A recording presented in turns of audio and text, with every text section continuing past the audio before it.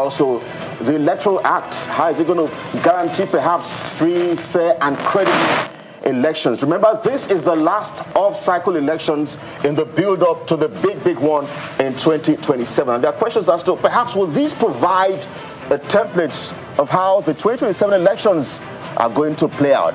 Big day indeed in Osun State, and we are live right here in our global headquarters here in Lagos, Nigeria, live in the nation's capital, Abuja. We're also live in a moment in Osun State. Over 2.3 million people stepped out to pick up or to register to vote for this election. But hey, the numbers dropped to 1.9 million, representing about 80-something% of the people who have collected their PVCs.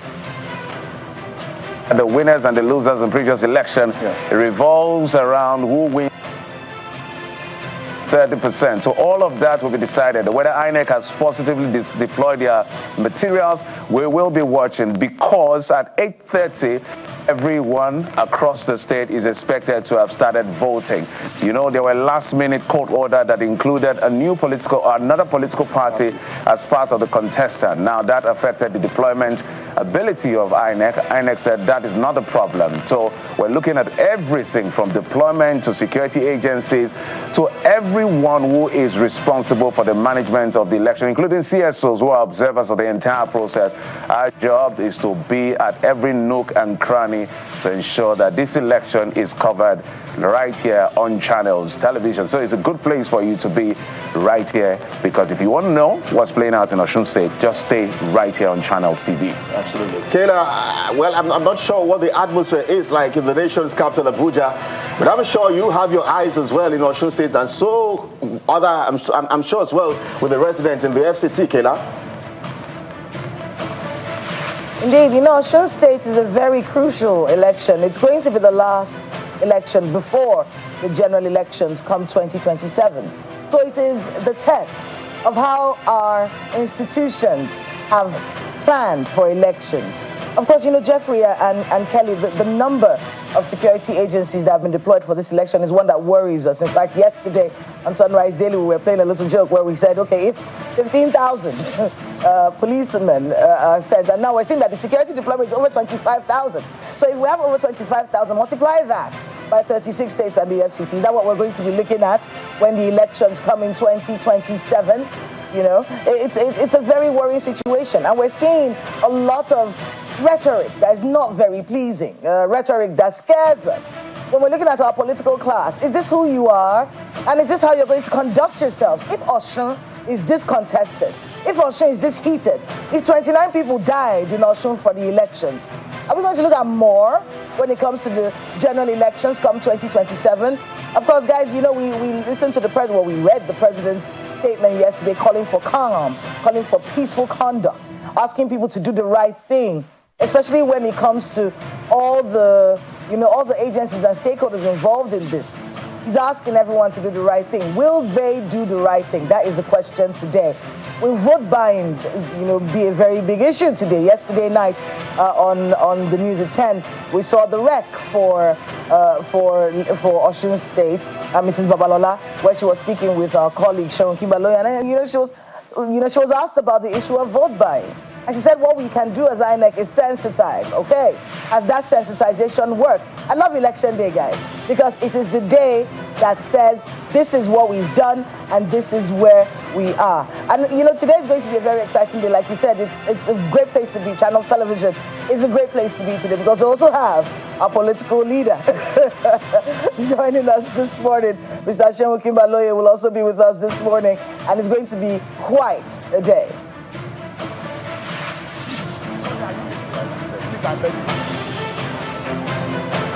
Like a sport, if you will. Exciting more.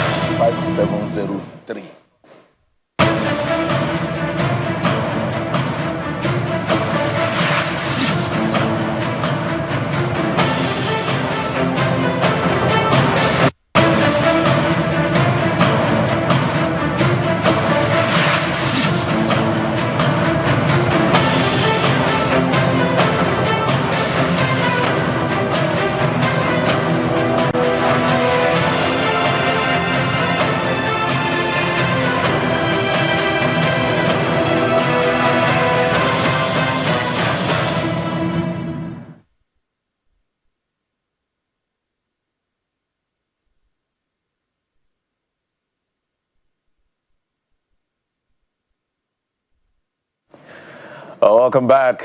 You can see we're all getting set for that very big moment, Kelly. Sean Kimbale already standing by right on the field to bring us up to speed as to what is playing out at the moment. But as we said, so let's give you a bit of a little dashboard as to what we are expecting and what the data says. So we understand that about 2.3 million people had actually registered to vote in this election. Now the population of Osun State may be neighboring around 3 million to 4 million, because the last time we had a census was 2006, which was 20 years ago. So these are just approximations. So you see 2.3 million people getting their PVCs, not rather registering to vote, but 1.9 persons actually went forward to collect their PVC. So if you know anything about Osun State, it's always high stakes.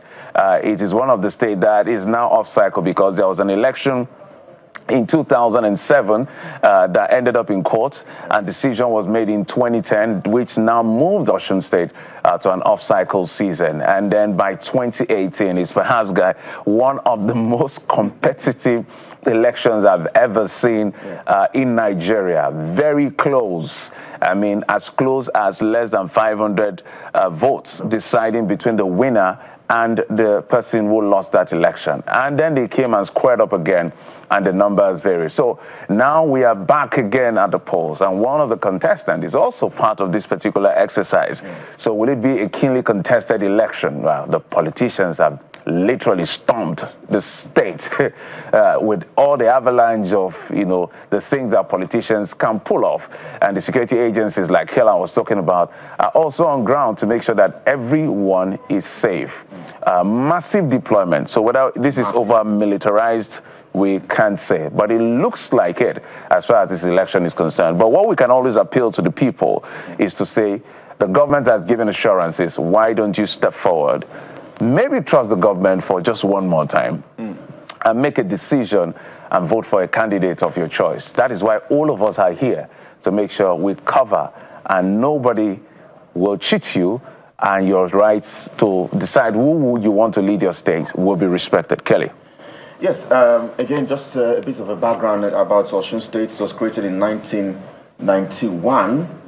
If you're joining us from around the world, that state is in southwest Nigeria, so that's the region where we are. So we indeed have a full coverage for you, because we have our correspondents around, spread across the 30 local government areas in that state. We mentioned that there are 30 local governments. In terms of the population, as well as Jeff has said, as of 2006, that was the last population census. So it begs the question as to more than 20 years ago. I mean, so that's why the estimates are in the region of 3 to 4, some people say 5 million. 5 million. So let's also talk about the fact that, during this election, Kela, let me throw it to Kela. When we're preparing for this election, initially we had about 14 persons saying they want to be governor of the state, and then a few days before, one candidate dropped out, and then another candidate was added, and then 2 more candidates dropped out of the election. So I'm not sure what the numbers look like, whether it's 12 or 13. So to be safe, we'll say over 10. Maybe somebody will drop out this morning. I do not know. But this is the intrigue that comes with politics, Kayla. Indeed. Well, you forgot to add the fact that 1 more candidate was ended from the last minute, which made INEC have to reprint the entire. It's just, I mean, it's a court judgment, and I see the fault lines. I see people, saying, no, this was a terrible thing. I was watching Yaga Africa saying, no, this is a terrible thing. If we have to reprint everything because of something that happened at the last minute. But what are they going to do? What are you going to do if a court judgment comes in late? The person now has a right to be on the ballot, which means that we have to now start looking at our systems and our institutions, Jeffrey, and how they are helping us build a nation that works. Where timelines are respected, and knowing the ramifications of not listening or obeying those timelines. And then all this cross-carpeting. This one was in this party, he has decided to move over here. Or this one was supporting this one, has moved over there. It has become a norm in our political system, but it is not supposed to be normal, Jeffrey and Kelly. That's bizarre. What we've done is turn our electoral theater into the theater of the bizarre, where things that are strange now become the norm, and that is not acceptable. It's it's a very contentious one. But I think we do have to get to someone, right? I think Seun Okinbaloye is already standing by. I saw him on the cameras not too long ago. So he can give us a situation report on what's going on ground right there in Osogbo. Good morning, Seun.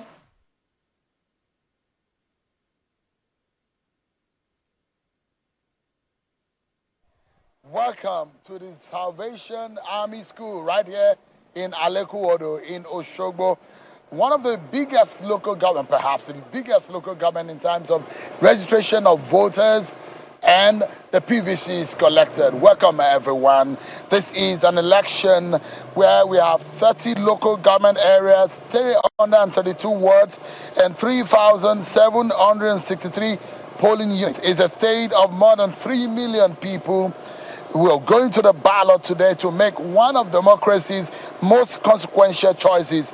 Who governs the state for the next 4 years? The decision is in the hands of the voters, and that they will exercise today. On the register are 2.339233 voters, an electorate that has grown by roughly 66% since 2014, and about 1.9 million people. 81.5% of registered voters have collected their PVCs. But here is a question today hanging over the election. Will they come out? That is a big question, and we are out right here as early as 6 a.m. My colleagues and I are on the field trying to find out for you what exactly this election holds. Well, will they come out? That's a big question, because while the voters register has expanded dramatically, participation has been moving in the opposite direction. Governorship turnout fell from about 53% in 2014 to 42% in 2022, when more than 1.1 million registered voters did not vote in that election. And this is an electorate with a striking profile. Students alone account for 752,800 voters, almost 1 in every 3 people on the register. But take a look at it. The numbers tell only part of the story this morning. This is an election being conducted under extraordinary pressure. There's a mounting pressure of violence, they're saying, and pressure on INEC whether they will be able to deliver this election, where Yaga, Africa, and with the INEC data have identified 13 electoral hotspots, while Impact Electoral Pressure Index places 1.194202 voters, 51.1% of the electorate in 13 high or critical pressure LGAs. It's going to be a very critical one, isn't it? This is the last off-cycle election just before the general elections, and we're going to be taking you through the day in what is happening around the polling units, and not that alone, of course, around the areas that are bordering the state, because you know, the state is bordered about 4 states in the southwest and the north central part of Nigeria. But let me introduce those who are keeping guard and keeping vigil with us. I'm being joined by a member of the Yaga Africa board, and is also the executive director of PACAC, is Mr. Ezenwa Nwagu. Is an electoral and democracy advocate. Thank you so much, Ezenwa, for joining us. So great. It's good to have you back. This is our 4th time here. Absolutely, 4th time. This very, absolutely, this very place. Yeah. Thank you, Ezenwa. Thank you. And I also have the executive director of Impact Initiative, Mr. Bukola Idowu. Thank you so much, Mr. Idowu. Thank you very much. Good to be here again. Thank you so much indeed. Let's begin the analysis. And what makes this very interesting for us here at Channels Television is that viewers who are at home, whether you are in diaspora or you are in any part of Nigeria, you don't need to bother, because we are right here on the ground as the drone is giving us the shot overhead, so you can see what is going on the ground. We can also tell you what is going on in our background. In the last hour or so, we're seeing a heavy deployment right here. This is Iraq Center right here in Alekuodo, in the Salvation Army School, where we're seeing deployment of some of the officials, and this has about 2 or so polling units. But Ezenwa, since you arrived about 40 minutes ago, what have you noticed? Well, it tells you how logistically what may happen. It gives you a peep into what may happen logistically. Like we said, this is the Iraq Center, and this is just a few minutes after 7 o'clock, and we have seen that quite a lot of the folks who will be doing this work are already out there. They've moved out to their different polling units. Just a few of them who will be handling the polling units in this place are around. If the morning is good, we hope that's what the evening will look like as well. Yeah.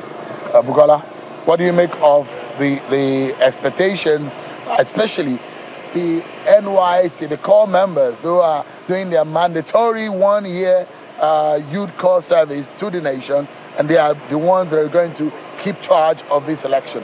I mean, this is amazing. Of course, with what I have seen now, you see them already here on time, and then you can see that they are moving into their polling units now, which is, and all of them fully ready. In fact, before coming here, I have to pass through another rack center, which I also saw the same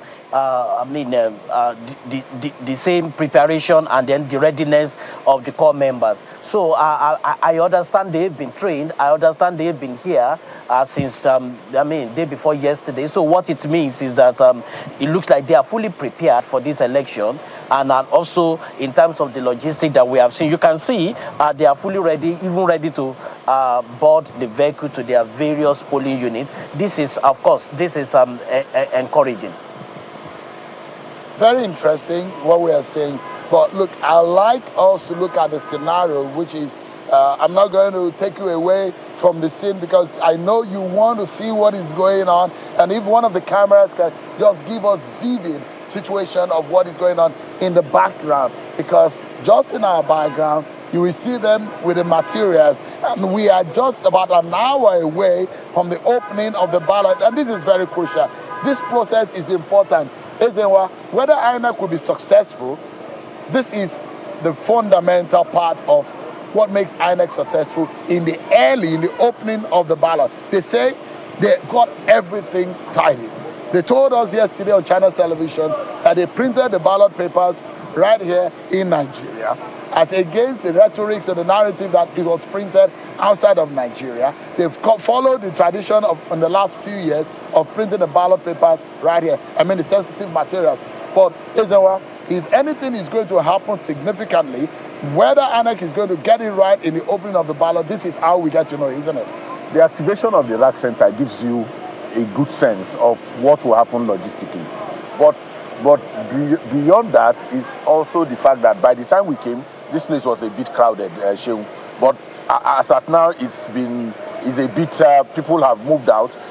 But setting up and making sure that the security agencies also support these early deployments, because it's an interplay of different stakeholders working together to make sure that the punctuality index for the opening of the polls is as good as we expect.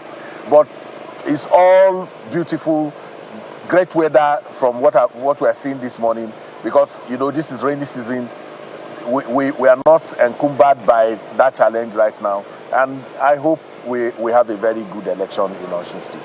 Bukola, what can you tell us about what you are saying? You can see them, they're gradually getting ready. These young men and women who are serving our nation, yet will put their service to task. They will put their service to test.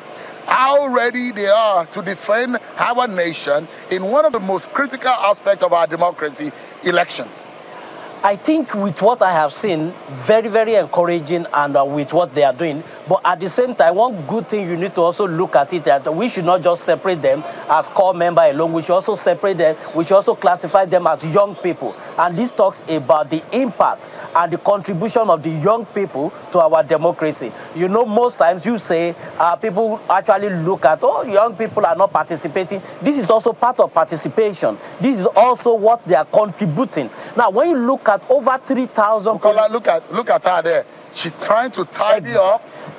Naturally, this is not supposed to be a job. This is not a job. It's not a job. She's trying to clean up that the tells you that citizenship spirit, that tells you that dedication that we have seen. And that tells you that, look, the contribution of the young people is also great when you come to our democratic... This has something to do with her upbringing. Absolutely. It's much more her upbringing now. coming in an environment and finding it untidy and doing something about it. And that's that spirit that we talk about, that spirit of young people, the ones who will not just step over, who will do something. But more importantly, is that the rhetoric about this election, you will have thought that nobody, I mean, these presiding officers, these core members will not show up. It will not show up.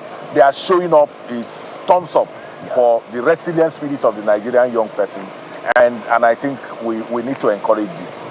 Yeah, absolutely. So I'm looking at them. They're getting ready. It's just about an hour before the opening of the ballot. But look, they say how successful the day will be is in the rising of the sun. Yeah, the money tells the day, actually.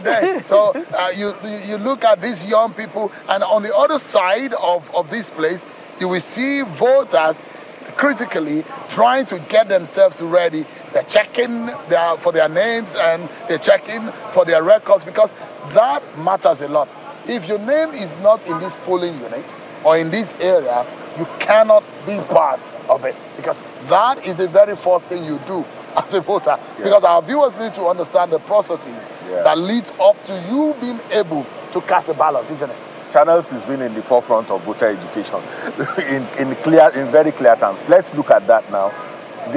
You have to come, find out that your name is in this very polling center.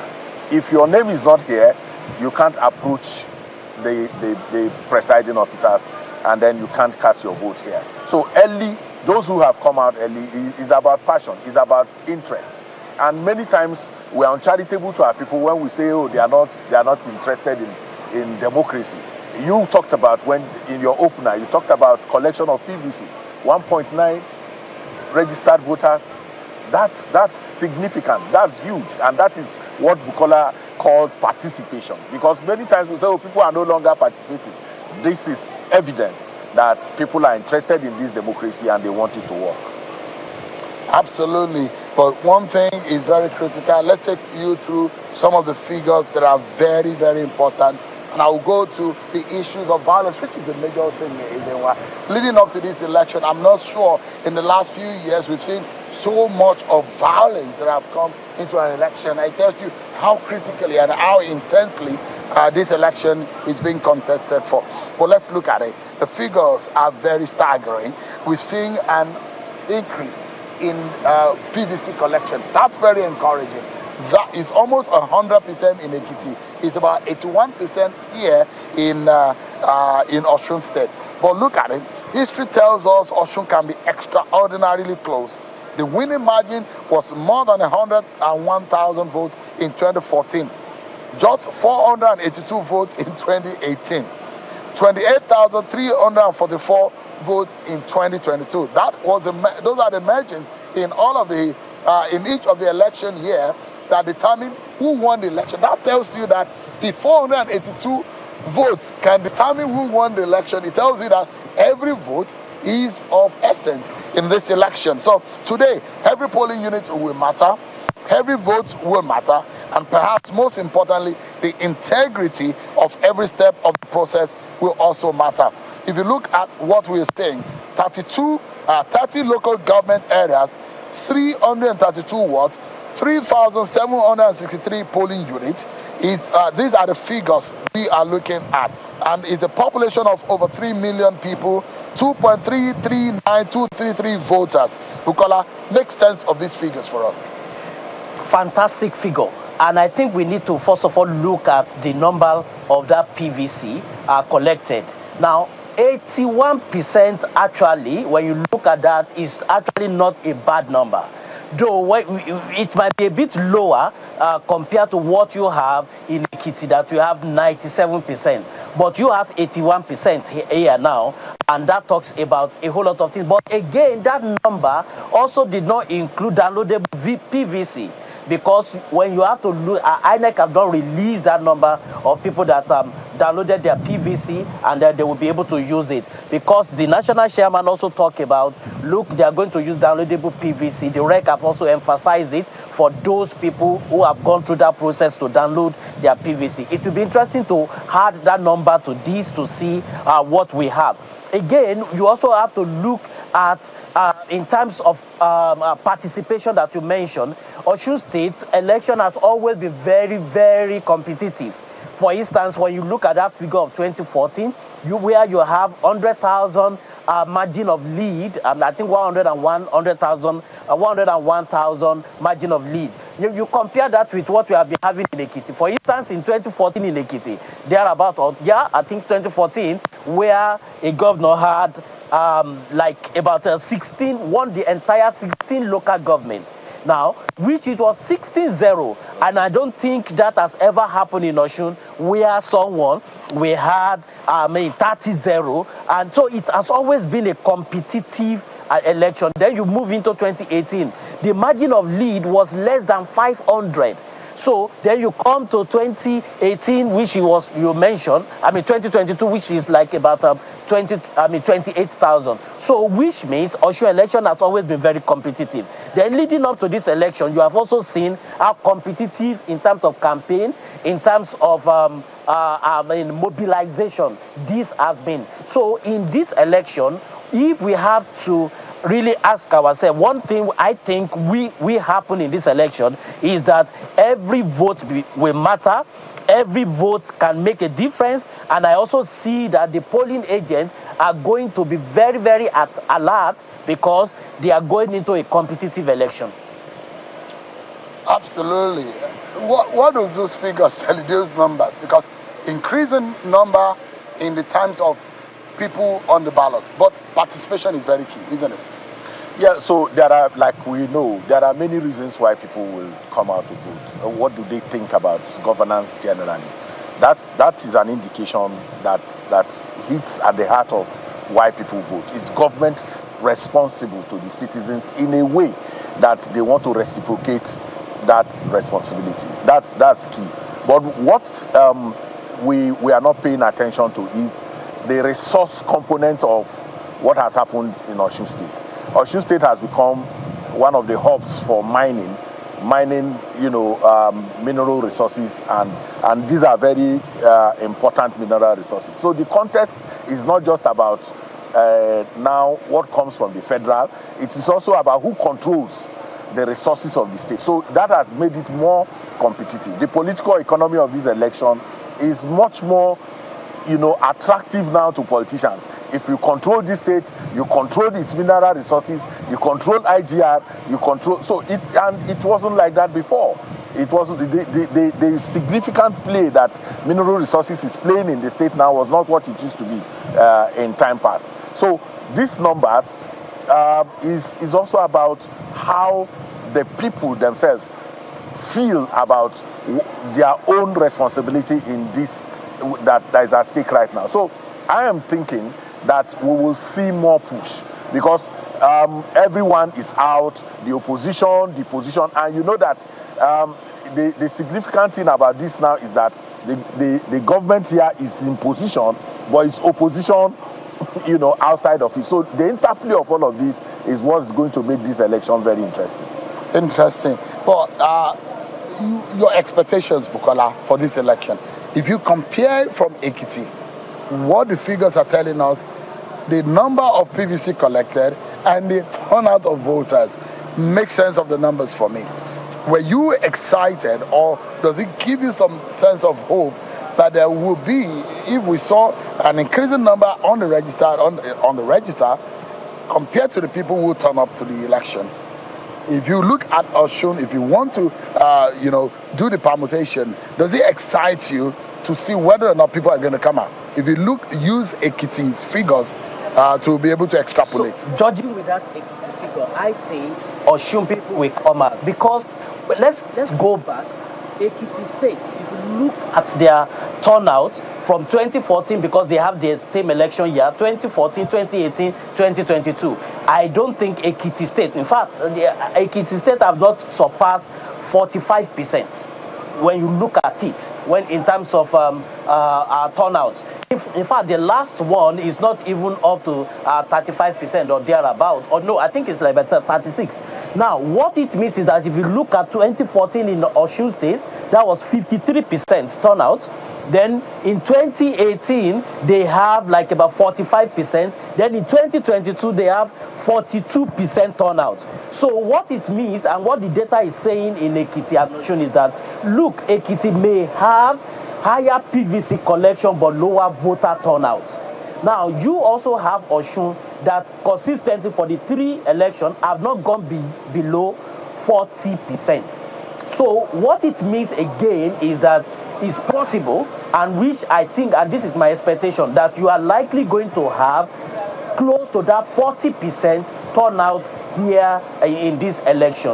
And I think it's one election that the citizens also want to participate.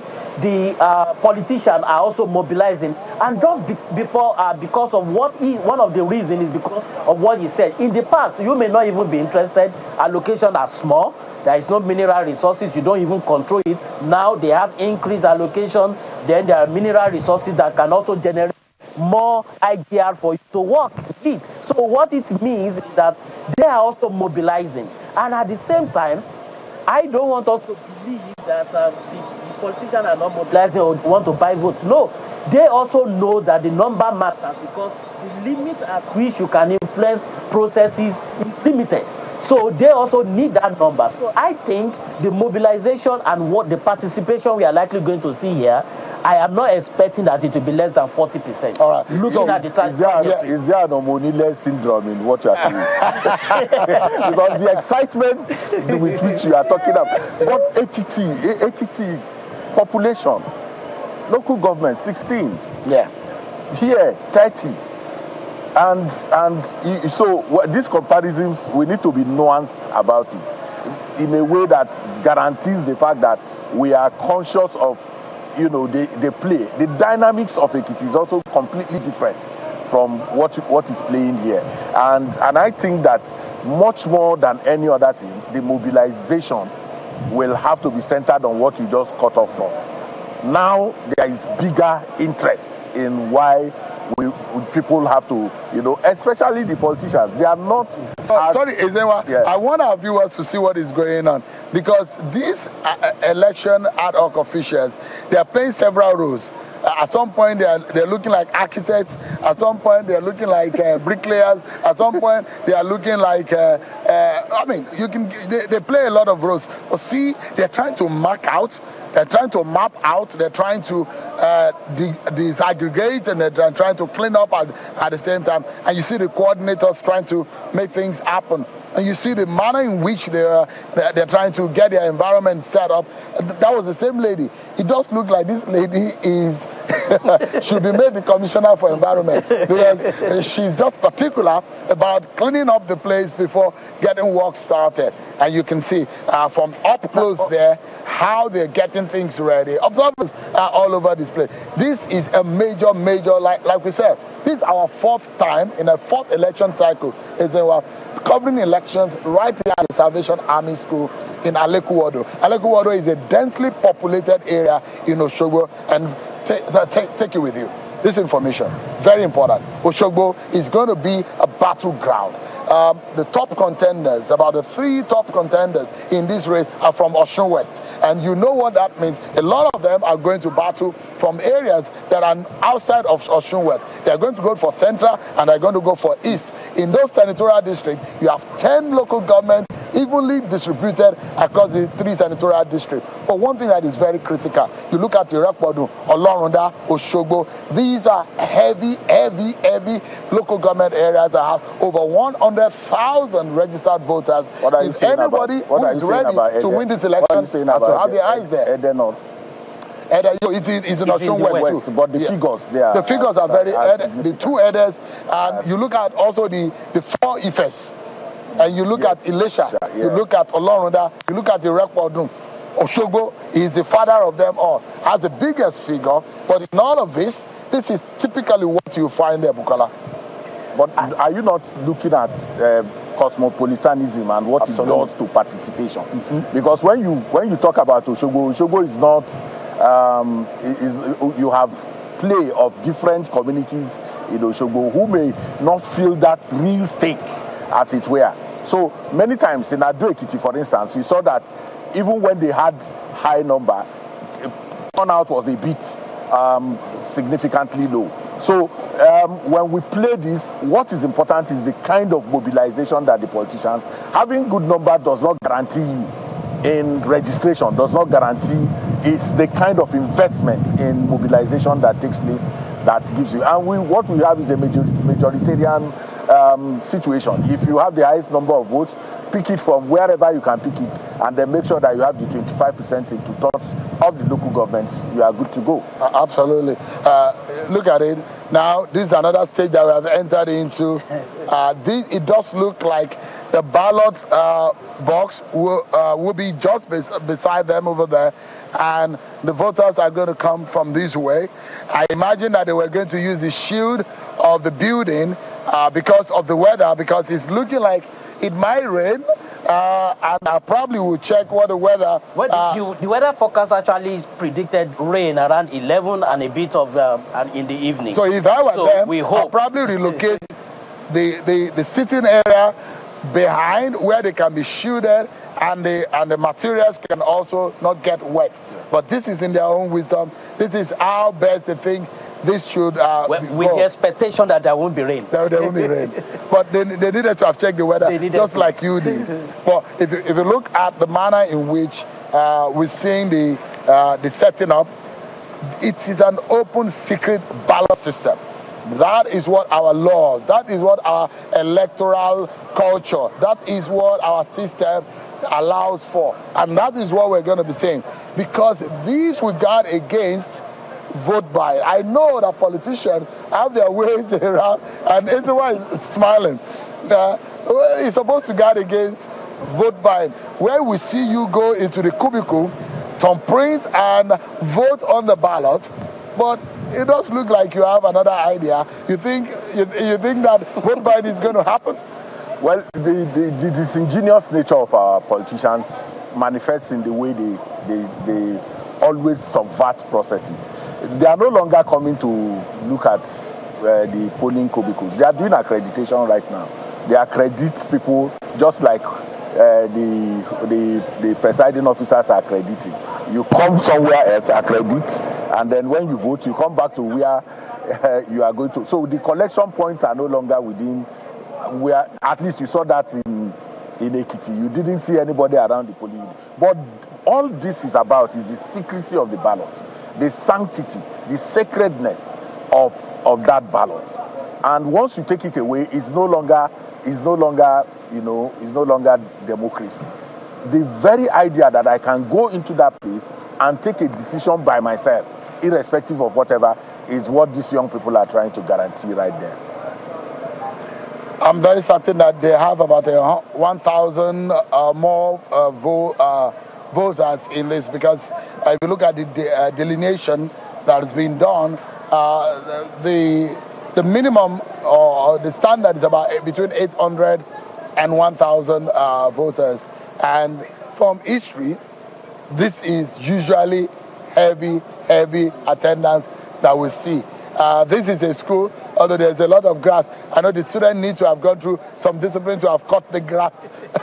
But it seems that the grass is going faster than they can handle. But I mean, looking at what it looks like, it's taking them more time to be able to determine what exactly and how they will position their station. The first thing, because you also need to understand that, is that in this particular polling unit now we are expecting 2 beavers machine, because the cutoff for 1 beavers for INEC is 750. They have more than 800 voters here, so we expect 2 beavers machine to function here. And at the same time, I am not actually worried, because they still have a bit of time. The voting is supposed to start at 8:30, but I know they will be able to meet up, because almost you can see the ballot. I mean, the polling booth already put in place. You can also see over there that the ballot box is also being tagged there, and then we hope that any moment from now they will be ready to address the voters. But the most important thing here is, like we said, is always a place where you have more people coming. Now, when you look at this area around, this is one of the closest polling unit to this cosmopolitan area that people can actually walk into and then have votes. So another thing we are going to see here today is, of course, I expect that in this particular polling unit, you are likely going to have more polling agents to be here than you are likely going to see in most of those interior. But like you rightly said, Osogbo is in the center, and Osogbo have the highest number of registered voters. So we see that, look, all eyes are on Osogbo because they don't even have,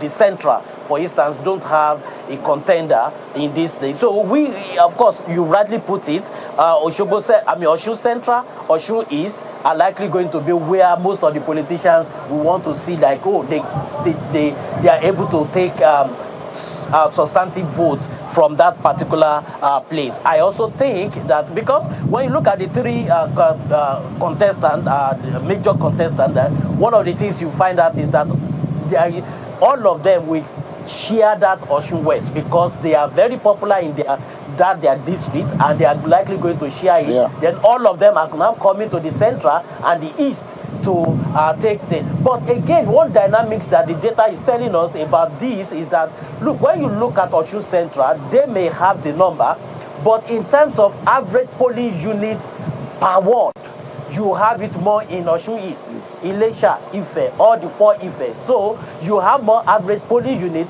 per ward in Osun East, and then you have registered voter also in Osun Central. So it's going to be an interesting, and I think, like what he said, don't let us deceive ourselves that you are looking for people buying votes all around here now. You see, I can tell you that the politicians have gone beyond that. I can tell you they have even done their calculation. They know what they have done. The M&E at which they put into, the monitoring and evaluation they put into this thing shows that you can actually go and vote and they know, oh, this is what they are likely going to have. They have done the graph. They have an average of what they are likely going to have. So they are only, maybe they will be relying on some of the undecided voters that will come to the polling unit. But it's going to be an interesting election today. And also, we just hope that it also is going to be a peaceful election. Yeah, so there are more women registered for this election than men. Compared to what we had in Ekiti. Ekiti has more men in terms of on the register. For this election, you have 52.79% women, and you have 47.21% who are women. But largely, students make up about 30% of the registered voters. What does that figure tell you, Izewa? That also will impact turnout because most of the students who registered may have left Osun by now. Some of them, their parents may have pulled them back. So most of the students may not necessarily be indigenous. So that will impact turnout in a significant way with that 30%. But it's kudos to progress as well that we are now able to aggregate male, female, age, and all of those things, which if you remember, it used to be some of the things that we were calling for. That there needs to be, we need to be able to know who is doing what, sex and all of that. So for me, it's important. But we are not telling the viewers that whereas there are more women that have registered, there are no women contestants on the ballot, which is very key. We have one. Out of 15. Out of 15, one. There is one. Well, there's a one governorship. Yes. Oh, no. That's incredible. And it's encouraging. Well, a place to start. No. I think we should leave tokenism. We should be able to leave tokenism out and go for the real thing. It calls for the political parties to reevaluate their leadership recruitment process in a way that it can be inclusive. Not just inclusive of women, inclusive of young people, inclusive of people living with disabilities. Now, what he just said now just made me to say, look, probably there should be a recommendation to INEC in the sense that maybe there should be a portal to update my information. For instance, there are people that registered in 2018 while they were in school. Now they are no longer, they are civil servants. But probably their data will still be reading students. And they may not even, so maybe that can also begin to put nuance into this thing. You know, we have a register that people come in, but nobody goes out. Unfortunately, our register takes in people, but nobody goes out. Yeah. When people pass, when people move away, they still are in the register. We talk about cleanups and all the rest of them, but the nature of our politics also makes it difficult for that transitioning that needs to happen, because the voter register cannot just be receiving people, it should also tell us when people have exited it. And talking about the aggregation or the alignment or the numbers of voters per profile of how they stand in the society, students, about 30% of them. There are about 15 registered known universities in Osun State. Out of that, we have about 10 of them that are private universities. We have 3 of them that are federal universities. There is Uni Osun, there is Obafemi Awolowo University in Ile-Ife. You have Bowen University. You have Adeleke University. Fountain. These are universities that, a notable university in the private university league. This means one thing, and like I said yesterday, the students are in session. In your mind, you imagine that if we have the students are more on the register of voters, could we see more of them come out because they are in school? And there's a possibility that they just stroll and vote. Do you think that the Gen Zs have that zeal to care about who becomes the governor of this state? Well, I always have a challenge with the bifurcation that happens around whether there is no homogeneous Gen Z. Gen Z is not a homogeneous category. There are Gen Zs who want to vote, who understand patriotism, who understand, value for the vote. For instance, in Ife, in Obafemi Awolowo University, there are polling units there.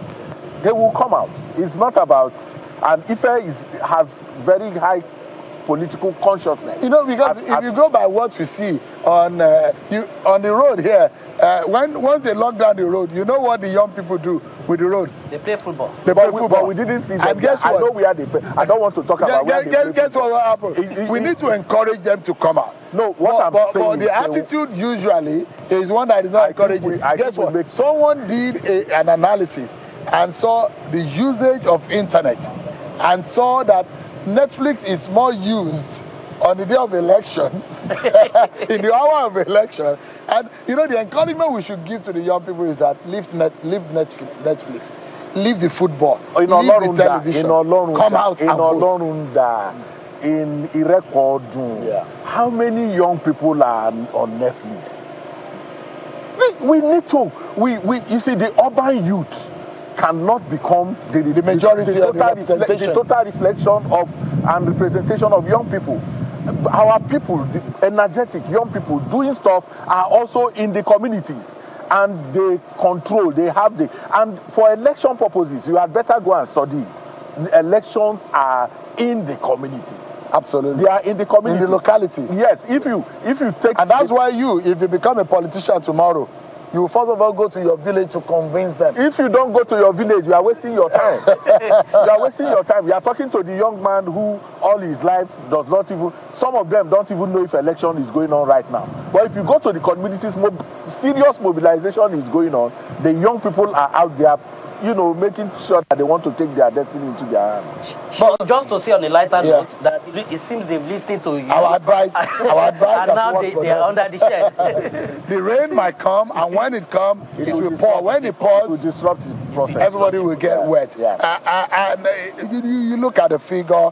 One thing that bothers me, and it's about the electoral violence situation that we saw. And in your data at Kimpact, you talked about 81 incidents which are election related, non-election related 31, fatalities 15 which are election related, and 34 non-election related. These are staggering figures.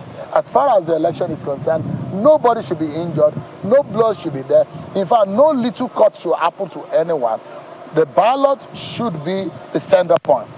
If any injury is going to happen, it should be on the ballot. When you are thumbprinting it, the effect should be on the ballot, not on the body of anyone, not on the lives of anyone. But what we've seen in Osun, or what we have seen in Osun, I hope no violence will be heard, no gunshot will be heard, no killing will be recorded in this election. But prior to this election, your data is saying that it's been a bloody one. Absolutely.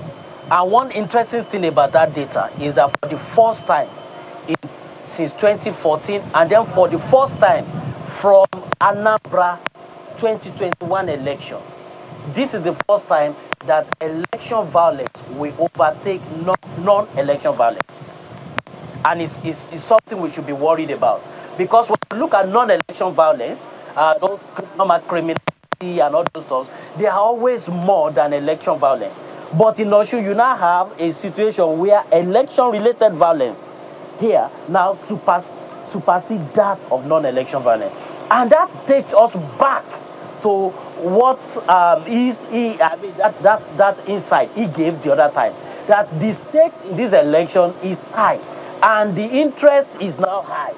So that's number one. Number two is that it also shows us that one of the things we saw is that the figure were increasing as we move closer to the election. So you see, shooting. In fact, you have 7 major incidents that people died immediately after peace accord was signed. So that tells you that, look, it's something we should be worried about. And I am happy that with the level of deployment we have also seen here. So on the day of election, today, I expect that the security agencies will be on top of their game and that everything will be under control, which I believe is likely going to be peaceful today. However, I still have my concern, but we are expecting a peaceful election today. So if you look at that data, it started growing from October. It went 1 in October, 1 in November, none in December. In January, it went up 7. February, it went low. March, it went higher. In April, it went up. And we saw a spike very close to the election. 20 in June, 17 in July, 15 in August. So this data, as important as it is, but he can also take a peep into the past. On election day, there are no violence. Hopefully not. No, you hope not. No, because no, you have to look at it. The guns are silent on election day. Why is it so? Not in Osun. On election, historically, hold on. I'll tell you what has changed. You need to shoot gun to carry the ballot. When we used to have ballot box snatching. Today, if you snatch the ballot, you carry the ballot box, you have undone your own principal. Your principal will be the loser for it. Because today you want the people to come out and vote. If the people don't come out and vote, you can't do anything. So that's why there is vote buying. So the concentration is, let us have it. Today is our day. Let us do everything to make sure that the people themselves come out. And there's a psychology to this thing. Every time these figures come out, it impacts turnout as well. Because somebody listening to us will simply say, oh, they are killing people, there is no need for me to go there. But this message is important.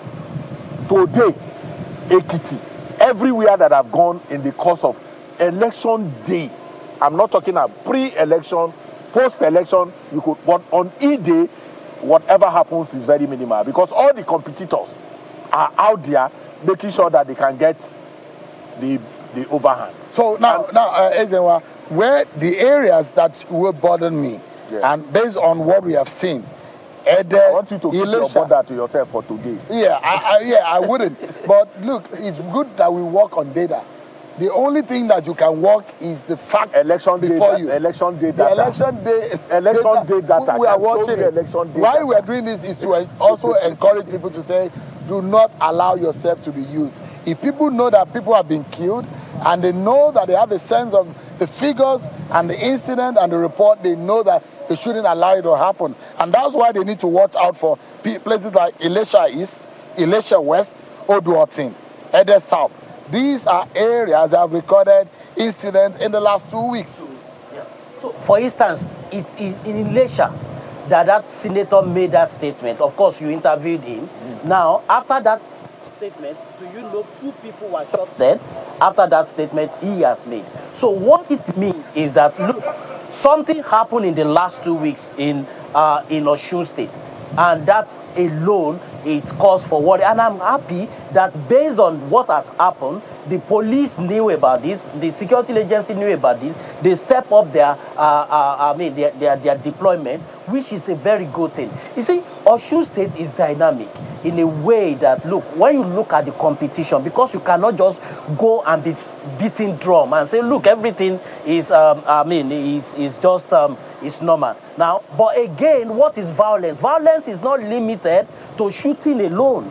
You know, intimidation, harassment, all of these things make what is called violence. And what is one of the things again we have seen, if you draw the pattern, is that you need to know that the end product of violence that you see, the intimidation, the harassment, for instance, when somebody says, look, if you see them, kill them, now that is a statement of intimidation. But what I am trying to say is that the end result is people are afraid, they don't want to come out, or when you hear somebody died here, the end result is that, oh, they don't want to come out. And most of these things are also impacting turnout. And that is why when you bring out the data, security agency, every other person use the data to say, look, this is where things are happening. This should inform our deployment and reinforce confidence in people to come out and vote. I want to encourage every Osun voter to go out and vote. This is a message. Go out. Wherever you're watching, today, this morning, this hour, take our word for it. It's safe out here, as far as you can see. We are not in any house, under any roof. It is safe. Go, don't let anyone intimidate you. Your vote will count. Stand by your vote. Stay with your ballot. Look at it, watch it, ensure that it is counted. Ensure that they take it and take it to capture it with a beavers machine and upload on IREF. It's your responsibility. All of the sounds of war, the gunshots, they will calm down today. Your vote will count. I'm sounding like a preacher already. But I'm begging you, leave your house right now and start coming out, wherever you may be. Come out. This is what I wanted you to do. Data is important, no doubt about that. But data can also scare. Data can become a scare, a very big scare. And what is at play in this election is the people. The people will have to come out to vote. And the more they come out, the more the violent entrepreneurs are scared themselves. Because if you come here and there are 1,000 people, you are likely going to find your way because you know you won't. There's a political economy to mobilization. Ejibo, where is it again? There will be a lot of violence. So what then happens? You increase the number of mobilization, you know, and when you increase the number of mobilization, that has something to do. So let's play down that today. I mean, E-Day. Anybody who wants to give me data, suddenly give me data of what happens on E-Day. I've gone to the theology. I've gone to theological school, and I'm preaching to any one of you. Whenever, if you have any family member, just tell them you're watching China's television. Everything is fine. Everything is okay. And that is true. And that is true. Where we are live at Alekuodo. So we are not in Lagos. We are not in Abuja. Yeah. It's peaceful out here, and we are encouraging everybody. And the same thing that we have got from Malaysia everywhere. Where they are is peaceful. Even where they are. That's what I'm saying. That the information we have, again, from every other place is peaceful. I think people need to go out just and for a moment, just for a moment, because I will take you to Lagos. We will expand the conversation, but quickly, let me take you around this environment. If you don't believe, you can see me in flesh. I can touch it. It's not AI. This is Bukola, not AI. Let me show you what is going on right here. You can see they are ready for you, wherever you may be. They are ready for you to cast your ballot. These young men and women, they have woken up. They've been trained to do this. And this is what they are here to do. So come out, they're ready. In the next 30 minutes, the ballot will open. And for whatever you may think, this is going to go well. And of course, wherever you're voting, this is a cubicle where you will cast your ballot. So if you are a first-time voter, it's an open, secret ballot system where you come here, you thumbprint, and you go drop it in the box. But there is one thing that is important. The number of security operatives that we see gives some sense of confidence about the security in the exercise. The transportation is, we've seen a lot of deployment. And look at them there. You first of all go there where the register is, you check for your name, then you go there to go and queue up. But of course, a lot will be happening in the coming hours and minutes leading up to this election. It's going to be a very interesting one. Eyes are on this election. It's the last election, off-cycle election, before the main one. Before I go to Lagos, my colleague, Eyitope Kuteyi, has been covering some areas for us. Let us hear, Eyitope Kuteyi, what is the situation where you are right now, Eyitope? It's the D-Day of the Osun State governorship election, and after 3 months of intensive campaign by political parties, today voters will decide their fate as they cast their ballots at the polling booths to choose who will lead them in the next 4 years. I'm at Unit Forward 5 in Okefia in Osogbo, local government area of Osun State, and behind me, security operatives. This is a polling unit, and security operatives are already on ground with election officials and electoral materials to ensure that this election starts by 8:30 according to electoral laws. And we recall that INEC told me yesterday that they will be at the polling units early enough waiting for voters, and I think they're keeping to their words. And if you can see by my right hand side here, the election officials are already pasting the names of voters on the wall, preparing to commence this election this morning. We're on ground to bring you up to speed with everything happening around this election across the 30 local government areas of Osun State. It's back to you in Lagos.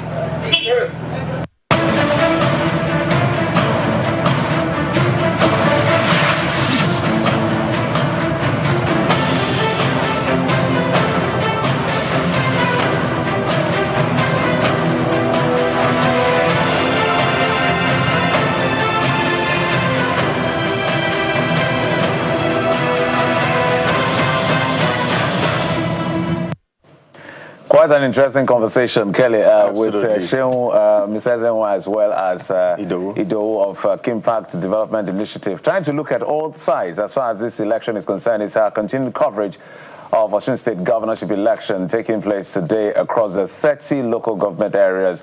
We understand about 3,763 polling units in the 332 wards of that state. It's decision day. Over 10 candidates, because some have been coming on and endorsing other candidates. So a decision day for them. But of interest to me is the analysis of voter turnout. You know, the numbers have actually increased from 1999. Additional almost 1 million plus or so, about 1 million plus people, between 800 to 1 million additional voters have been added to the voter register. But we've seen an oscillation, if you will, of the voter turnout. At some point it was 50-something, 30-something, 30-something percent, 50-something percent.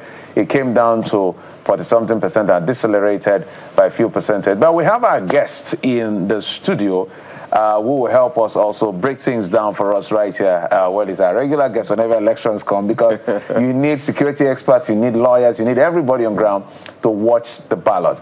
We'll have Situ. He's a senior advocate of Nigeria. He joins us right here in our Lagos studio. Senior advocate, thank you, sir, for coming on the program. Thank you for inviting me. You know, I'm sure you want to piggyback on some of the things that have been said by the analysts with shown on the field there. But in addition to that, as a senior advocate, as a lawyer, what do you look out for on a day like this? Well, in summary, my view is that the credibility of this poll will be determined or measured not just by the absence of violence, but whether the result that will eventually be announced at Osogbo will reflect what was recorded at the polling unit. In other words, Nigerians look forward to Osun State to, show to the rest of the world that the votes of every Osun voter will count, devoid of intimidation, devoid of violence, and that whoever emerges from this process will truly reflect the will of the Osun people. The entire world is watching. So all the stakeholders involved in this process must be conscious of the verdict of history. Everybody, INEC, security agencies, and all those who are connected with this process must demonstrate neutrality and objectivity, because the destiny of the Osun people is at stake. And particularly the political elite must demonstrate that what we are practicing is democracy, and they themselves are prepared to reflect the virtues of democrats. If you're a Democrat, then you must be interested in a free, fair, and credible poll. If you're a Democrat, you must recognize the need to respect citizens' rights in choosing their leaders. If you're a Democrat, then you must not deploy violence or kill anyone because you want to access political power. So in other words, in Osun, what we are looking for at the end of the day is a reflection of genuine democracy. We don't want kill and go democracy. We don't want over-militarization of the process in such a way that a lot of people will be disenfranchised from exercising their civil rights. So the entire, and then we don't want to see breakdown in communication failure. Communication failure, we don't want to see, transmission, electronic transmission of results to IRM in real time, as prescribed by the Electoral Act, must happen. We must see it clearly. Nigerians must be able to show to the rest of the world that we are civilized and that we are ready for a free, fair, credible poll. I don't want to see any killings. I don't want to see violence. I don't want to see manipulation of the will of the people. We don't want these results. Results to be doctored. We don't want vote buying. Listen, and all of that. We don't want a free, fair, and credible poll. I'm sure that's what many Nigerians want who are also residents in Osun State. Whether or not we can have that in the coming hours will determine. But I'm sure some of your colleagues will be waiting and hoping that, you know how some of your colleagues prefer that this ends at the court. We hope that it doesn't. We get to that level where our democracy... No, let me correct you. Okay, sir. If you're a lawyer, what's your sword? Then you should be more concerned with elections being determined by the ballot. When you see elections being resolved in course of law, it's an anomaly. And a lawyer must be interested in genuine. I don't want to go genuine. So we are not happy when people come and consult us to go to court. I would have thrown Depends on the kind of lawyer you are. Yeah, I would have thrown in a question, but I'm told that we have our correspondent, Emperor Simon, who has joined us live again from Osun State. Emperor, perhaps you can walk us through your exact location and... Okay, I understand you are somewhere around CAC Grammar School. Emperor Simon, what's the atmosphere like where you are? It's election day in Osun State, and we are at the CAC Grammar School, Araromi, here in Osogbo town, where electoral materials are being distributed to polling officers. And from here, they're expected to proceed to their various polling units located within Osogbo town. As you can see behind me, the ad hoc staff, who are majorly core members, have taken possession of their items. And from here, they will move to their various polling units. Now, I understand that each team is made up of a polling officer, a polling assistant officer, and it's a team, and they're expected to discharge their responsibilities. They have boxes that are meant to serve as ballot boxes. They have bags with them. They also have reflective jackets. These are equipment or items that are necessary for them to operate effectively. You can also see just here, there are security personnel that have been detailed already. They are to proceed alongside with the polling officers to provide enough security for the election, exercise. And from here now, they will be going. They are ready to deliver the election for today. So we will be monitoring, and we will bring you everything you need to know. From here, of course, the exercise continues at the polling units. I am Emperor Simon, Channels Television News. Well, of course, Emperor Simon there giving us live updates from the CAC Grammar School in Osogbo, the Osun State capital. If there are questions, this is 8:15. And the police are just about leaving. I wonder perhaps if that is going to have an impact negatively on the polls, because, it's 8:15. The elections are supposed to commence officially, I think, at 8:30 a.m. So less than 15 minutes away, and they are only just about leaving.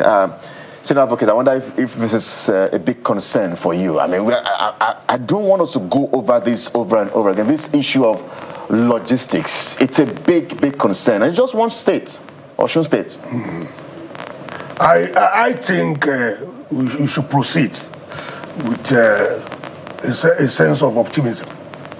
I think we should also, we should be very positive about what is going to happen. I think given the level of preparations INEC has undertaken for this election, and given how everybody now know how important this election is a major test, not only for INEC, but for democracy. I want to believe that everything will go on as planned. Let's invest faith in the process, invest faith in INEC, invest faith that all the stakeholders who are involved in this process will put the country first. All right. We'll come back and speak with you. But I understand that my colleague Kayla, who is live for us at our Abuja studios, also have some questions for you, SAN. Kayla. Indeed, Mr. Shitu, I just want to get your thoughts. You just said right now that we should invest faith in the process, and we want to, as the Nigerian people, we really do want to invest faith in the process. And you saw us there with that call from Seun Okinbaloye right there in Osogbo, and the call that we're making here, everyone who's watching right now, Seun Okinbaloye says that we are not AI, they are not AI, they are on the field.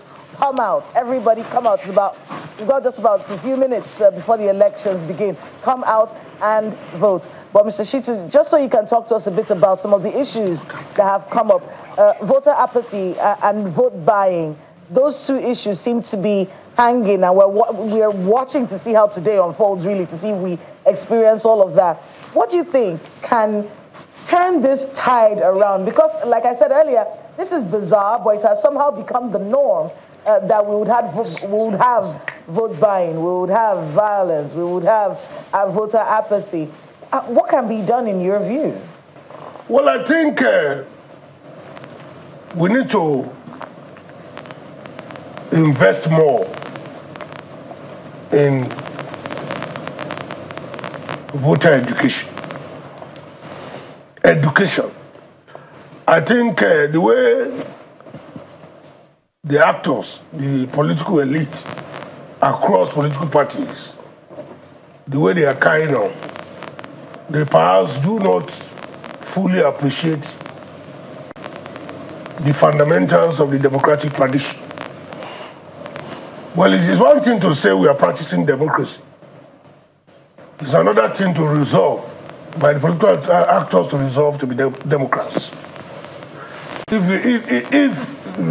you make a conscious decision to be a Democrat, then you must have respect for the rule of law. You must have respect for fundamental rights. You must have zero tolerance for corruption. And then you must, key into a free, fair, and credible poll. Now, if you have all of these attributes as essential to being a Democrat, then you will not be involved in vote buying. You will not induce voters to come and vote for you. You will follow the prescriptions of the rule of law.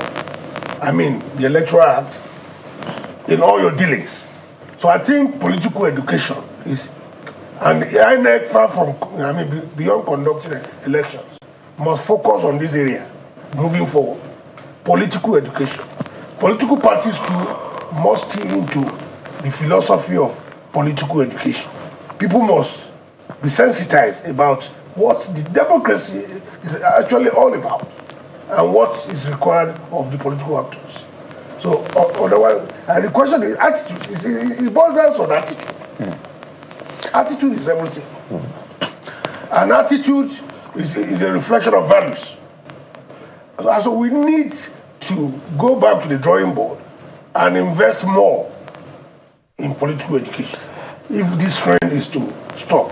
But what we see off camera, behind the scene, is mostly subversion of democratic values by those who are supposed to lead the way and demonstrate to the rest of us that leadership by example. All right. Senior Advocate, we're going to come back to you on some questions about legal encumbrances because there are last-minute court decision that causes, logistical issues for INEC to be able to deploy as how they plan. I'm going to do a comparison as what happened in Osun State with the political party with what has played out in the recent election and what can be done from the legal perspective to, manage this better. So that we don't have this last-minute addition of political parties when INEC has already done their work. But I understand Kumbi Aborode is already standing by for us. Kumbi, good morning. The morning of the much anticipated governorship election here in Osun State. And where we are currently is Ejigbo local government area, units 4, Ward 10. And as you can see behind me, you see voters have actually found like a straight line and ready to exercise the civic responsibility of yes. However, we just saw that the INEC officials just arrived, let's say 60 seconds ago or 2 minutes thereabouts. And this is like a sharp stark contrast to what we saw in Egbedore local government area, Arawan Ward, Abogunde Primary School polling units, where the INEC officials had actually, started pasting registered voters, a list of registered voters on the wall. We even saw some voters who brought in their breakfast to the polling units to have it there. And they actually expressed enthusiasm to exercise this civic responsibility of theirs. However, we'll be keeping tabs on developments around local governments in Osun State and report back accordingly. Thank you very much, Kumbi. Senior advocates, so you can see in some places security agencies are being deployed. Others, they are already waiting to cast their ballot. So it's different stroke for different folks. But 8:30, the poll is supposed to open. But let's go back to that issue of logistical encumbrances caused by legal decision or judicial decision last minute. I remember in Ondo State, there was a particular political party that it was almost like 24 hours for the election, and the guy scored, I think, less than 5,000 votes, when the winner scored about 400,000. So what do we do to ensure that all of the intricacies of internal party wranglings is sorted out in good time for INEC? Because the Electoral Act is very clear, but somehow it just happens that we will come at the very eve or close to election, and then INEC starts running around to reprint ballot papers. Well, there's no way we can forestall these kind of occurrences in a democracy that is evolving, such as ours, and where we have the element of vested interest playing out always. But what we can, advocate is that the system must be seen to be working. All institutions concerned with the electoral process must be seen to be working fairly and credibly. I mean, for instance, and in a manner that will deliver fairness. I understand that that's part of the challenges that these institutions I face. But what is important at the end of the day is that these institutions must work fairly and credibly to deliver a fair poll. That is what is important. You cannot prevent elements who are aggrieved from accessing the court. You can also not determine the timing for the conclusion of this process, because our institutions across levels are overwhelmed. Sometimes some people try to place the blame on the judiciary unfairly. They have limited, personnel. In terms of, you don't have a limited number of judges and all that. And there are other cases also competing for attention, apart from electoral disputes.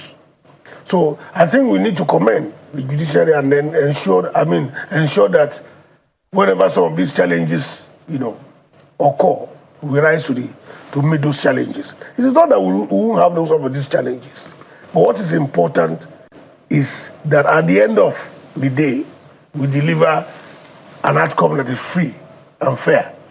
It's not minor issues. You have minor issues, minor challenges.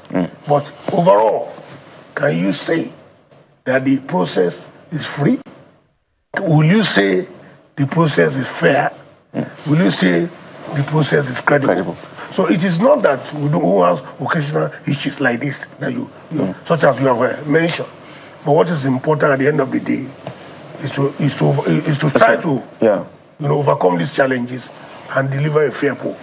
Listen, we're back to Osun State and live in Osun State, perhaps in 3 minutes or less, because the polls officially is going to open, and we'll show our viewers exactly when the residents there get to begin to vote officially. My question to you is, as those residents head to the polls, 1.9 million plus, I think it's 1.9 million, I think extra of maybe 6,000 or thereabout, as they head to the polls, in this area of the kind of politics that we practice. There's the tag of stomach infrastructure. There's the tag of how we have commercialized, monetized our politics.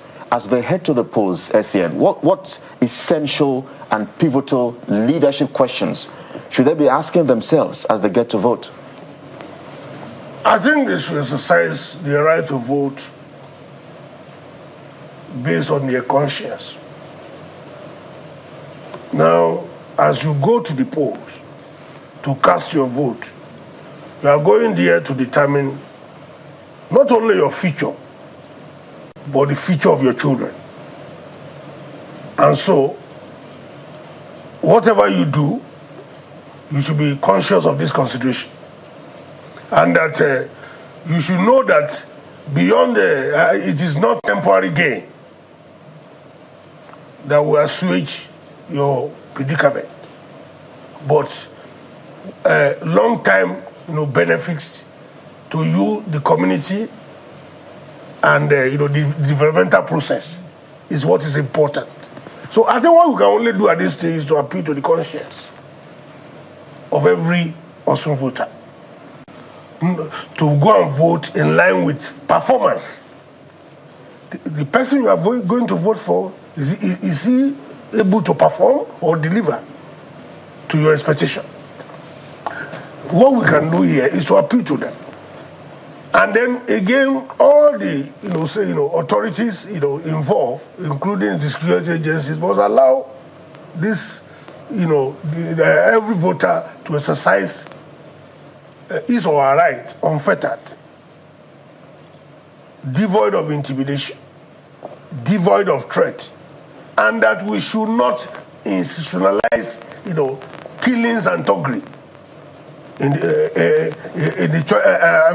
the process. So if the beauty of democracy is that you are able is the freedom of choice. Your right to be able to exercise or determine who you want to vote for unfettered based on your conscience. And I think if that plays out, then the democratic outcome will have been achieved. Because what democracy, preaches is the freedom of choice. It's your right to be able to exercise your voting right without being intimidated or without being subjected to any kind of... I want Killer to squeeze in a question before we get to Sean, because we're expecting Sean to come in as soon as possible.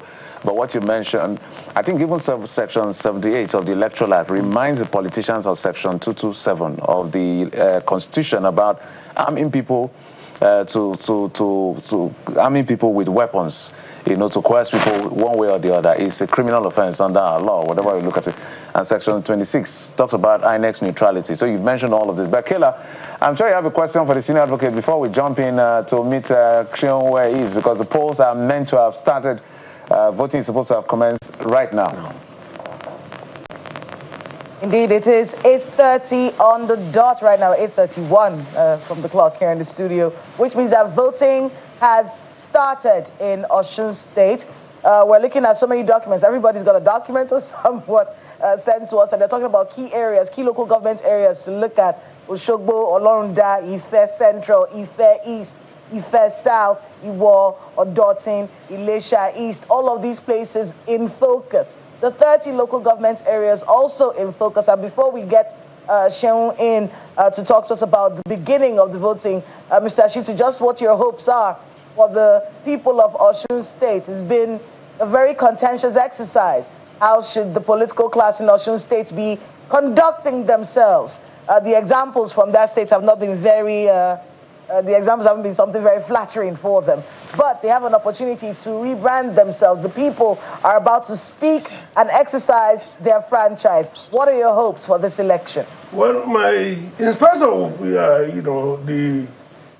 the negative signals coming from developments in Osun State in the past few days, I'm still very, very optimistic that at the end of the day, the Osun people we have a governor that reflects the will of the majority of the Osun people. I want to believe the process will be free, will be fair, will be credible, and then will be peaceful. I want to believe that there will be no killings. I don't want to hear of killings. No, there should be no loss of life because of the mandate of any politician. And then I want to believe that security agencies will be impartial and then will discharge their duties professionally.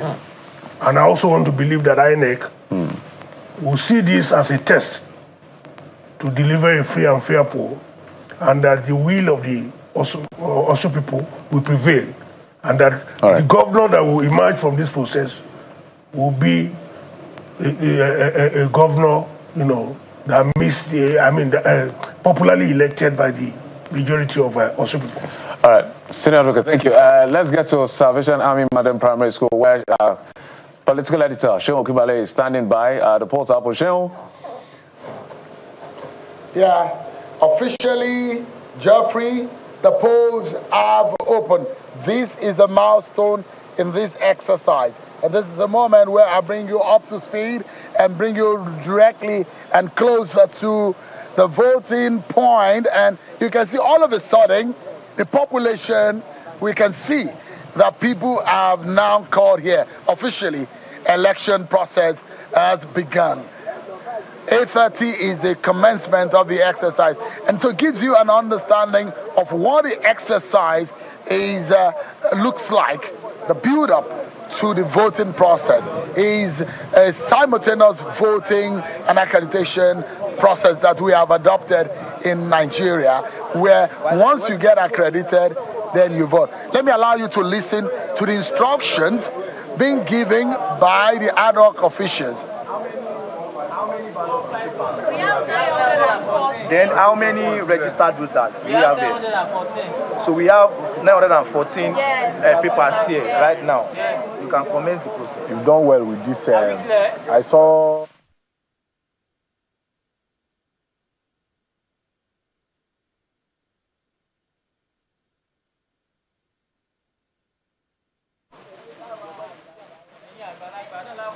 The INEC man. So they are prioritizing the elderly. They're prioritizing the elderly. And now they've confirmed that the exercise can commence.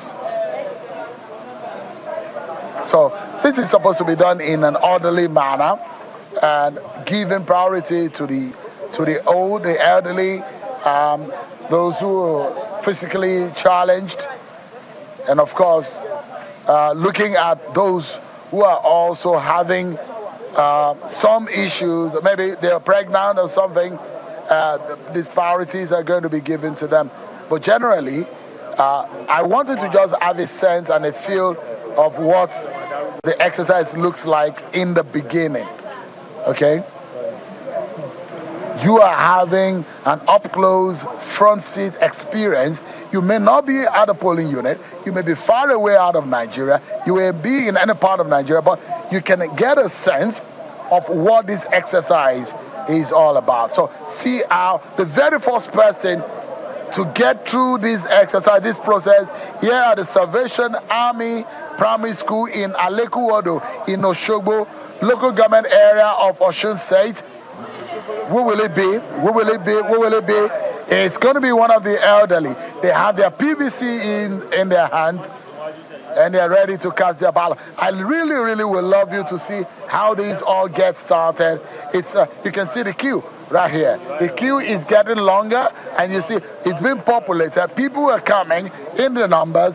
I have almost 1,000 registered voters here in this polling unit. Just take a listen to how this is going to be done.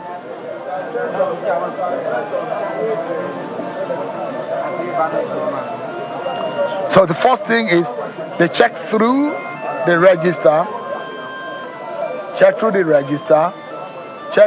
register, and the details on the register has to tally with the details on the PVC. Then it's ticked. Then the man is now good to go. Yeah, that's it. It's good to go. It's been confirmed that he can go ahead with the next step. So and now he comes here and he needs to get a ballot paper. The ballot paper will be authorized by the ad hoc official.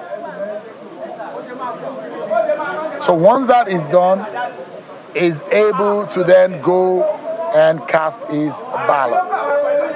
So the beavers is going to be tested.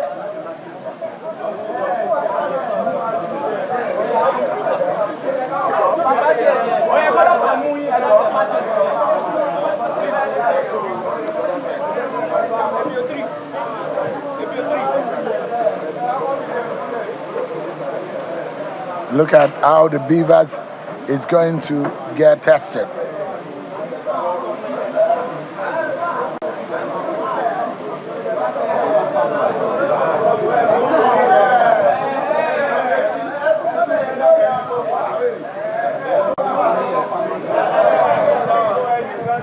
So there seems to be some issues in the authorization.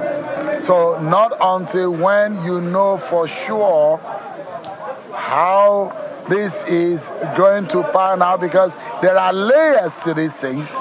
You've got to be able to confirm that the identity of the person in the PVC on the register rhymes with the record on the beaver's machine. You've got to see how this works, because this is what INEC says will be done, and we've got to see how it is going to be done.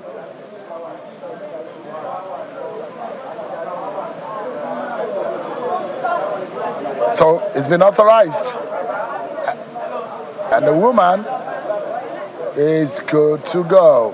The elderly, don't forget, are the priority to get started.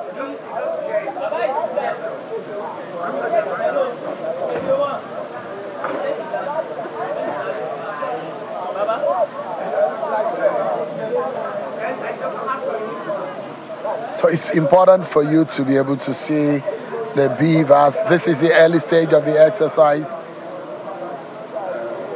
and it's critical for us to be able to see. All right, so let's see. The very first person in this polling unit to cast our ballot is this woman, and she's going to do right here. Our franchise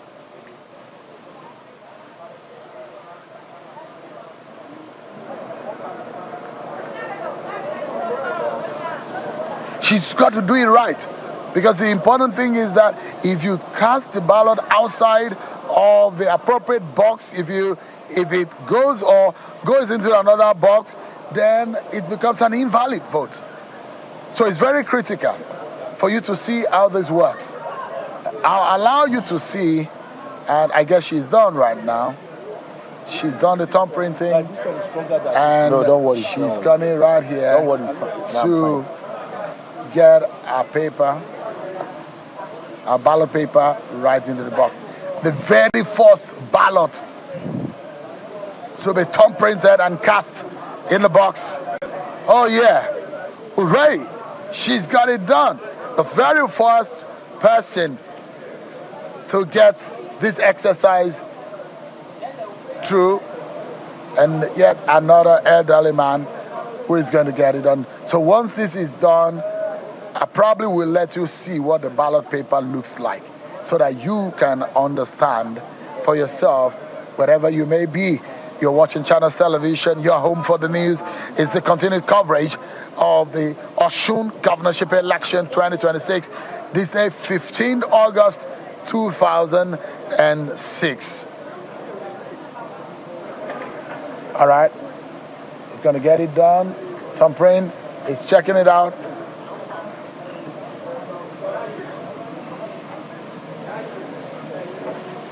Let me show you what the ballot paper looks like. So for you, whatever, there are 15 political parties that are on the ballot paper. It means that the box across the logo is where the voter has to put the vote. If you put it across two, it's an invalid. If it's outside, it's an invalid. So it has to be in here. Voter education is very important. And so you can see along the alphabetical ordering of the political party, and that's what the ballot paper looks like. And so the elderly man is getting his done.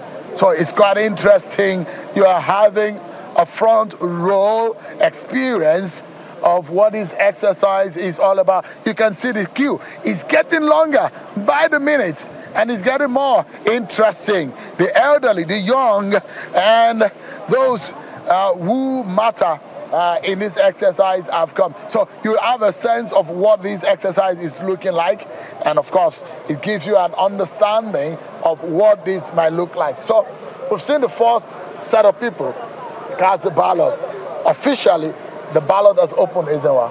Yeah, and the vibe that you bring to it is the real-timeness of capturing the voters, and that's what this thing is about. It's about seeing the power of the thumb, and how it determines who will govern the state for another 4 years. And Absolutely. And that's a festival for me. Yeah, and they say election is a festival of democracy. It's a festival for me. This is where the inclusivity of the average person is seen in a democracy. What you bring to bear is the fun that comes from viewers at home being part of this. Absolutely. And enjoying the whole. And that's the mobilization, Absolutely. actually. For even those of you that are at home that are yet to come out, you can see that voting has started, and people are on the queue, and it's just, for now, going on very seamless. Absolutely. Bukola, look at it.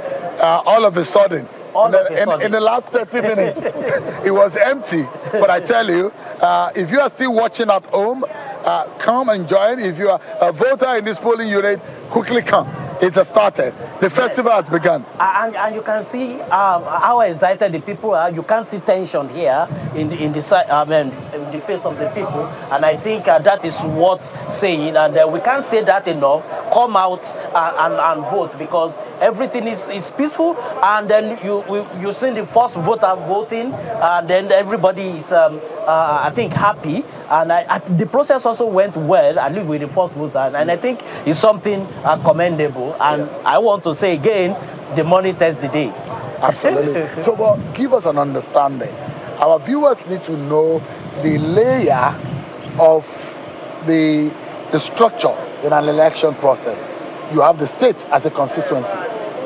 You have the local government. You have the ward. You have the RAC. You have the polling unit. How does that work, Ezenwa? Give us why does INEC need to layer the system in that manner? Well, we run a district. You have a senatorial district. You have constituencies, and then so in that way you have to bring it down to the unit, which is the polling unit. So you vote at the polling unit, and when you vote at the polling unit, the ward is the center of all the polling units within that ward. Some wards are bigger than others, but all the aggregation of the results from those wards come to this, and then it is pushed again to the local government, and from the local government. So it's just patterned around our system, the kind of system that we run. But is it cumbersome?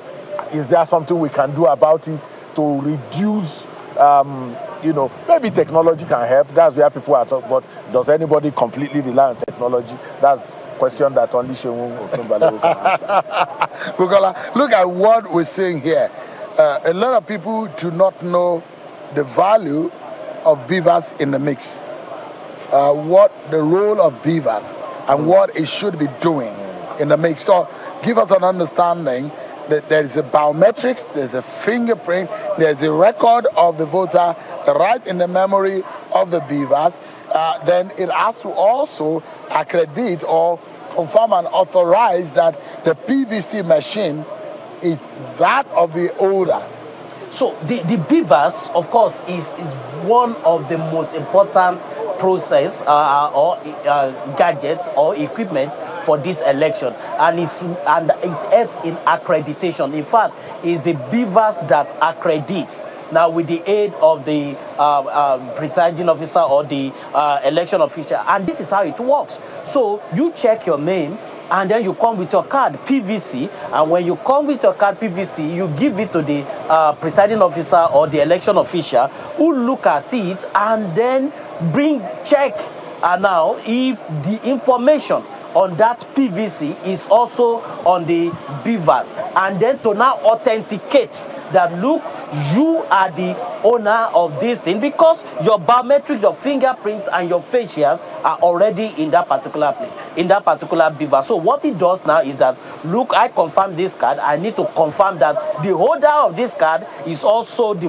person with that the information is on the beaver. So it asks you to thumbprint or you use your facial, and those two things are very unique because nobody has your exact face, the coordinate of your face, and nobody has the exact fingerprint that you have. So where you can either use your fingerprint or your facials, and after that, and then the moment it takes it and say you have been accredited, that means you are the owner and you are the true person that own that PVC, and you are the one in front of that election official. Then the ballot paper will now be issued for you to go and vote, and that is their process.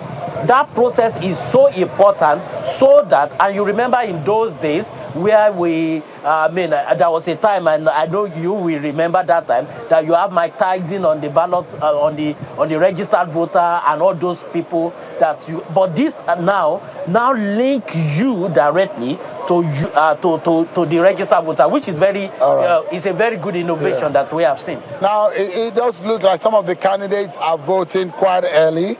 The candidate of Accord Party and the incumbent governor, Senator Ademola Adeleke, is voting in Ede. His arrival, you can see right there on the screen, the senator in his very fortified political home front of Ede. And those who say historically from his older brother, the late Senator Adeleke, and their dynasty, Adeleke dynasty, have held strong sway in Ede. And you wonder that quite early, and interesting that he's come out this early, wearing all clad in white and in the very significant Sherubawon hat. You remember how Sherubawon will don his hat when he was a senator until his death. And this is what I think is significant also, because Senator Adeleke, not only that they look alike, he has some semblance, and today coming out in Sherubawon kind of cap is always very interesting. So Senator Ademola Adeleke there casting his ballot in Ede. Sherubawon means nothing here now. It means absolutely that was nothing. The alias of his senior brother. Yes. So nobody is afraid of anybody anymore. What is important is that people should come out and cast their votes. And it's important, it resonates with the stake. When people come out early, it also inspires the supporters to say, okay, he has come out. And I'm sure that if we have the feed also, you will have seen other candidates also probably also coming out to vote. It's like we say, it's about the people today. Everybody in this election is a voter. And once you are a voter, the PVC is the equalizer. The governor does not have two PVCs. The candidates do not have two PVCs. Everybody has one PVC. You watching us right now, you have just one PVC. That's the power. That's what you have to make a change or to retain whatever you want to retain in this state. And actually it's interesting because normally you will see those candidates coming out around the 10, 11 to come and vote. I like that. Coming early, like you said, is still that confidence in people that, look, I have voted, and then more people can actually come out to vote. And that is very instructive. And I think I like that, coming out early to vote. And that shows the incremental progress that we have made. We didn't hear that the beavers didn't function, his fingerprints could not be captured, and all of those things. It means that something is ticking, something is shifting, the needle is shifting. Go out there, it doesn't take more than 2 minutes to cast your vote, and you can go back to whatever you're doing, or if you want to, you can stay around and see how the day pounds out. I hope that the other candidates, because they are also a force in making the earlier people come out, the quicker we can conclude the exercise, the earlier the sorting and the result collation can begin, and the earlier we know the winner. So once you come out, you and your supporters see that you have come out to vote, is also some kind of energizer to allow people to also come out early. The investment should be in the process. At this point, what is important is that this goes seamlessly. Accreditation, the BVAS is working, the presiding officers are doing their work professionally, the security agents are vigilant and ensuring that law and order is maintained within the precincts of voting. While all of that is going on, later on we'll be bothered about outcomes. Outcomes could go any way, and what is important is that let the people of Osun State be the ones casting this vote and determining who governs them for the next 4 years. Absolutely. Just before we get to the top of the hour and we're returning to Lagos now, Bukola, what will be your final word in this round of our conversation in the opening of this election of a very critical one? It's critical because it's the last off-cycle election before the big one in 2027. And significantly, it's going to be the first time elections will be conducted in January since 1999. Absolutely. And I think this is the first election also that we will be using downloadable PVC. Let me first of all say that this is the first election that this 2026 Electoral Act will be competitively put in use, and I think it's instructive. So whatever we are able to look at in Osun election, we'll be able to correct as we move into 2027 election. But of course, my admonition have not changed. It's still to the people. Come out and vote, because even the turnout in Osun may also have an impact with the general election. But when people also know that Osun State, you set the pace, you come out, you achieve that higher number of voter turnout, and I think it's everybody will be encouraged to come out in that election. It's still to tell the people to come out and vote. Thank you, Bukola. Bukola's passion is infectious, and I understand it perfectly. Which is good. I understand it perfectly. He's talking about the first down, then maybe first. All of those things has to do with fun. Let us come out and vote, and let us vote in peace. Let us ensure that the environment is peaceful. The politician, the people are all from Osun State, and you are one family, really, if you understand it that way. Let's ensure that at the end of the day, we don't do anything that diminishes, the quality of citizenship in Osun State. Thank you very much. Always good to have you. Excited. Doing Thank this. Thank you. Partner in progress in this. Thank you so much, Ambukola. Many thanks for having you again right here. This is some sort like an oracle for us, because it's a place where we think that you need to start your day on an election day such as this. We right here on China Television, we're bringing you a commitment, a statement that we have you in our heart, and we have you in our plans ahead of the big election. This is just a litmus test to let you know that every point we are going to follow, every information, every data set that is available we bring to you, and we make sense of the electoral process for you right here at the Salvation Army in Aleku Ward, one of the biggest racks in Osogbo. Osogbo being one of the biggest local government areas in terms of voting population in Osun State for these very critical elections right here. Of course, this is how we wrap it up, but just look at the queue. It's growing, it's growing, it's growing. And I'm asking, what about your interest in this exercise? We're signing off, and it's back to you in Lagos from all of us here.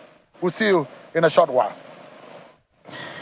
Well, our correspondent there, Shehu, bringing us up to speed and telling Nigerians and those especially who are in Osun State about the process. It has kick-started, so if you are home, you have to head out now and make that very big decision of who becomes your governor for the next 4 years. We have to round things off in just a moment. Senior Advocate of Nigeria, Mr. Wapshitu, is still with us here in the studios. I wonder perhaps what your final words are before we pass on the baton. Well, I don't have 7 quick advice to give. One, we should avoid disinformation and preemptive rejection of results. 2, we should avoid manipulation at the coalition stage. 3, result transmitted, we should ensure electronic transmission of results directly from the polling unit to RF. Presiding and coalition officers must be, on red alert as custodians of the mandate. Security agencies must observe clear rules of engagement. Party agents must be on red alert. And the media, I have some advice for you. Report results, not rumors of results. Wait on INEC for official declaration of results. Well, I mean, we are a network built on trusts. We're not just bloggers. We're a very credible station and network, and so would always ensure that we don't go ahead of ourselves. We ensure that we get to bring Nigerians up to speed from the source. And so INEC is that source. Well, we have to round things up, but it's our special live coverage of the Osun governorship elections. And as we leave the studios or exit the studios here in Lagos, our colleagues will take over. But you can't trust us. Stay here with us because our correspondents are scattered all over Osun State, and we'll bring you up to speed with the live updates, live analysis, and live commentaries right here on Channels Television. I'm Kelly Egiga. As a matter of fact, the most important thing for the electorate right here in Osun State is to make sure that do not take any excuse for the results from EC8A not being captured. Whether there's network or not, insist it must be captured because it can work offline. When there's network, it will be transmitted. It's your right. Do not let that man or woman go. And don't be violent. Just insist. Snap it and show us that you snapped it. Thank you for your time. Of course, we're not done. Our colleagues are standing by to take over from here. Kayla. Yeah, I mean, it's a great day. Lovely to see everything working out as expected. 1.9 million people who have their PVCs exercise your franchise. Come out and vote. Do not let the violence scare you. I'm Kayla Magwahe. We're handing over to the next set. And we'll be with you all day long right here on Channels Television. So, Ayo and, of course, Joke will be right here. Senior Advocate of Nigeria, Wahab, thank you. And stay with Channels TV.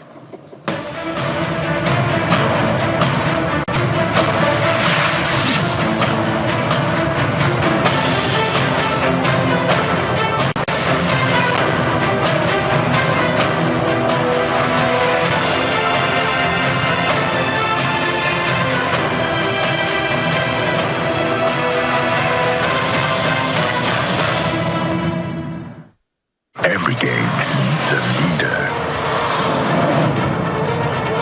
When it comes to casino, BetNiger has consistently delivered amazing gaming experiences to all Nigerians. BetNiger has delivered innovative services, world-class gameplay, and unforgettable wins. Woo-hoo! Spin big and win bigger the Niger way with BetNiger.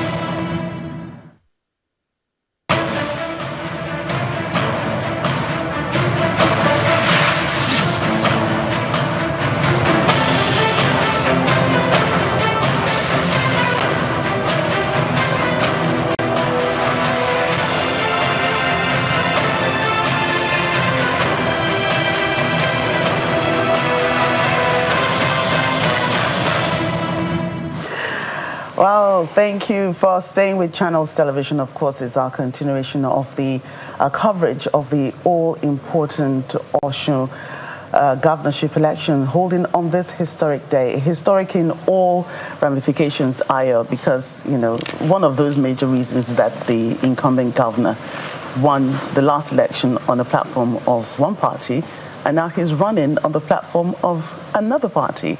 And of course, he has other strong contenders that are willing to snatch that seat away from him.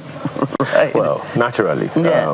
What is also interesting is that, by the way, I hope you noticed that we are for business this morning. Yes.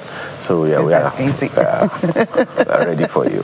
And we also hope, and it's also gratifying that some of the candidates we understand have already begun to go out to cast their vote. The governor, for instance, the incumbent governor, has already gone out to cast his votes. And we also understand that even though there are 2.3 registered voters in Osun, there are 1.9 who have collected their PVCs, and we'll be having more of that data, you know, on as we go along. It's also gratifying to know that elections that were supposed to start at 9:30 in some places actually started at the time that it was supposed to start, and that is gratifying. I also noticed from some of the data that have been shown earlier that the most populous category of voters in Osun are the youth. Students. Well, youth. Students. I mean, underline. Okay, well, students. Yes. Next, traders. Yes. At the very least, 1/3 of them are students, are young people. Young people. Also. So, and then the next category is artisans. A good number of them also young people. So we can essentially say that at least 50% of the people who are going to be casting their votes are between the voting age 18, base voting age 18, and maybe 30, 35. And it also shows that, you know, unlike maybe we've not really seen so much the migration away from your home state. People decide to stay where they're born or where they and live there, which is why you have this volume. Otherwise, you know, all those youths and other people, they would have probably relocated to places like Lagos or Ibadan or the rest of them. And so, I mean, it's a good thing. I think that's why the election is also important. Why? What do I mean? If every state government does what they are supposed to do, there will be little or no need whatsoever for people to migrate for economic or employment or labor reasons. There will be no need, no reason. So that is the reason we are asking and admonishing that all the voters in Osun go out and vote. Another very disturbing information, Joke, and which I think the people of Osun also ought to know, is that historically the voting pattern in Osun has degraded, reduced over the years. In 2014, it was 53.3% of people of voters who turned out. In the next election, we had 45.6% of voters who come out to vote. The next election was 42.2% of voters. The next election, 2023, 38.7% of voters. See, it's reducing by the day. There has to be enough reason for us to persuade people to come out to vote now. Don't let all of that. And I'm also glad. Look at the turnout of voters that we've been seeing on the screen. And you know that for this year's election, there's a question mark on what the voting pattern. How many years? So you will determine. You are the one that is going to determine if it's going to still drop or if we're going to see a sharp increase. In fact, I would love to see more than 50%. Right. I would very, very, very, very, very much love to see more than 50%. And the information that is also on your screen right now is the voters, the registered voters in Osun State. You have registered to vote, but a good number of them were about 19% or 18-point-something% of voters have not collected their PVCs, which is fine. 81-point-something% of people who should have collected their PVCs. That tells me something. That tells me that all the people who are supposed to vote, they are still alive. At least they have their PVCs. Okay. Like, God forbid anything happens, some people, anything, at least it will not be up to 50%. So let's say 1.9% of people will come out to vote. Let's see 50%, at least 50% of that number come out to vote. Yes, and then, you know, when we talk about that and the pattern of voting, we have some key local government areas to watch out for. Number one is Osogbo, which is in the central area of the state. It has 167,704 voters. PVC election is 81.57% in Osogbo, and it has the largest electorate, urban swing vote. And, you know, we have some key actors that are influencing that, not to mention any names. Voting is still ongoing. I'll just take the first three. We also have Oloruda, also in the central, 123,000 registered voters, 82.21% PVC collection. Large electorates joining Osogbo, competitive political structures out there as well. And then we have Ife Central, 122,454 registered voters, 78.48% PVC collection rate. Large Ife vote, competing elite candidate networks.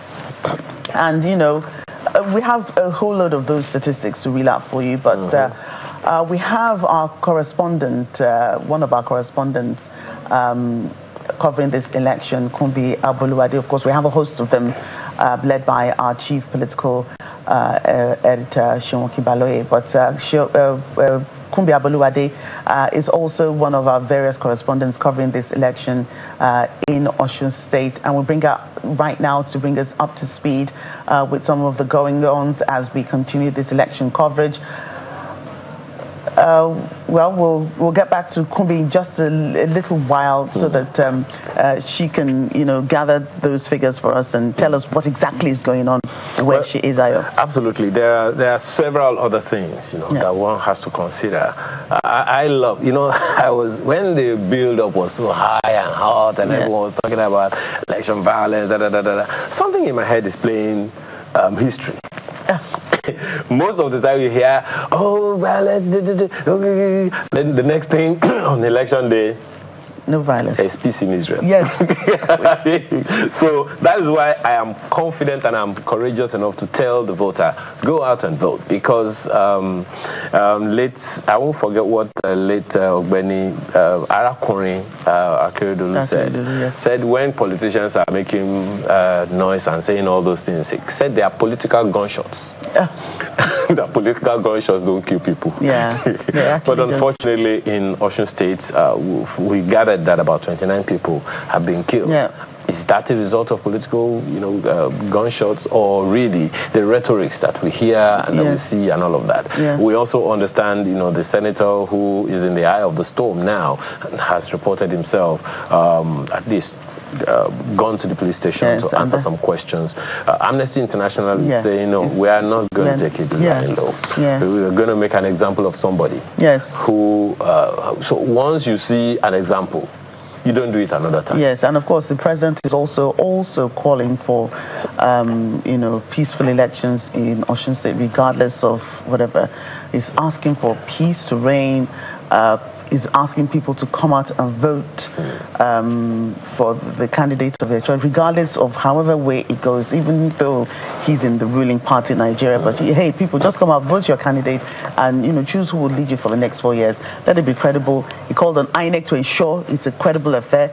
Do what you must to ensure this goes out, because it's going to be a stain on him too if everything goes awry. Ultimately, which is why he came out the other day and said, look, what EFCC did was not illegal. But the timing was auspicious, and consequently, since he knows that they are going to mention his name, he just came out and put, I appointed you. I'm still the EFCC chairman, even though you are my surrogate. But then they still mentioned his name anyway. But people are saying, why are you intervening? The free account has been frozen. Leave it frozen. Don't interfere. No, they said, look, there is no way. I remember that song by Chief Commander Ebenezer Obey.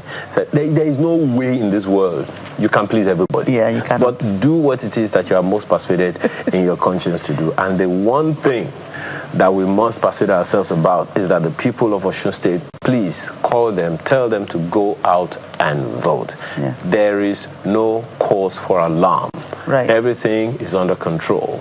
We told you the other time, by the way, that the governor of Osun State has stepped out to cast his votes.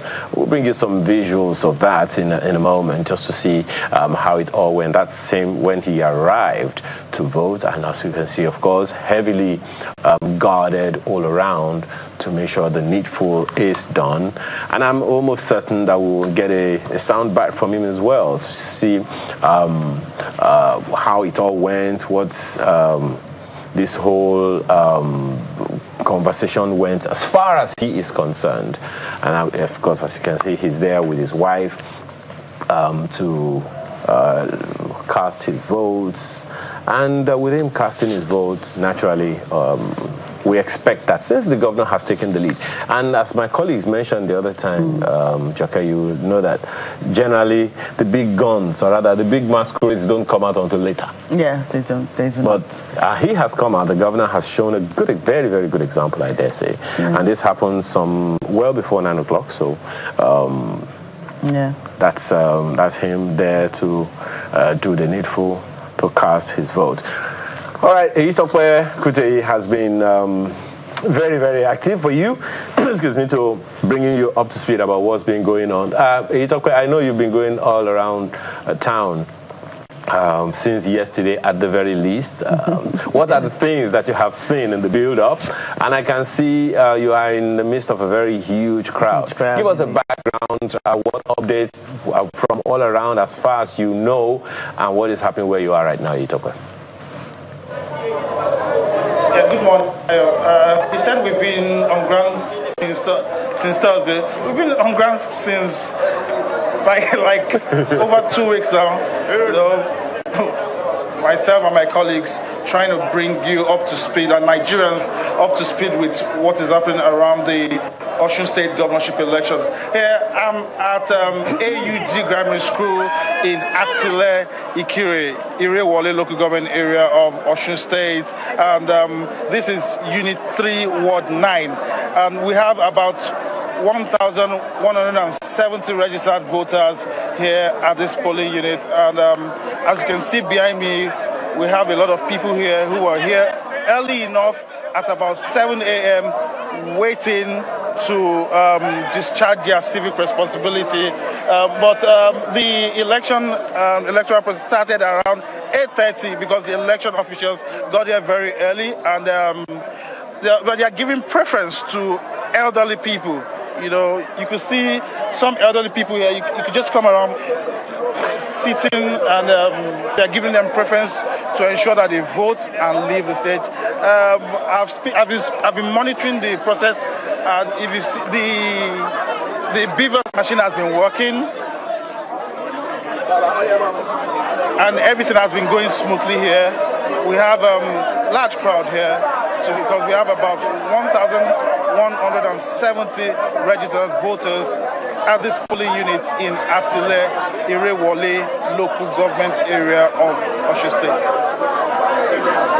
Hearing Eyitope that there is such a huge crowd of people there with you, trying to make sure that they cast their votes.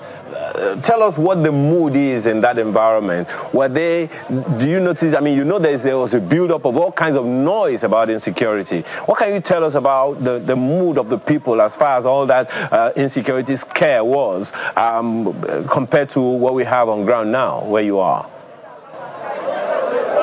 Okay, I think to the build-up to the election, the scare, violence has nothing on these people, because if you see the enthusiasm on their faces, they are willing to discharge their civic responsibility. They came out early enough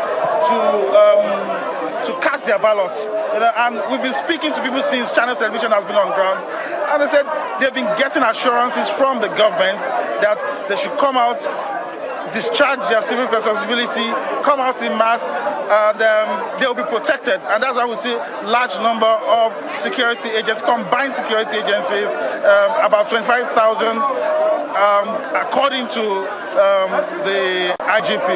You know, police has about 15,000. We have NSCDC officials, about 10,000, and other security agencies monitoring this election to ensure that there's no breakdown of law and order in any part of Osun State. Okay. I see a huge crowds behind you or beside you, as the case may be. How are the officials, organizing that to ensure that everything is orderly? Because it seems like, the enthusiasm is high and people want to get on it as soon as possible. Okay, if you see behind me, there's a kind of barricade here, no one except you're voting, except you're going there to get accredited and vote. No one is allowed to pass. No one is allowed to pass this barricade here. People are seated on this other end. You can see elderly people sitting. Then on the queue2, you can see, and the security agencies are there to ensure that everything is orderly. So for now, I think it's been put under control. Can you give us an idea how long it takes for each voter to perform their civic duties? How many, like maybe 1 minute, 2 minutes does it take? Okay, sometimes because when I work close to the INEC official there with the beavers machine, sometimes the beavers machine, it takes about 1-2 minutes to recognize your face, and sometimes it takes a little while. Then the INEC official tells the voter to wait. They try to restart the beavers machine for it to function properly. Then it takes them, but for now they've not had any issues. If it fails, they restart, it comes on again and it captures the face. And people have been voting. You can see they've been voting, and from the beavers machine, after checking your name on the list, from the beavers to the beavers machine, you check your name on the list, they give you the little paper there, then you also have your thumbprint, then go there and vote. Any complaints from the visuals you showed us earlier? We could see that it seems that some people are having 1 or 2 complaints. Any challenges that you notice that any concerns that the voters are expressing from what you can see or hear? No, for now there are no challenges. They're not complaining. Only for them to just stay orderly. Then, as usual, journalists, we have 1 or 2 issues with security agencies about trespassing 1 or 2 the barricaded areas. Except for that, there's not been issues here. All right, thank you very much, we trust that you are being safe. You've been there for 2 weeks, so you've been safe. And I'm really glad to hear that all this insecurity scare has nothing on the people. They're very, very enlightened people, no doubt. Thank you so much for your job, and I'm sure we'll get back to you shortly. Thank you. Well, let's get back into the studio and studios both here in Lagos and in Osun. We have a panel joining us this morning. In the studio with us here we have Mr. Oluwaseyi BC, Executive Director of Nigeria Network of NGOs. Thank you so much for your time today. We also have the convener of the Nigerian Civil Society Situation Room, NLB, joining us on ground right there in Osun State, as you can see. And somewhere around there we have Samson Itodo, who is also the founder and director of Yaga Africa. Thank you so much, lady and gentlemen. Let me begin with you, Mr. ABC. I'm very happy with what I got now from Kuteye, that all of that noise had nothing on the people whatsoever. Yes. What are your thoughts on that? Would we say that it's because the voter awareness was strong enough, or what's your take? Maybe my take would be to say those you probably see there would be party members. Oh, really? Just assuming. Who would have the temperament and the DNA for elections. They seem to have the capacity to understand that. Get there early, vote early, sit there and monitor your election. Right. So that is my cautious assumption. Right. Sorry, if I can stay with this assumption, and apologies. You say party members. You know, we've had some serious crisscrossing ahead of this election.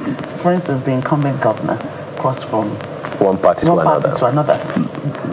What party members would you say are there for him? Well, party members are party members. That's the language you say. So it would be followers migrating to another, party. Because again, one thing we keep forgetting is that the party members are consistent. Yeah. Especially those rural areas. Yeah, they know where to go to vote. There are conversations that they've been having up until today. All right, so it's a cautious assumption. I'm not in the field, but I'm saying what I'm seeing there, given what I understand little about, politics and party membership. Let's confirm that assumption with Madam NLB, who is of the Situation Room, Nigerian Civil Society Situation Room. Madam, I don't know if you heard Mr. Oyebisi saying that most of the people that he can see, his cautious assumption, he used cautious assumption, not just an assumption, that the possibility is that most of them are party members. From what you can see on ground, can you validate that, or what are your thoughts? I think initially people were, I want to just state clear that I'm former convener and still a member of the Nigerian Civil Society Situation Room. I handed over to YZ. I think the issue of voter education, which you had asked earlier, in terms of voter education, not much voter education is happening. When they kick off with the campaigns went on.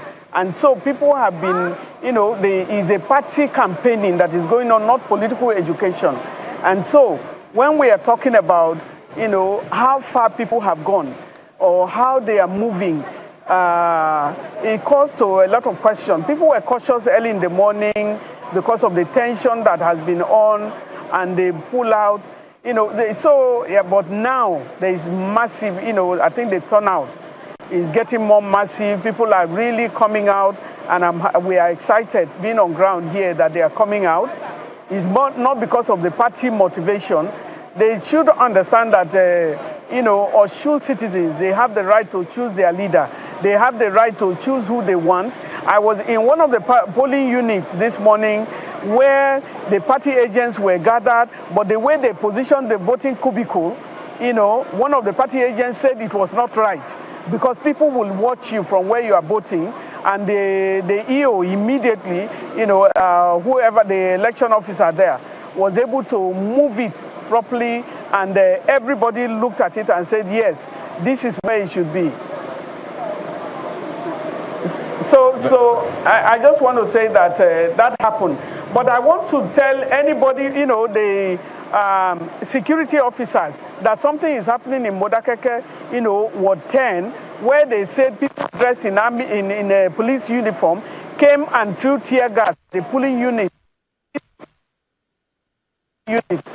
Modakeke, around the rack there, that they threw polling unit and they carted away all the voting materials, in that ward. They need to reach, in terms of getting to sort out that situation.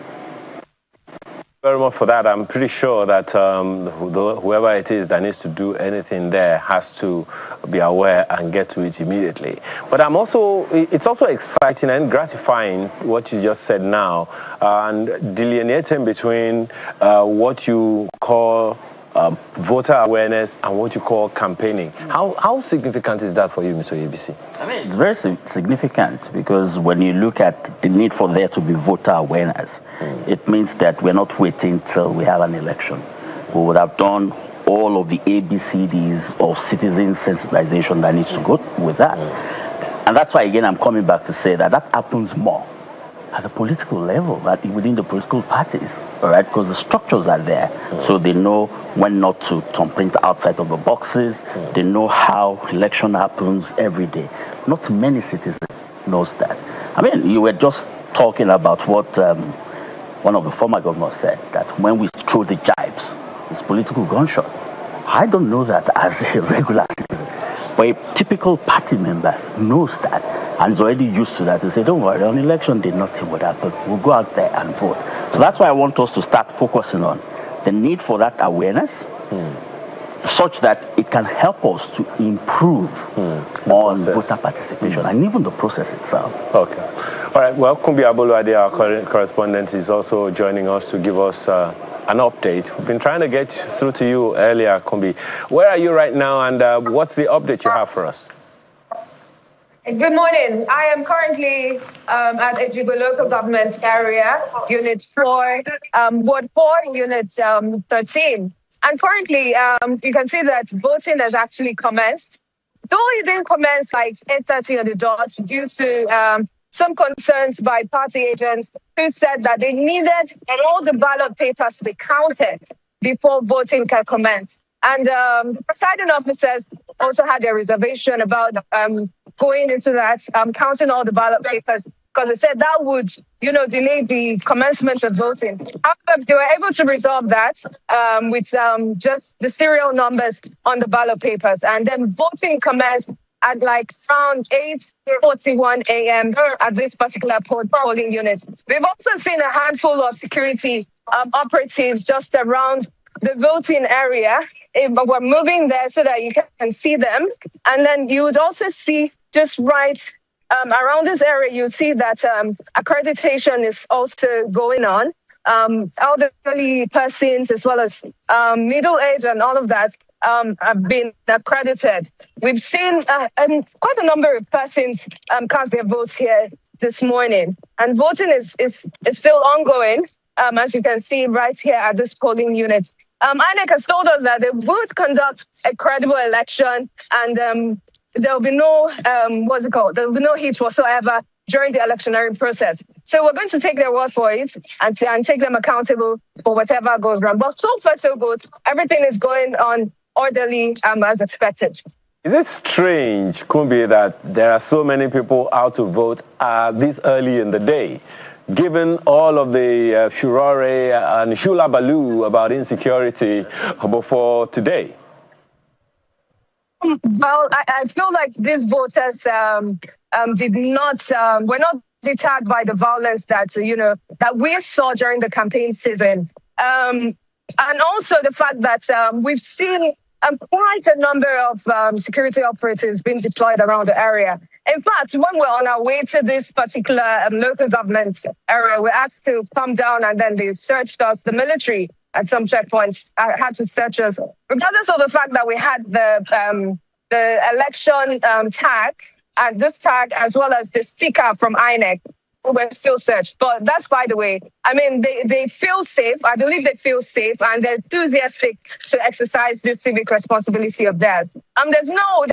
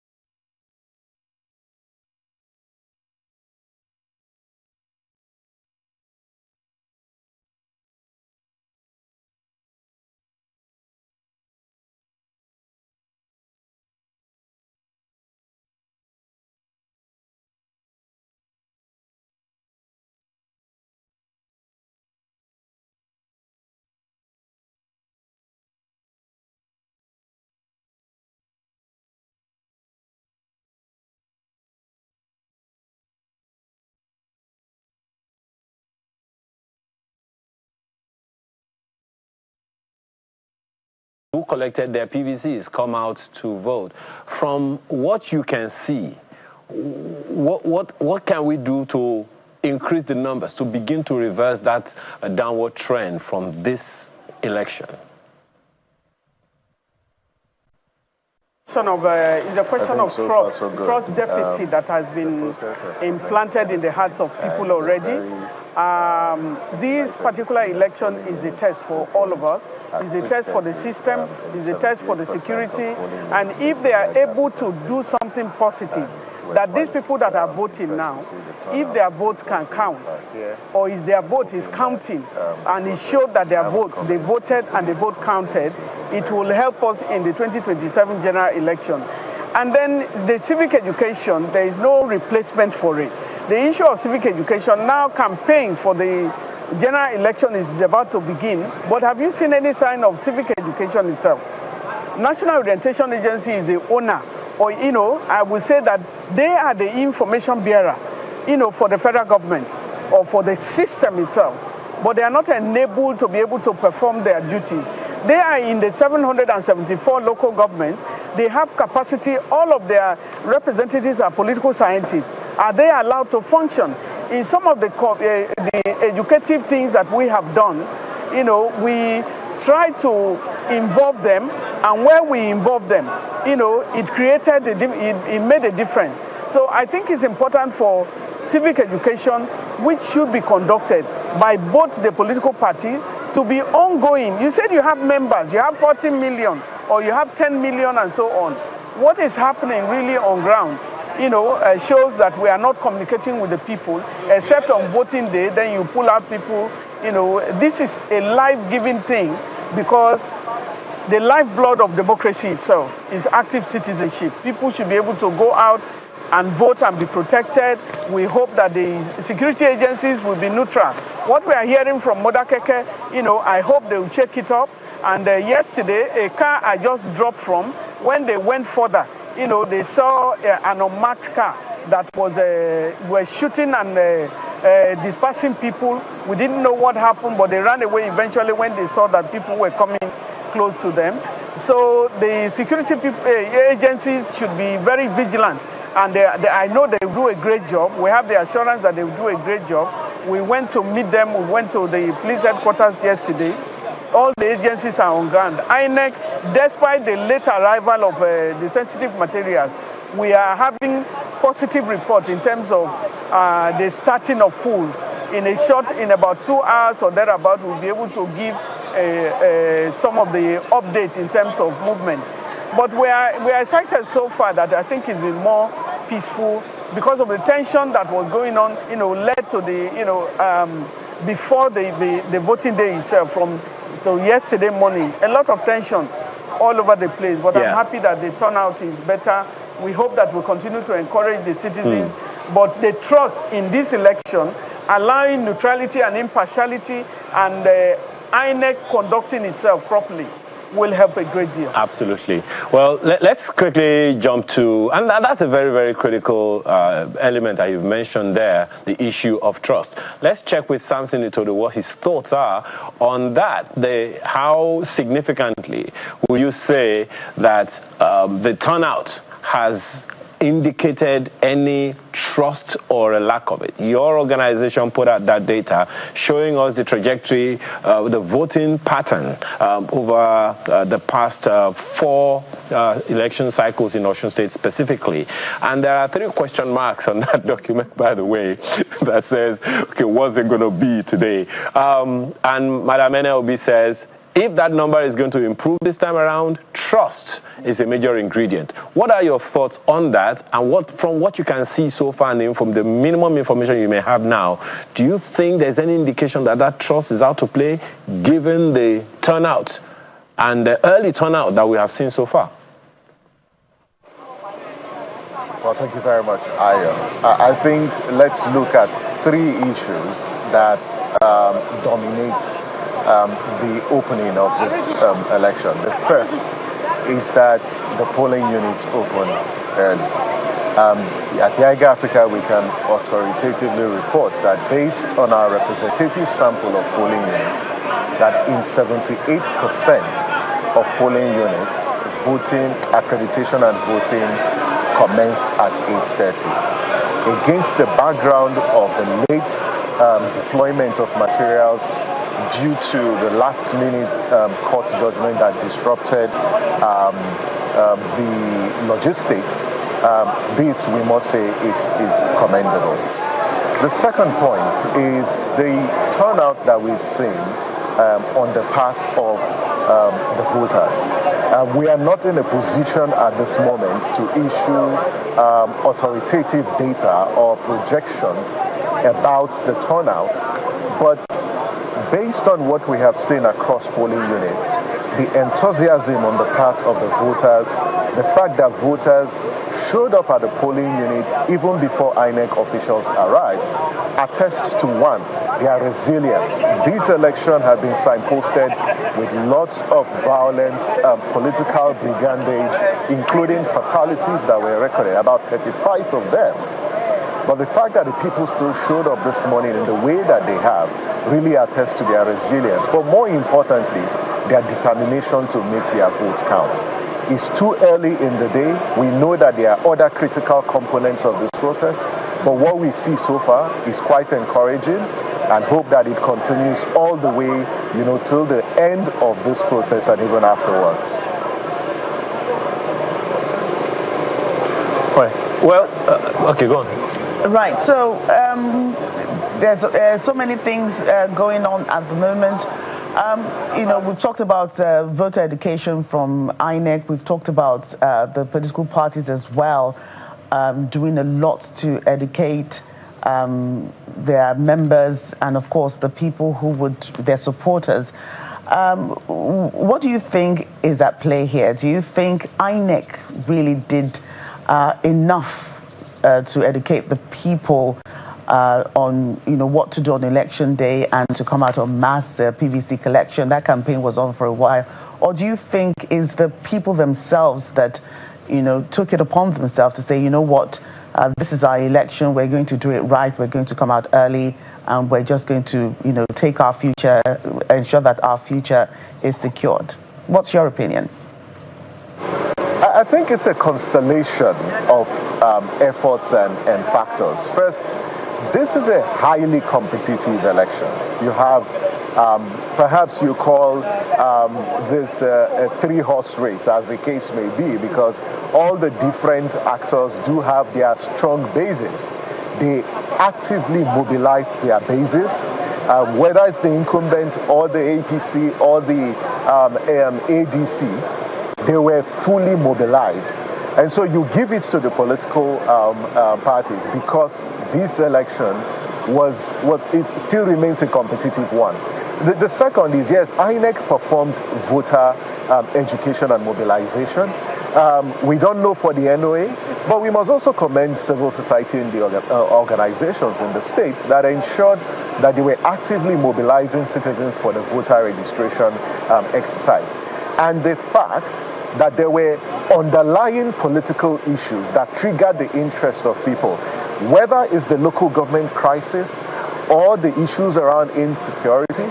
These were political issues that shaped public discourse, and people galvanized around these issues in the build-up to this election. So it is not surprising, to see this level of political engagement, because historically, the Osun people are politically savvy. They understand their local politics and they are actively engaged. You just need to pick one person, even on the street, and ask them about politics, and you'll be very shocked at the depth of their analysis. So I would say it's a constellation of efforts from the political actors, from INEC and from civil society, including media. But again, it's too early in the day. We'll wait to see what happens at the close of polls when we are able to make projections, whether or not there was higher turnout compared to previous elections, or even the number of rejected ballots, to see whether voters voted correctly on the ballot papers. These are indices that we will check. to measure the level of turnout, but also whether voter education had been effective. And lastly, to say that if the people stay back and protect their votes, ensure that they follow the votes either from the polling units to the ward and from the ward to the local government level, that level of vigilance is not just a demonstration of voter education, it's really a demonstration of the sophistication of the voters in Ipinle Osun. The things that we've also raised, and one of the issues we've also raised this morning, Mr. Itodo, is the fact that the build-up was chaotic.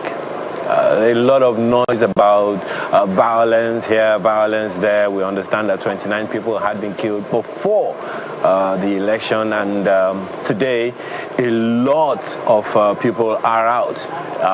That's on the one hand. On the other hand is the allegation coming from the governor. Yeah, the governor is actually making a lot of allegations where he says that he's alleging police attack on voters, and he's also alleging that the ruling party is trying to manipulate the process.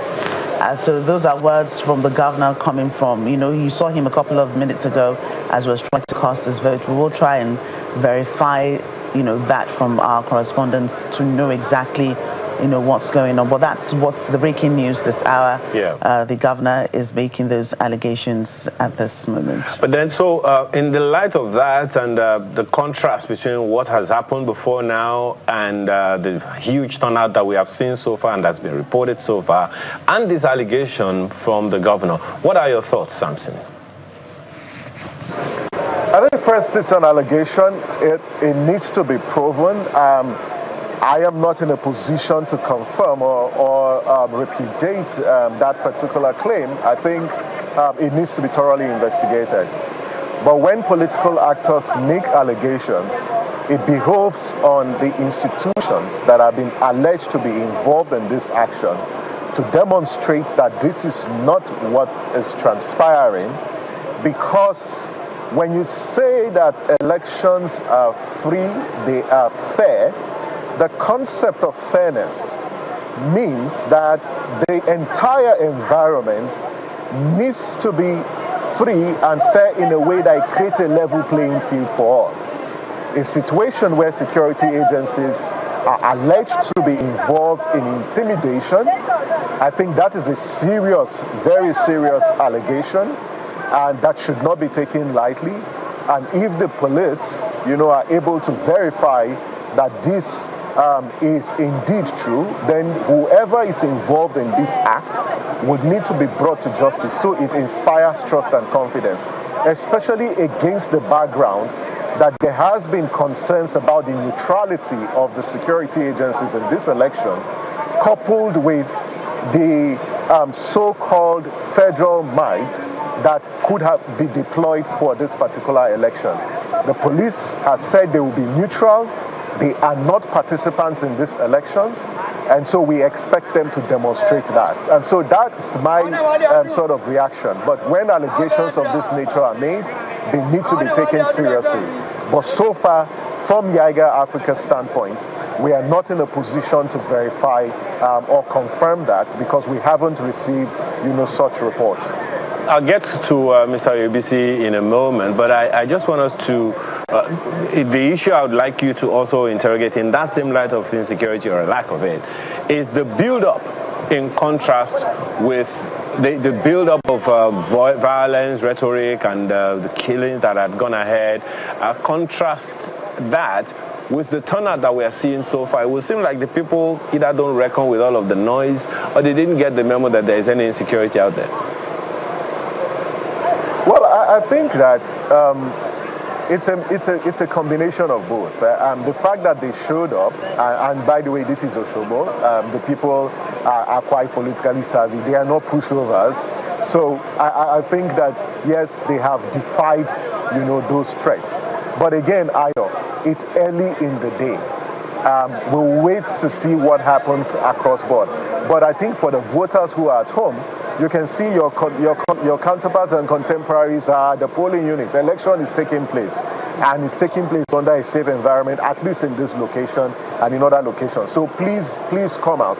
But we must, continue to observe this process to ensure that voters are able to access the polling unit, and there isn't any intimidation by any security agent preventing, voters from coming to the polling unit to access the polling unit and cast their vote, but even what happens afterwards. And we're very concerned and interested in what happens afterwards, because when accredited observers don't have access, to the polling unit, when party agents don't have access to the polling unit because they are either intimidated by security agencies, it undermines the credibility of the process. And just to say finally, that a compromised process cannot produce a credible outcome.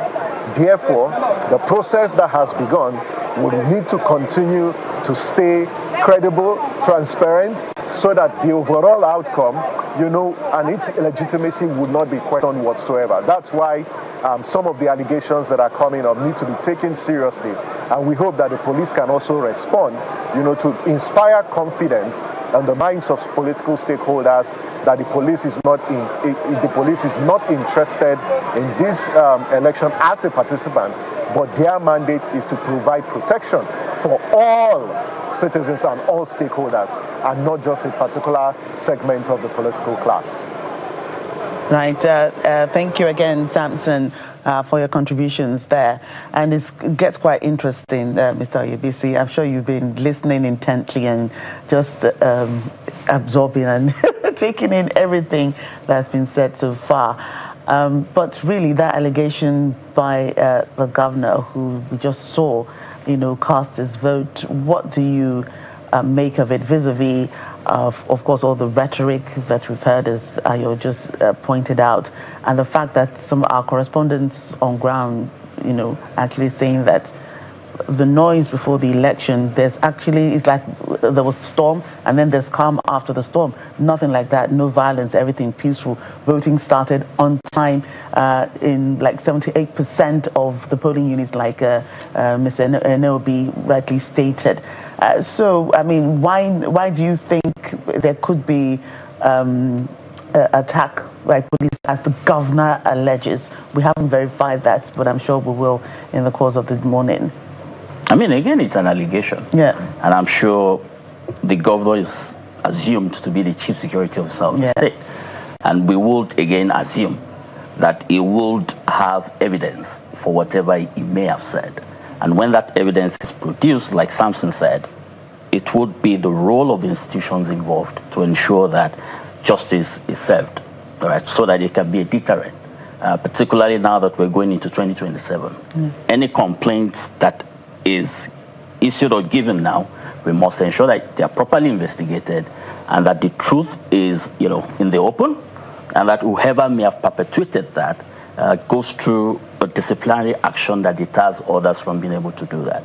The other flip side of that within the conversation also is to begin to now look at the civic education part, and go back to how we started the conversation when I was cautiously assuming that those we saw early could be, all right, party members. And I think we need to start looking at voter behavior, so that we can use that to then tease out what education looks like.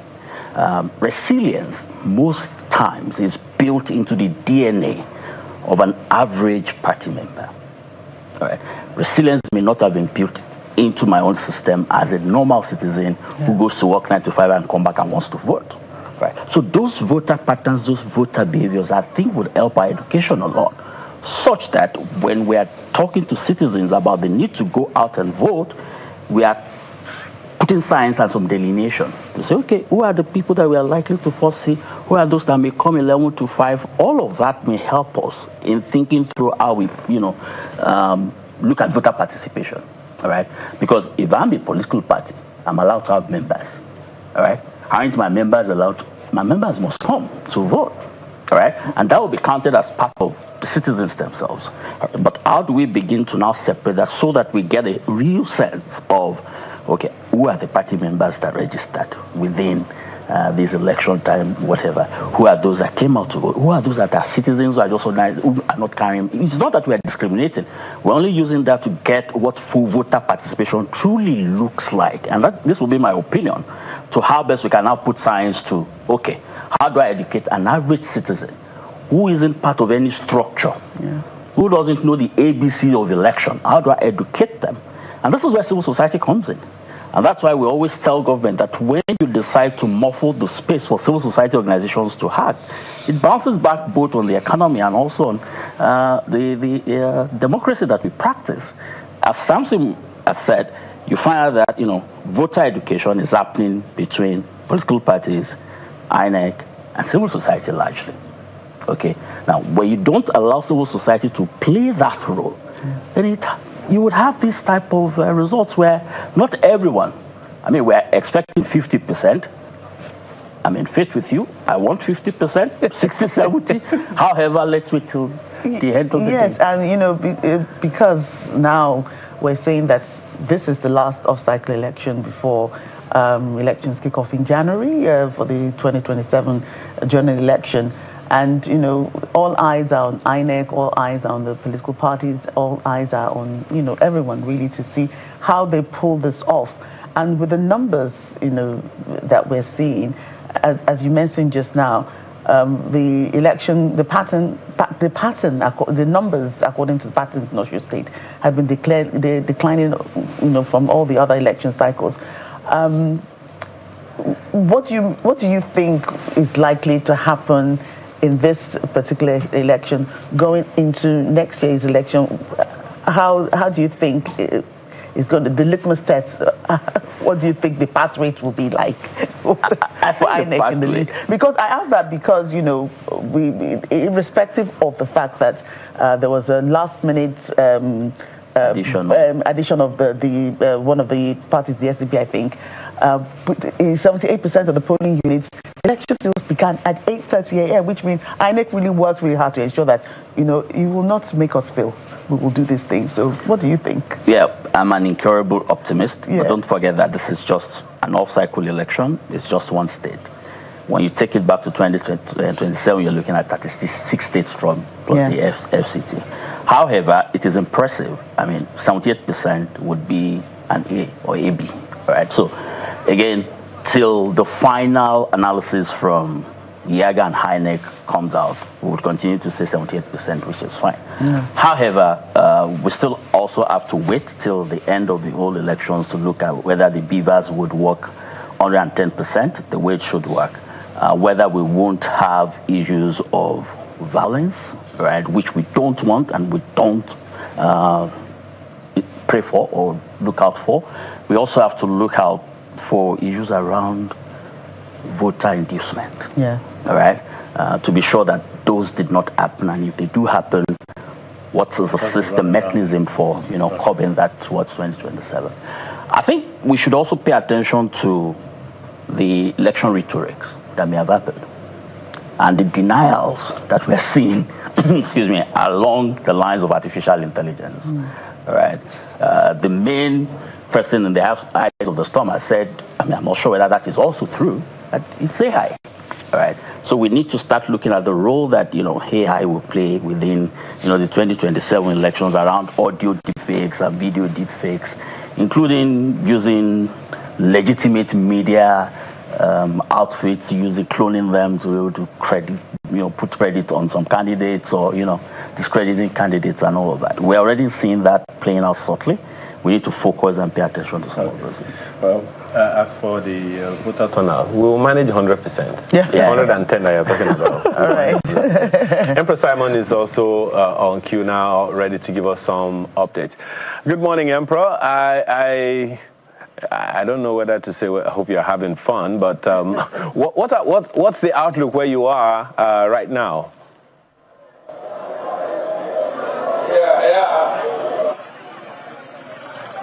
Okay. Yeah, Jeffrey, there is no fun on the field. As a matter of fact, you needed to see when the governor came in, that's Governor Ademola Adeleke, to cast his votes. It wasn't a funny sight how that we had to struggle to get him, on camera, voting and all of that. There were so many people who were crossing our cameras, trying to stop us. Some of them were even people on the social media who were trying to get the spur of the moment and then, in a way, trying to also stop us from performing our own responsibility as credible journalists on ground. But I am currently right now on ground at where that's polling 009 Ward 2 in Agbogunde Sagba in Ede North, where Governor Ademola Adeleke has cast his vote as part of his own civil responsibility, and after casting his vote, he made a lot of comments, and I'm sure we will come to that later. But right now, as you can see behind me, voters are here in their hundreds of numbers, to exercise their franchise. The voting exercise started pretty early as 8:30. But before then, voters were already on ground waiting for the process to begin. I can tell you that we have elderly people. These are elderly people here who are sitting down, waiting to also exercise their franchise. You can also see some are searching their names on the wall. That's from the displayed voters register. So all is going on smoothly. Let me also take you to where the main process is taking place. Yeah, so this is where voters are being captured, and then you can see some of the polling officers also sorting out things. So it's going on smoothly right now. Well, one other concern that I've asked all of our other colleagues at the various other centers, whether in any way it seemed like the violence rhetoric that we heard from before today had anything on the people who have been coming out to vote. It would seem that the answer is no, because as you said, they are there in their hundreds. But any fears of such in the build-up to today, do you think it has any impact on the turnout so far? Well, in terms of the turnout, I think there is a good number at the moment, even though we do not have a formal number or figure in terms of the registered voters in this polling unit. But the initial fear that there was going to be violence, during the election, we're not yet seeing that happening. Although Governor Ademola Adeleke raised concerns alleging that some police personnel are trying to tear gas voters in Modakeke and Obaku. And he also said that there is a particular police officer nicknamed London, whom he said came from Port Harcourt, and he alleged that he's been trying to foment trouble here in Ede in particular.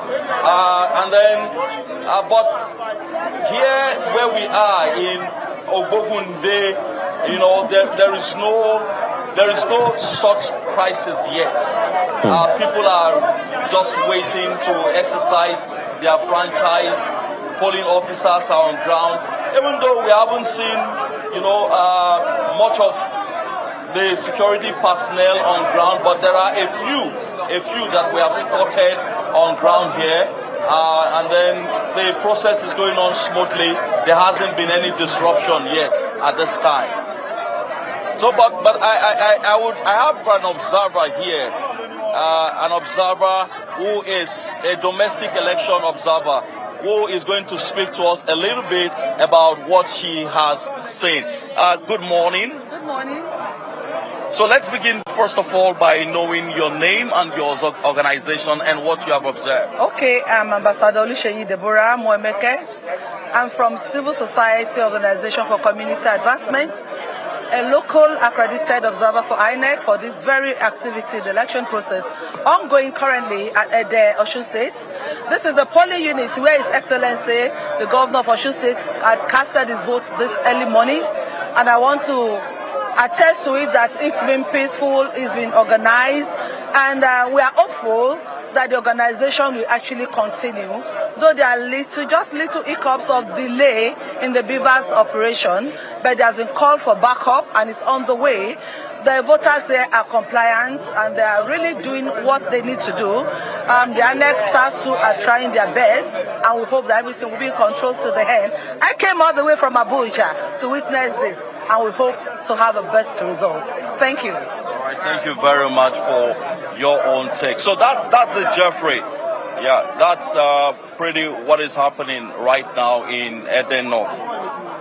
Very much, Emperor. I assure you, I'm not doing a change of name yet, but I'll let you know if it ever comes to that. Okay, thank you so much. I'm sure we'll get back to you shortly. Let's quickly go back to Madam NLB and Samson Itodo before we let them go. Madam, one quick question for you. Mr. Oyebisi here has flagged, as many other people have as well, the issue of voter inducement. Do you see that threat playing out? We are yet to see, the issue of voter inducement. We're looking at what is happening. We're getting some reports. But I think quickly we need to check that Modakeke incident. I'm happy that the governor has flagged it up. And what they said is that people in police uniform, because now, before the election, you know that they arrested some people who were in police uniform that were not police themselves. And so, but we are asking the DIG election and the CP election, all of them to check Modakeke immediately, because if that thing is real, then it's going to, we don't know what is happening. But the commitment we got from the police, is that they are going to do the best that they can, to make sure that they are upright for Nigeria and for the election. Well, but I think, voter inducement is something that I said what the politicians have done is weaponizing poverty. And that is what, instead of government for the people and them using the resources of the government of Nigeria for the citizens, or for the state for the citizens, they loot the treasury. Many of them are looting the treasury. Some of the governors are doing a great job, but some are not doing well. And so when it comes to election, they are not sure they can win because they have not satisfied their promises. And so I think it's important that we look at that. We had called on EFCC and also ICPC, whoever is on ground, on the issues of voter inducement, to make sure that they track down whoever the perpetrators are. But we are not hearing of any arrests. We have not heard of any arrests at the moment, but later in the day we'll be able to, with the reports we are getting from the field, from partners and also the observers that we have deployed, we'll be able to pull out what they have done. Normally, you will see voter inducement, and we will be able to report it later. All right. Well, just before I let you both go, Mr. Itodo, I have to ask you this question. The data you released prior to this election talks about the highest category of voters being students. And my own, I don't know, what the word that Mr. ABC used, courteous assumption, is that a good number of people in the trading category, the artisan category, and other categories like that will also fall within the youth age. Do you see that playing out so far in this election? And if you think there are any doubts, what do we need to engender trust, particularly today, so that those numbers can change from this particular election? Well, as you were asking the question, I had to look at this long queue, and I must say that 90% of people I've seen on this queue are young people just a few elderly people who could pass for millennials. And so it is really encouraging to see this turnout of young people, at least for this particular polling unit. I think what we need to do is when you inspire trust and confidence on the part of citizens, you would see citizens show up at elections, because the data tells us that Nigerians love democracy. Their only challenge is the actors who are driving democracy are not driving democracy in a way that it delivers to its promise to the people. But the good thing for this election is that in 78% of polling units, INEC officials arrived and voting commenced early. And so voters who are at home, in case anyone is telling you to stay back, please know that people are at the polling unit, INEC is at the polling unit, election is taking place despite all the intimidation. And our expectation is that it will stay that way until the very end. Well, thank you so much. And I think another word you have used instructively over time is peacefully. And everyone who has spoken have also underscored that. Thank you so much for your time this morning. Mr. Samson Itodo is the founder and director at Yaga Africa. We've also had Madam NLB, who is of the Nigerian Civil Society Situation Room. Thank you, ladies and gentlemen, for being here. Mr. ABC is still, I don't want to use the word we normally use, but so far, this is what we're getting from the field. He said almost 80% of the voters, the polling units, opened on time.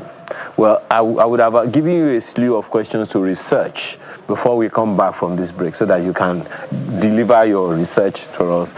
We'll take a short break, and when we return, this conversation continues.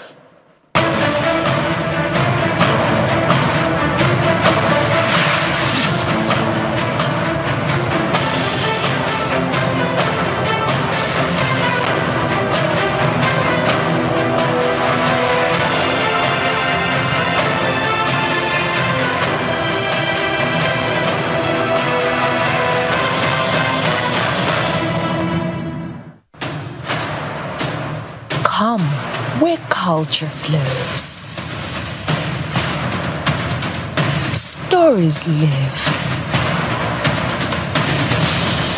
and the rivers remind us we are one. Benny River Life.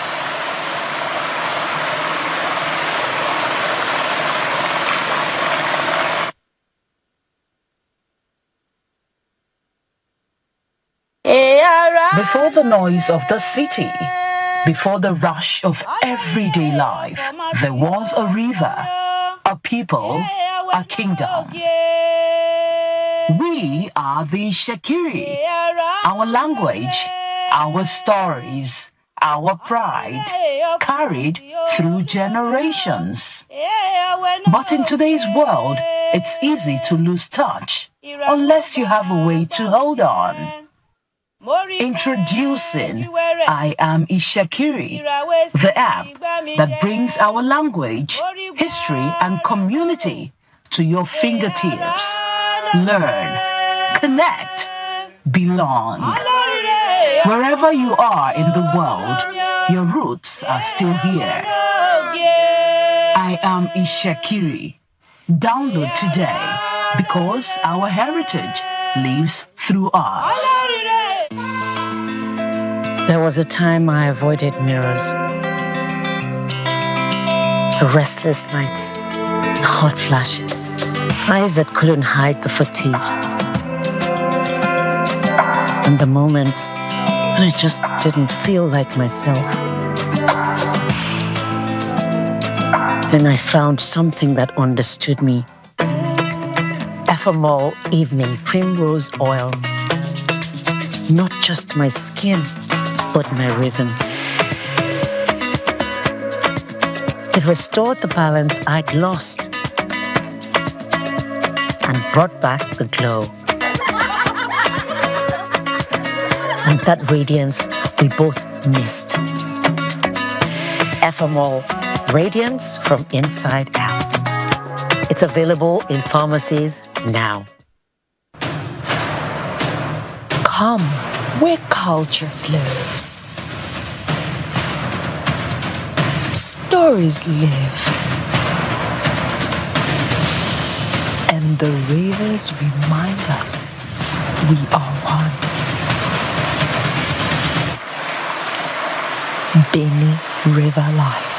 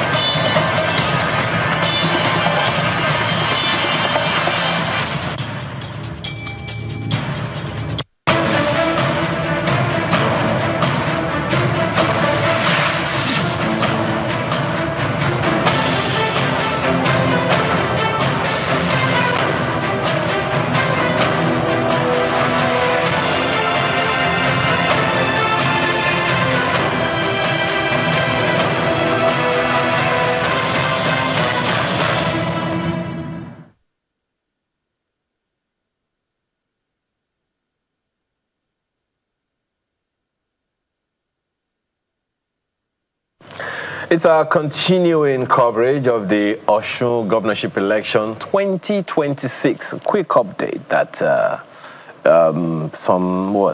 10 years ago, or more than 10 years ago, 2014 or thereabout, election in Osun State produced just about quite a significant number, 53-point-something% of voters at the time came out to vote.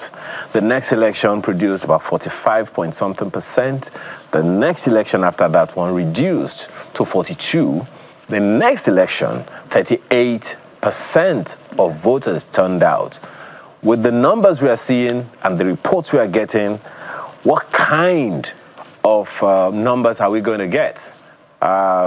Observers on the field already told us it's too early in the day to say what the numbers will be, but there is no doubt that there is huge encouragement that despite all of the, what's the word now, hula baloo. Maybe it was the hula baloo that was the fuel for this. Come and do it for us, you know. So all of that, we are grateful that the turnout is there. So if you are still having doubts, please do not have any doubts anymore. Well, we should be getting to our correspondent, Sean Kimbalo, shortly. But before we do that, Mr. John Oyedele is here with us in the studio. He is a legal practitioner. Thank you so much for joining us today. Thank you for having me, John Oloyede. Beg your pardon, John Oloyede. I won't sue you for that. You won't sue me? Oloyede. Don't sue me. All right. I don't think he too wants to do a change of name as no need change of because I might have to represent him anyway. Free of charge. You will sue me and then you represent me. Thank you for joining us this morning. What's for you so far is can you say is the high point? Well, so far it's like an anticlimax. We were expecting, the threats, the intimidation, there was so much fear in the air. And one did not really expect this kind of turnout. And then secondly, people voting peacefully. But it's too early in the day to begin to jubilate, because we have had occasions, I'm not playing the devil's advocate here, we have had occasions when elections will go on freely, and then when it's time to begin to count and all that, these people will then rush in and start grabbing and running with the ballot boxes and ballot papers.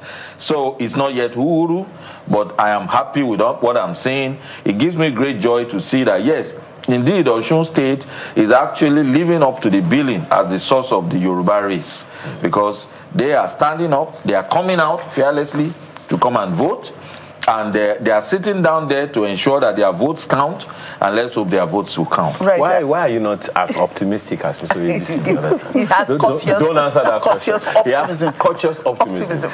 Well, the same here. I said it's not yet, time for us to jubilate. Maybe by 6, 7 p.m., even after tomorrow morning. Even after the counting, when the results will be announced, things happen in Nigeria. So we're a very peculiar people. Well, it's also very gratifying. I know you wanted to have this question, but you asked Seun that question. We need to get to Seun, it's good to know that you are ready. I see that you have an army to unleash on us right now. I see you have what you call juggernauts in election matters, right there with you, and you've been doing a lot. But I will ask you, before you take it on, from what you have seen, what you know, there are those who are also saying that all of the noise we are seeing, all of the reports we have been getting from you and your team, they are like all from the urban centers in Osun State and not from the rural areas. You give us that response, but before then, let's show you this about this report about voter buying.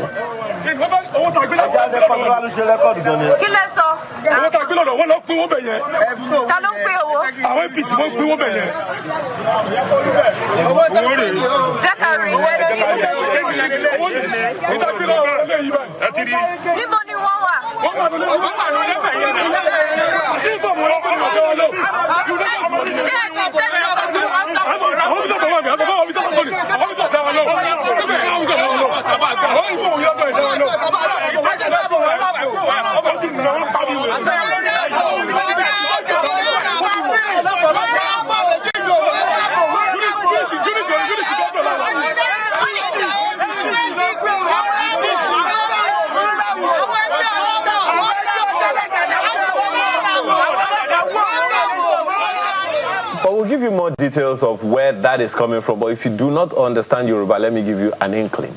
Some people there are alleging that voter buying is going on somewhere, and they are pointing to a particular area and mentioning a particular political party. I won't be the one to mention that political party, but it is right there on the screen. So, Seun, that's one of the issues that I'm pretty sure you want to bring up with your panel right there with you.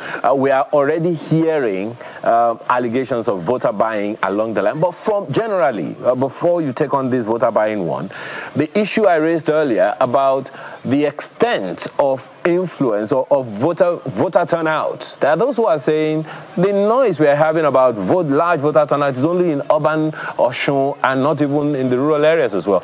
I don't know if you have thoughts on that before you go to your panel. Thank you, Ayo, and it's good to have you guys. Joker, it's good to see you. It's been ages, isn't it? Look, Ayo, I'm one that is very cautious on an election day. To draw conclusion too early in terms of turnout, in terms of some of the attitude and the character of voters that we see on election day. A lot of things happen so swiftly, so fast, and in the space of 30-40 minutes, a lot of things can change.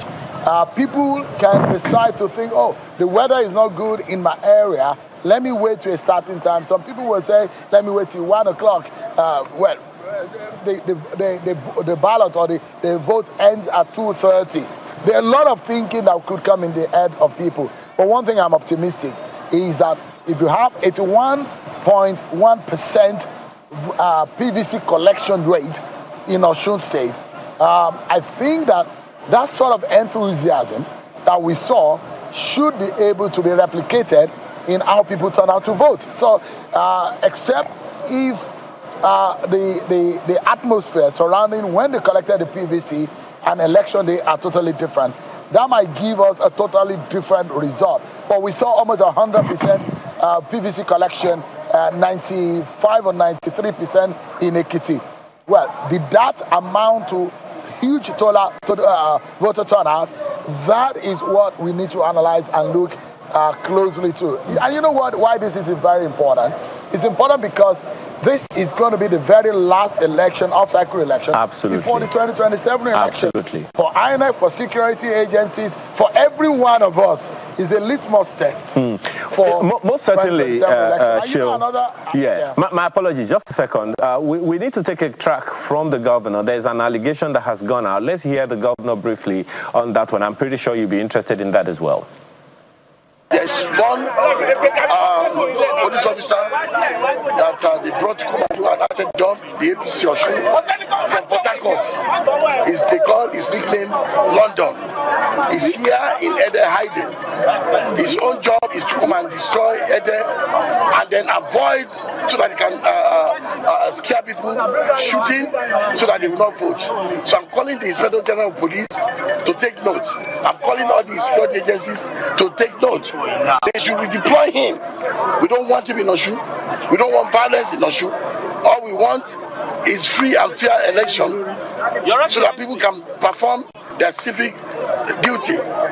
That's one. And two, the pattern of voting should be from unit to ward and to local government. Not that they will take local government collation straight to state capital. That is not acceptable. That's a form of rigging. And I heard it on the authority that the APC have, trying to rig, have some fake ballot papers. I want Osun people to watch out for that too. And then we don't accept. Well, we will not accept that in Osun. Right now, as I'm voting right now, I just received a call in Modakeke and Obagun that police is aiding them to tear gas them so that people can run away. And people are resolute. They just want to perform their civic duty. Let the security agency please be neutral and watch it. But I can assure you, at the end of the day, I have God on my side and I have my people on my side. So far so good. It's been peaceful. In my area here, I hope it's like that cut across. But it's not peaceful in Modakeke and of course in Obaogu. The police are aiding the APC to tear gas people so that they will not vote. The thugs took the ballot box and ran away. So we have already reported this to the security agencies. I hope they do something so that they will not turn Osun State into war zone.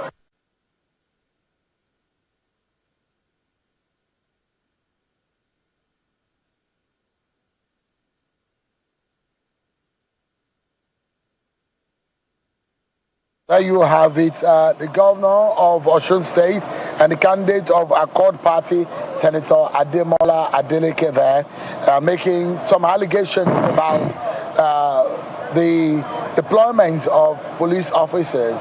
Some people of interest whom he has said that they're not supposed to be in the state. But Ayo, a lot of allegations will be flying around. It's in the early hours of the election.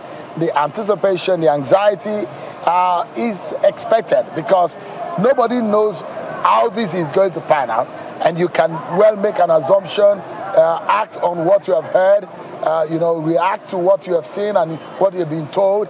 This is the kind of thing that is expected at these early hours of the day. But I was going to mention earlier that it's going to be the very first time since 1999 that the election will be conducted in January. Okay. I'm seeing a police officer who seems to be getting... that's a CP election, a typo. All right. Theophilus, if you can help us grab him so that he can speak to us. No, go grab him and let him come speak to us. Let us know what... No, Theophilus, go grab him. Let him come speak with us. But let me quickly introduce to everyone. I've been joined by a former National Commissioner of INEC, a lawyer and a right activist, Mr. Festus Okoye. It's good to see you again, Mr. Okoye. Thank you so much indeed. Very well.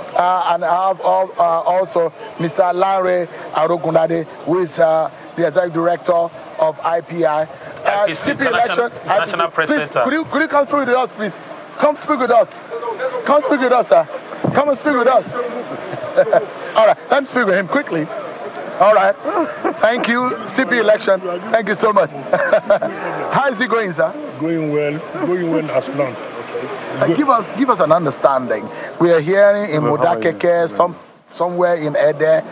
What is the situation? Have arrests been made? The situation is calm.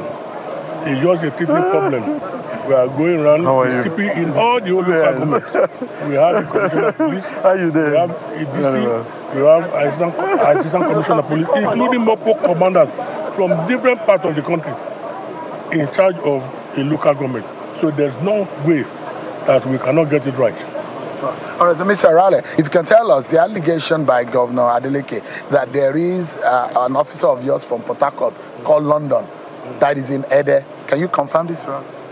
The most important thing you need to know, every police officer have the right, IG has the right to deploy any police officer to anywhere within Nigeria and abroad. So this election is not about a single policeman. It's not about a single policeman. It is about Nigeria. So you can confirm that the said officer is in Ede? IG has the right to deploy anybody. Whether it's London or America or IG, as long as that person is a serving policeman, IG will deploy. What do you say to the situation in Modakeke? What have you heard? What is the situation report there? The situation that I've heard, I have two commissioner of police in Ede. Yeah. What about Modakeke? I'm coming. You asked me a question. Yes, sir. This is the problem with you. But wait. I don't want you to answer your own question. No. I want you to answer the question that the people of Nigeria would like to. Let them look at me. I have two seasoned police officers in Ede.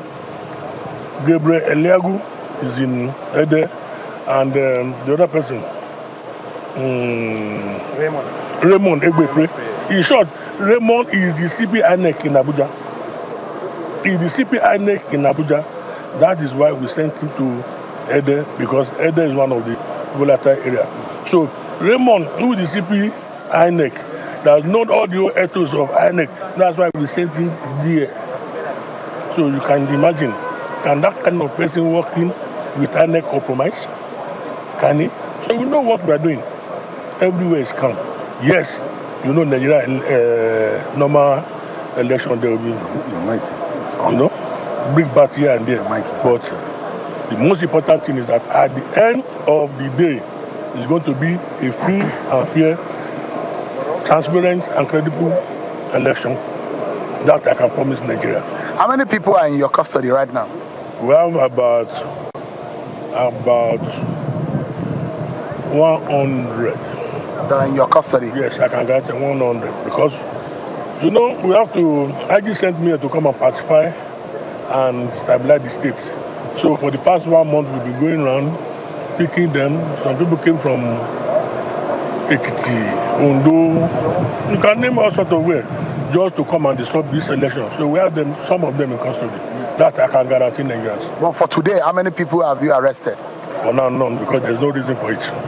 Can you give us an understanding? You said 5 minutes. Yeah. 5 minutes. But we are paying you. Nigerian people are paying you. You are speaking to the Nigerian people, sir. I'm working for Nigeria for the past 32 years. Yes. And you're doing very well. Thank you. So far that we know. But before you go, sir, give us an understanding about the issue of vote buying. And we are hearing, we're seeing this happening. Can you give, what are you doing to ensure? Have you recorded anyone? Yes, and we have captured here, somewhere in Ejibo. The polling booth? Yes. And money was seen. I will confirm from the CP Ejibo. Confirm who is the CP Ejibo for me.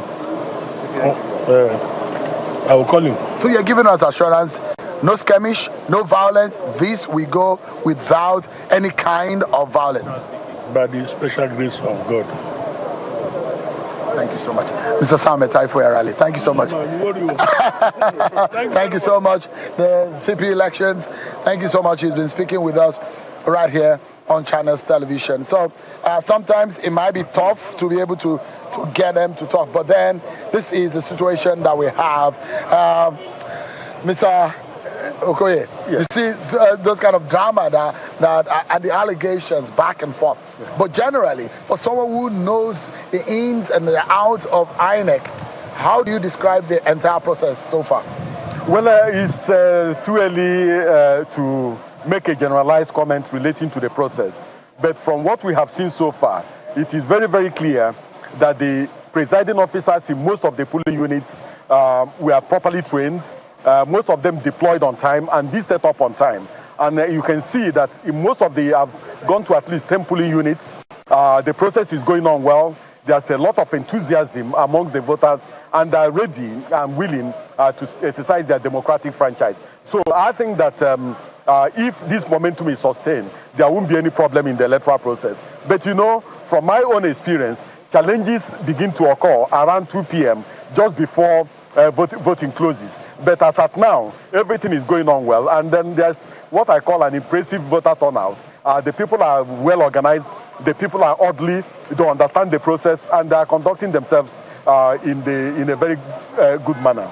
Do you have the same experience as Mr. Okoye has described, from where you have observed so far? Yes, so this morning I was at the testing ground area of Osogbo, where you have 2 big polling units, polling unit 6 in Ward 8 and polling unit 30 in the same, Ward 8.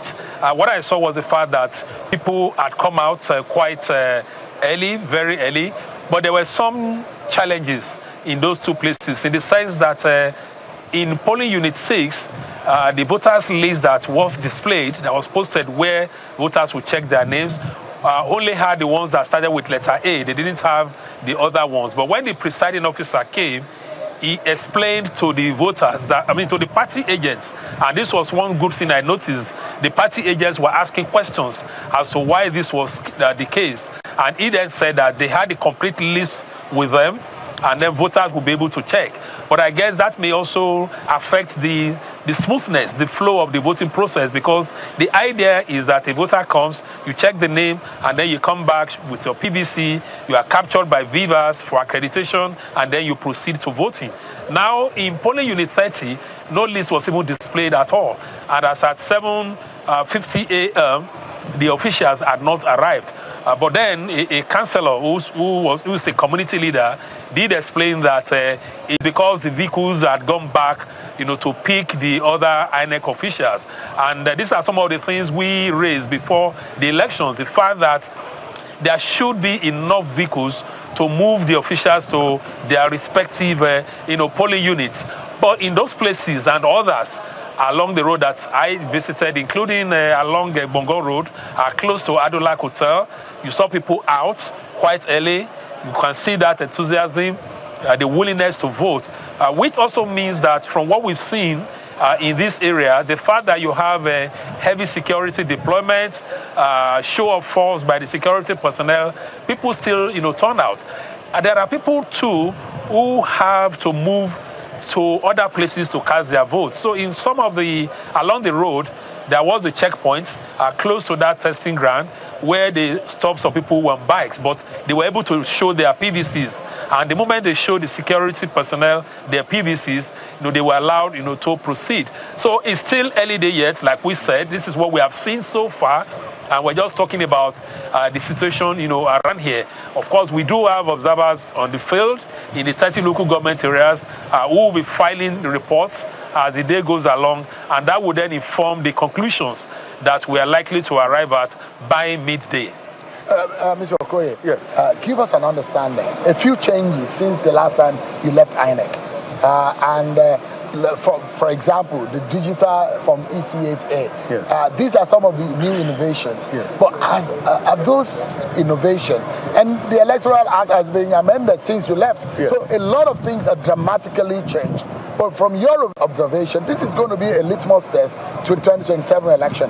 Anything INEC wants to do in 2027 in January, they must be trying it out today. Yes. But so far, what are those changes that you have seen, and are they working? Well, I think that for me, there have been changes, and there has been some form of consolidation. Changes in the way voters are registered. Before, when you go to the polling unit to register, you register and then your biometrics are captured. Now, you can also register from the comfort of your home, but after registering, you have to go to the RA office, RA, or you go to the local government office to go and capture your biometrics. But now, INEC has introduced some changes that enables you to even capture your own biometrics from the comfort of your home. So I think that that is a very important change. The issue of downloadable PVCs has also been introduced, and I think that that is an important change because if your PVC is lost, if your PVC is defaced, and so on, you can download a PVC and then cast your vote with that. In terms of the beavers, I think that, you see, technology is not static. Technology is dynamic. So I think that the technology of the beavers has improved, and INEC must find ways and means of making sure that they improve the technology of the beavers as we move towards the 2027 elections. But one thing that bothers me is that when a court of law makes an order or gives judgment just a week to an election, it completely disrupts the entire electoral process. Some of the ballot papers and some of the sensitive election materials that may be used for the 2027 general elections are means of making sure that when a court makes an order, that order should be made at least a month or 2 months before an election, and thereafter no other order can be made that will affect the electoral process. Because if you give an order 2 days to an election and say add a political party to the ballot, that means the electoral management body has to go back to security printers and begin to print fresh ballot papers, and that is not easy. And then after printing, they have to truck them to the central bank, warehouse them in the central bank before moving them to the local government offices. So I think that there must be a dialogue between the electoral management body, the National Assembly, and the leadership of the judiciary to make sure that orders and judgments are not delivered too close to an election that will disrupt the entire electoral process. And Sheun, on this point, we also need to say that because of this court judgment, there was a delay in the inspection of election materials at the CBN, because in Ekiti State, it took place in the morning.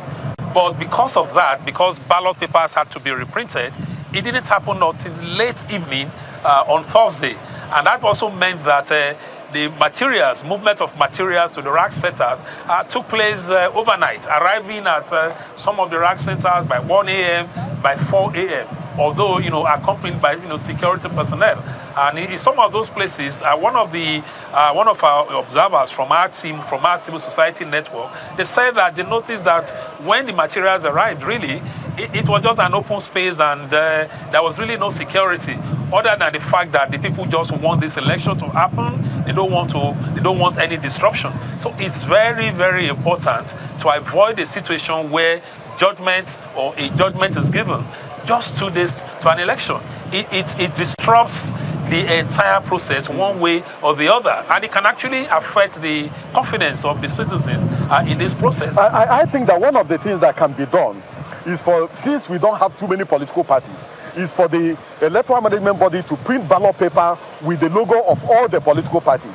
If a political party is not on the ballot, the vote of that particular political party becomes a wasted vote. So I think that in order to avoid this type of situation, the judiciary, the National Assembly, and INEC must be in some level of synergy. But overall, there is the need to have a uniform ballot paper with all the logo of all the political parties to avoid this type of disruption. Because I imagine that from the case of Rotimi Amechi and several other cases, the courts have established that the human being is not on the ballot.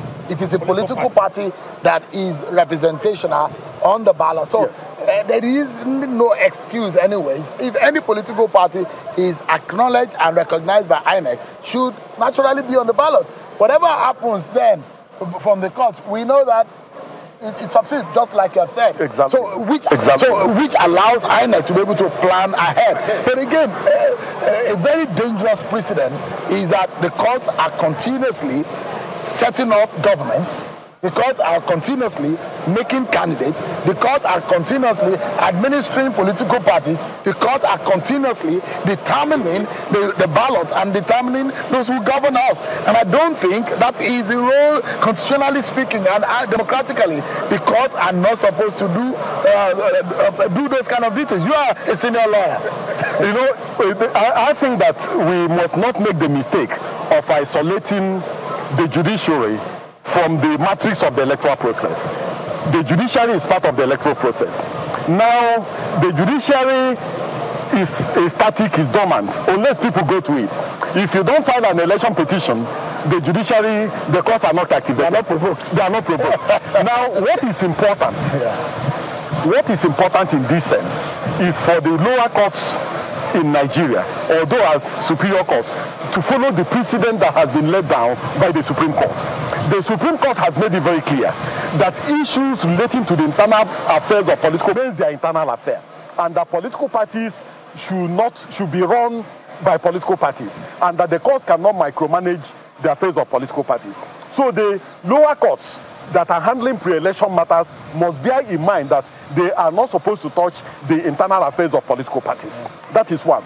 The issues they are supposed to deal with are those issues that are recorded in Section 285 of the Constitution, where the National Assembly and the Nigerian people defined what is pre-election matter. Those are the issues they are supposed to handle. And also in handling those issues, they must also recognize the fact that there's an electoral management body that has to plan and also plan ahead. So if they disrupt the planning of the electoral management body, it creates its own challenges and it also creates its own dynamics. So when courts are giving order, they should give orders that are very clear, orders that the Nigerian people can also understand, not just orders that the electoral management body can understand, to avoid misrepresentation and also to avoid misinterpretation. Yeah. Mr. Ogunade, as we wrap up, give us an understanding. From what you see, there is a polling unit right behind us, and there is another polling unit just outside of the premises. I saw a very long queue there. There's a very long queue there. Yeah. And when we were entering earlier, we saw the agitation. We saw the consciousness in some physical and in some people here seems to be well agitated and well activated. Yeah, well, I think it's understandable. Osun election has always been what we call a tight race, where you have very close margins in terms of who becomes, the winner. 492 votes are determined a winner before then it went to, and that's why it's also important for every allegation to be quickly investigated. The one that has just come from Ede that you mentioned earlier on, that it was in your news about ballot box being snatched. This needs to be urgently looked into. Remember too that in this state we once had an inconclusive election because of what happened in some field, polling units, and a rerun had to be ordered, and it more or less turned quite violent. So everything needs to be done. But what I've seen here is that each voter is willing to exercise his or her right, and they are well informed. Because the moment they see you as an observer, they come to you, they complain, they say, oh, this is what we have seen. We don't know why only certain names are displayed. We don't know why all are not displayed. We're waiting. And you could see that, in corners everywhere. Those who had to move some distance to their polling units, you see them, moving. So I don't think that the people are really, as citizens, as voters, are playing the role they are supposed to play. The rest now lies with security agencies, with INEC, as they continue to manage this process, especially when we move towards those critical stages around 2 p.m. when voting is concluded, and then the counting of votes starts, and other processes, the collation, and so on and so forth. It's a long day, as you know. It's a long day. Every stage really matters, because what happens in one stage could affect the second, and then can dovetail into the others. Thank you. Thank you so much, Larry. Ms. Okoye, yes, your final one. What do you make of this process? How do you see this going with your experience? If it's going like this and the momentum is maintained, what do you project as the end? What I project is that the people of these states have decided on their own that their votes must count, and they have come out to exercise their democratic franchise. The security agencies and the security forces must make sure that we don't have a toxic environment as we move towards the end of polling and the collation process.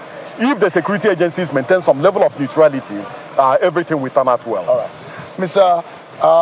Festus Okoye, a former national commissioner with INEC, a right activist, and a very, very senior lawyer. Thank you so much. It's good to see you again, Mr. Okoye. Thank you so much. And our very, very good Mr. Larry Arogunade of the IPC, International Press Council Center. Thank you so much indeed. Appreciate it. Thank you so much. I've got some new panel to join me in person of Cynthia Mbamalu and Mr.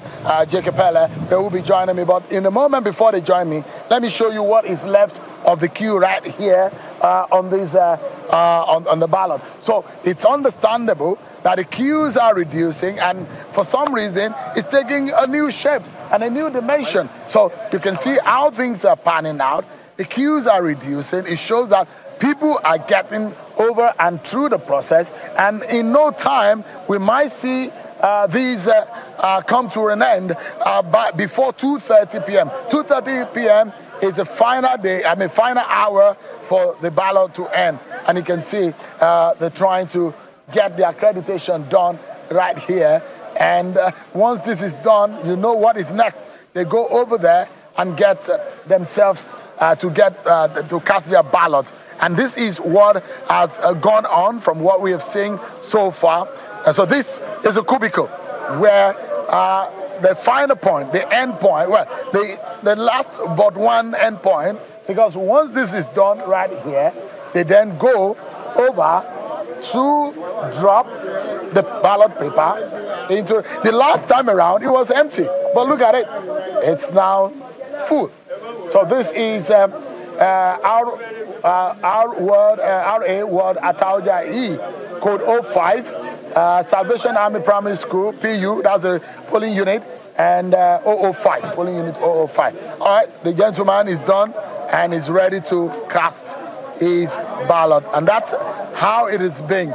But I mean, it's been a long process, and we've seen quite a lot as that happened. But of course, there are more thoughts that we could get from what is going on. And some of those who have gone round in observing this election, Jacob Pelle and Cynthia Mbamalu will be joining me right now to give their thoughts on what exactly they felt in the election. Because take you up on the other, my sincere apologies, Show. I was hoping to throw something at you the way you were speaking with that policeman. That was a very, very important conversation that you had with him right there. Very, very important and very, very informative one, right there. Okay, I think my colleague is still live. And Cynthia Mbamalu, thank you so much for joining us. I appreciate it. Mr. Pelle, can you give us an understanding? Is this election inclusive? So far, so good. First of all, I want to thank you for what you do. The kind of reportage you bring to election.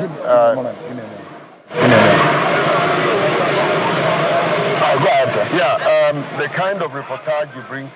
I was just watching the level of resources that Channel deploys. That's very impressive. Thank you so much. In terms of your question, it's also important for you to know that behind you, we have a sign language interpreter. Absolutely. So has it been inclusive so far? I think my assessment will be based on these few hours going into the election. I'm impressed with the turnout so far, even though my colleague Cynthia says that this is usual for Osun State. I'm also very impressed with the implementation of inclusivity by a few INEC officers that I have spoken to. Seeing persons with disability vote and go is also very impressive.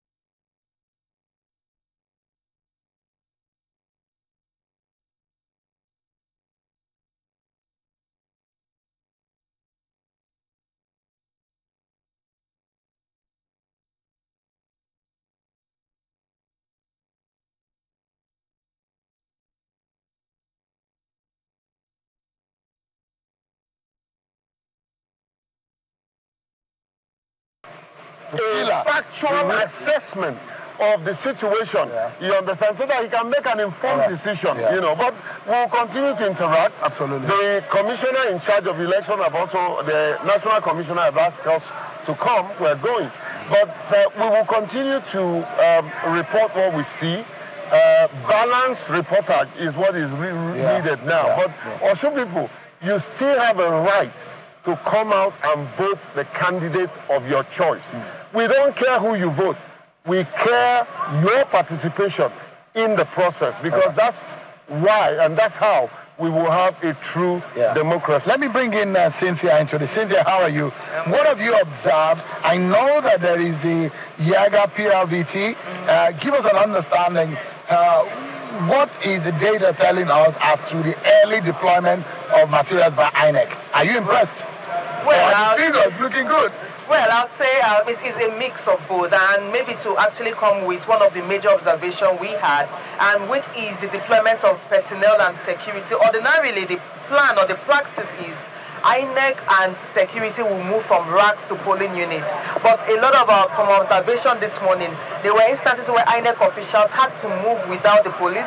Police met them at the polling unit. There were instances where police arrived separately from INEC at the polling unit, and that affected some of the opening rates in some polling units, because some locations, officials are waiting for the police to arrive before they could move. And so if you ask me about our data actually showed that we had only about 78% of polling units where officials were present as at 8:30, you know, getting ready to commence the polls. We're expecting a lot more, but like I said, this is not necessarily only an INEC official challenge, because what we saw from RAC deployment was the issue of the need waiting for the security to move, because the practice is you move from racks to your respective polling units.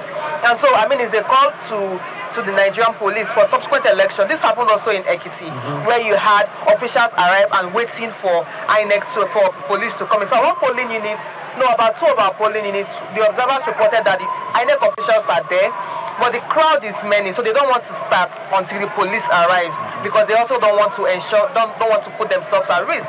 And so it's important that for the general elections, the police must deploy from the rack centers with the officials, the INEC officials, to enable earlier commencement of What about the early, you're talking about police escorting, but what about the arrival or the start, the activation of the polling unit? What are the figures? What have you observed? The figure we have is that at 8:30 a.m., 78% of polling units. Yes. But in the accompaniment as it started moving to 9 o'clock, 9 a.m., more polling units open. Yeah. But if you want to use 8:30 benchmark, you say 78% of polling units. Compared to Ekiti. Ekiti, that's a smaller number, because you know in Ekiti... I'm talking about the percentage in the opening activation of the polling units. Actually, Ekiti had more, and that was because Ekiti had earlier arrival. You know, once you arrive early, it's easier to commence early. So the challenge is, if you're arriving around 8:30, it means by the time you do your setup and commence, if the time would have moved a bit. And so, but you know, the challenge is Ekiti is smaller. Rather, the difference is Ekiti is a smaller state than Osun. 30 local government 16 in Ekiti. And you also have terrain-wise and population-wise. And so we were expecting to have almost the same record in Ekiti that we had here, but we also understand that Ekiti was a smaller state compared to Osun. Quickly, my question will be, and for us to wrap up, is the fact that this is going to be the final election of cycle before 2027. If by what you were saying and what going by this, do you have any fears, especially about INEC's conduct and preparations? I think our fears will play out at the end of the exercise, the outcome. If we see that the outcome is tomorrow, if we see that Aso will not call for a change of result, then we will begin to have more confidence in 2027. But I think it's also important to underpin some of the things that you raise in terms of the difference or playing out in Ekiti and Osun. So we don't forget, in fairness to INEC, they were thrown into crisis. And like I was discussing with my colleague Cynthia, it's a crisis that they would have preempted.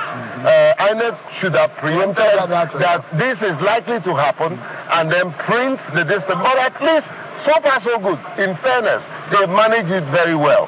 So let's also put the human error into consideration, that it could be the reason why we're having this sluggish deployment and logistic arrangement. I'm not speaking for INEC, but however, we need to be more proactive than the reactive measures that we are taking, in mitigating the... Cynthia, your observation ahead of 2027, if this is anything to go by, do you have any worries? No, I do have some worries, especially with the beavers. For instance, the polling unit behind us, they had to pause for a while because it logged out the official and it took a while to log in and sync in. Now imagine that is happening in the general election on a wider range. And we saw this during the mock accreditation. So for me, for the next election, one thing I think needs to focus functions optimally, especially when it comes to the speed, and then the electronic transmission of results, because we're yet to get to 2:30, where you will see a lot more observation on how the beavers has functioned in uploading results to the IREP, but also the usage of the EEC8A. And so for me, for these elections, INEC needs to understand that what we're seeing in Osun, if we have that happening at general elections, it can become problematic. And so they need to ensure that they strengthen their processes and get the technology working well. Cynthia, thank you so much. I almost called you INEC. One of the leaders of the INEC Africa, one of the leading election observation group.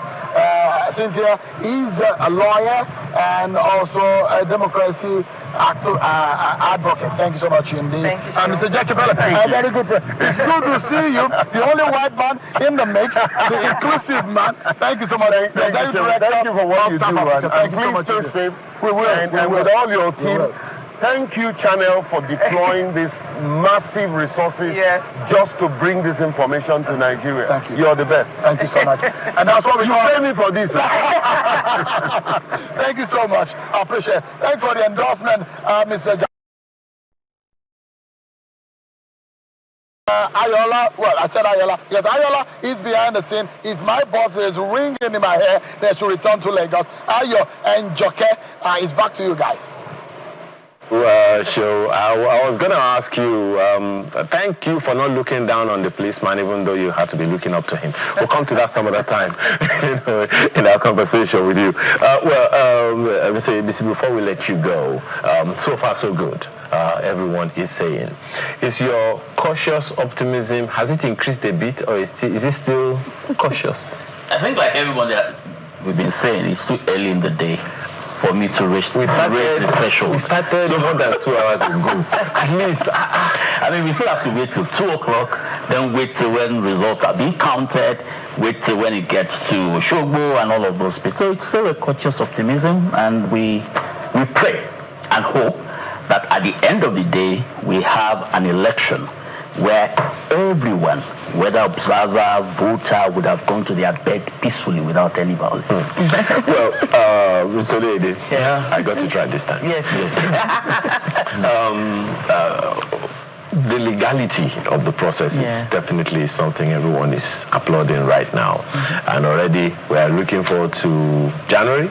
And as Sean said, it's the first time we're going to be having general elections in January. And so, I don't know, we used to be able to say Happy New Year in January. I guess we'll come to that some other time. But the allegation that has made the round, or rather that is building up, the one from the governor, and the one we also saw of some people coming on cam to argue about vote buying, voter inducement. What's your rating of it? Oh, well, coming from the governor, the chief executive officer of the state, making such serious allegations, I believe is weighty enough for the law enforcement agencies to begin their investigations. The one we saw on video, there was money in a bag, a political party was mentioned, and all that. I don't want to mention the name. It's not from my mouth that you hear that the mother of the teacher is a witch, like we say in Yoruba. A party was mentioned. Already, he had just said it's too early in the day and the allegations are already coming in. They are beginning to lay the foundation for election petitions going forward. So we know that, yes, we still have a long haul ahead of us. I mean, after 2 p.m., 2:30, we pray that the votes will properly count.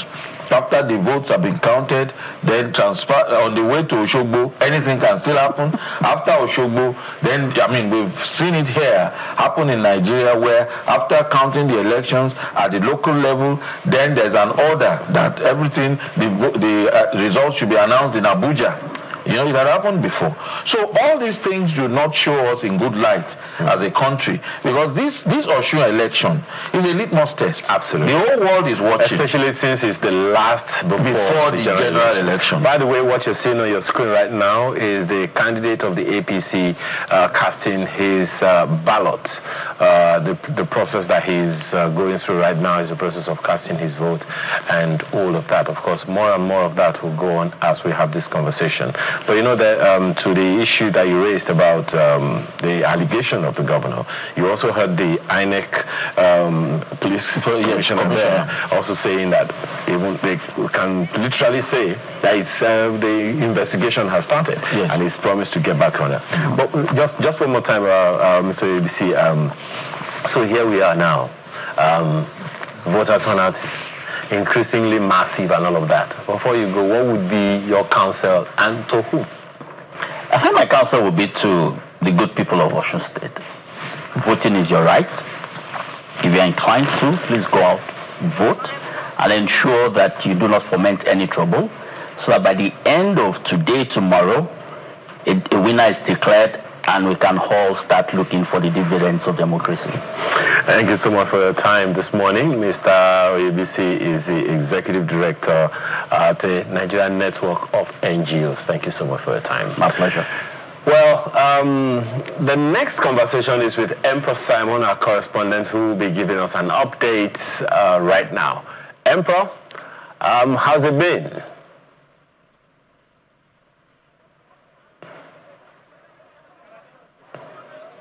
Yeah, thank you very much. It's going on smoothly. Of course, we're still in Ede, monitoring the process as it continues. And right about now, we are in Ede South. Precisely, we are at units 002, 001, I beg your pardon, here in Ede South, where voting is going on. However, there are pockets of concerns about the functionality of beavers in capturing voters. It appears that the machine is a bit slow. We are tempted to ask some of the election officers, but of course, they said they are not mandated to speak on that. But there are few voters who have said that they've been here since the process commenced, and not quite much has been done in terms of voters being able to cast their votes because of the efficiency or the poor efficiency of the beavers machine. But I have some voters here who are in high spirit or on high spirit, and they want to share their experience with me. Yeah, you've been here for how long? Since 8 o'clock, I'm here. I was here since 8 o'clock. Since 8 o'clock? And you've not been able to vote? Why? What's happening? There is no problem. There are so many people here, so it's not my turn. Okay. But we understand that the machine is also not functioning effectively, which is the reason they've not been able to clear, because we have seen a long queue here with so many people who are waiting. The machine is very okay. It's working very fast. There is no problem about the machine. Electoral materials are okay. Everything is okay. No problem at all. No fight. Everybody are here for their voting. All right, thank you very much. Let's also get another voter's perspective. Sir, what's your name? My name of... Look at the camera. My name of Sulaiman Fakule for Ede South. Yeah, so, how old are you?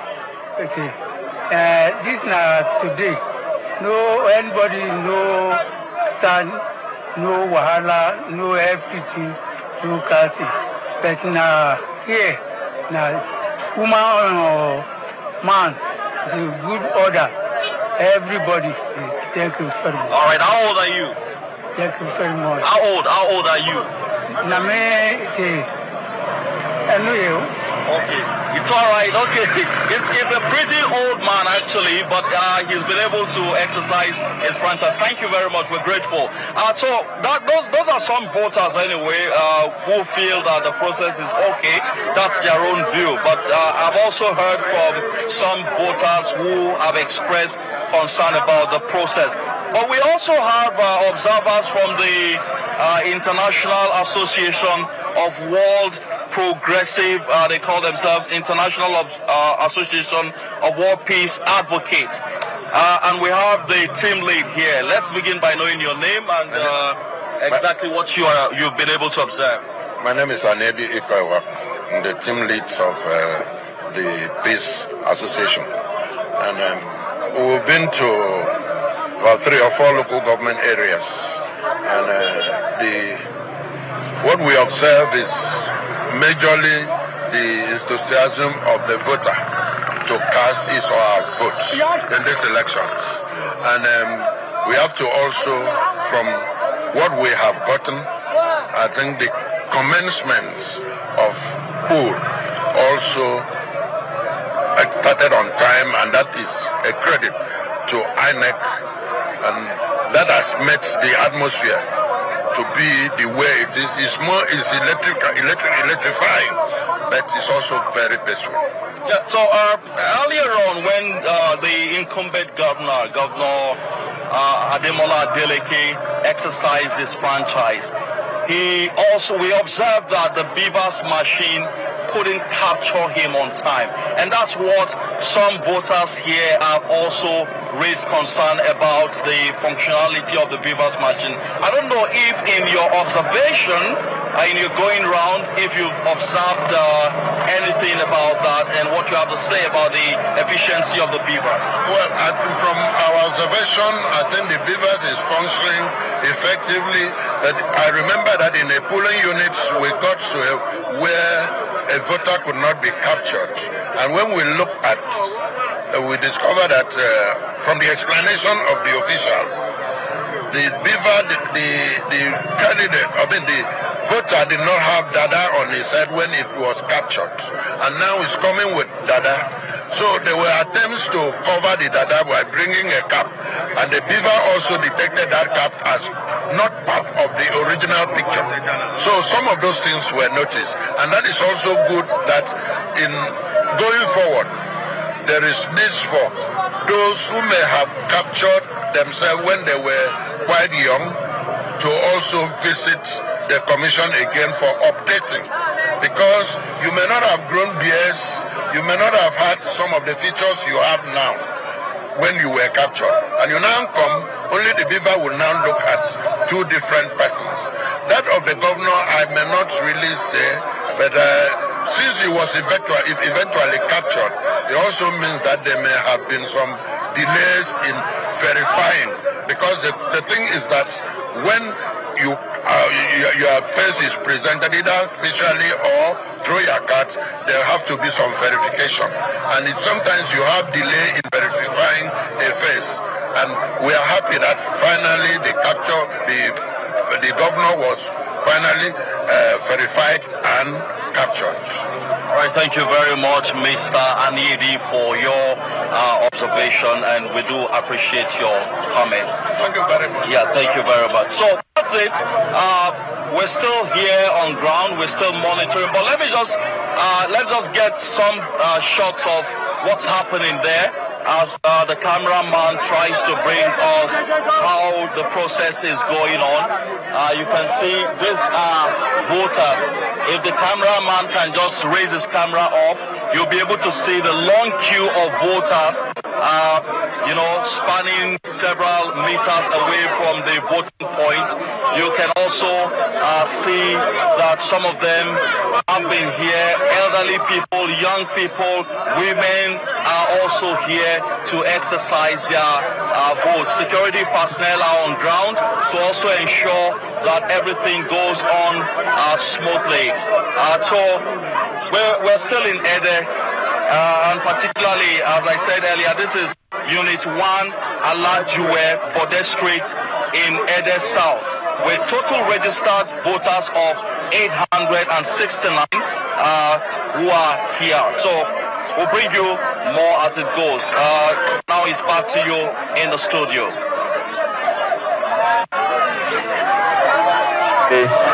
Something exciting that one has had to talk about now, particularly because the election is still very much on ground. We will definitely get back to you, Emperor, as events unfold. Thank you so much for your reporting, and please remain safe. We'll take a short break, and when we return, we have a full panel on this side to give us perspectives, and of course we will be giving you other updates as they evolve. Do stay with us.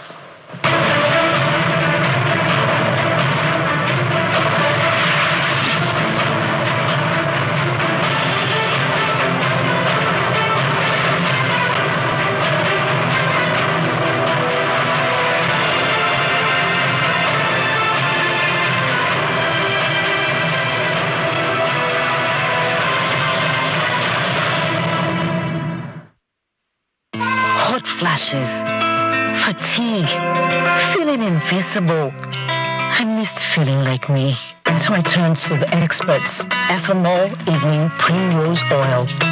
It works with my body to restore balance, brought back the glow, and that radiance we both missed. Ethanol, true beauty comes from within. It's available in pharmacies now. Come where culture flows. Stories live. And the rivers remind us we are one. Bini River Life.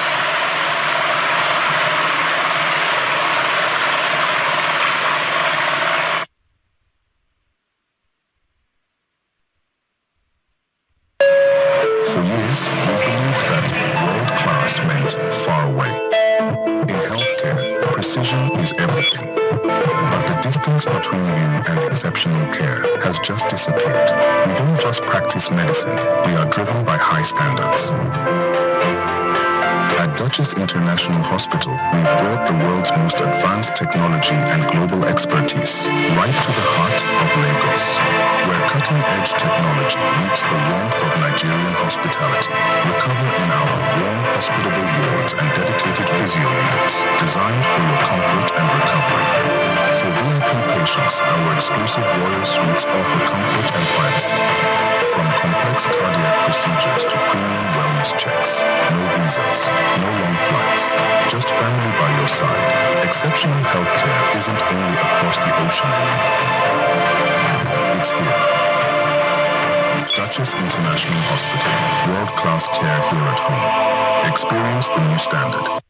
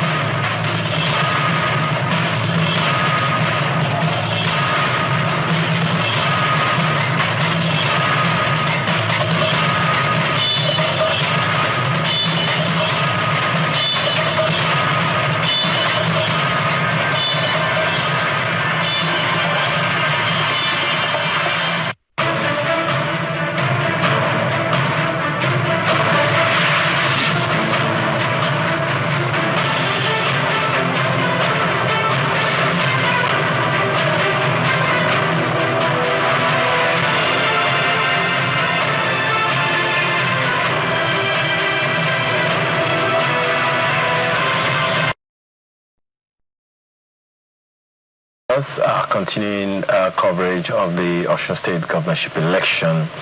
Well, there's something that has shifted. I'll let you know after Joke introduces us. What has changed? I've just said what has shifted. All right, welcome back to our coverage of the Osun governorship election. We've since been joined on the program by Taiwo Durodaye, Security and Threat Intelligence Consultant. Thank you for joining us on the program. Thank you. And we also have a friend in the house. Well, you're a friend as well. Apologies. But Monday Ubani, Senior Advocate of Nigeria, has also joined us to take a look at this all-important elections in Osun State. Thank you for joining us. I should also add that there's another lawyer who will be joining us virtually. So what shifted is that security is outnumbered in this conversation because we have more lawyers than security. But thank you so much for joining us. Well, Mr. Durodaye, you are a security and threat intelligence person. The threats were massive in the build-up to this election. And even Yaga Africa released the data that pointed to some hot spots here and there. But it would seem like right now all we are hearing is all is well in Israel. What are your thoughts? Or is it just a noise of the market? Yes. Judging from what I saw Nigeria police putting in place and then all other ad hoc security agencies put together, I'm confident as well. However, that does not mean there won't be pockets of irregularities here and there. There will be. The only thing for the federal government to do is to ensure compliance and to make sure whoever is doing what is doing it very well. And that is it. Of course, I think this is the most hostile off-cycle election, if I'm not mistaken. About 3 elections ago, in the same state, it has been like this. Well, although this is a bit escalated because of the number of deaths. Exactly. Okay. Well, also in this process so far, some of our analysts and guests have told us that usually, and our correspondent, Shion Kimbale, political editor actually, has also said that usually at this time it's early days and all, but the time we may begin to have, God forbid, well, Mr.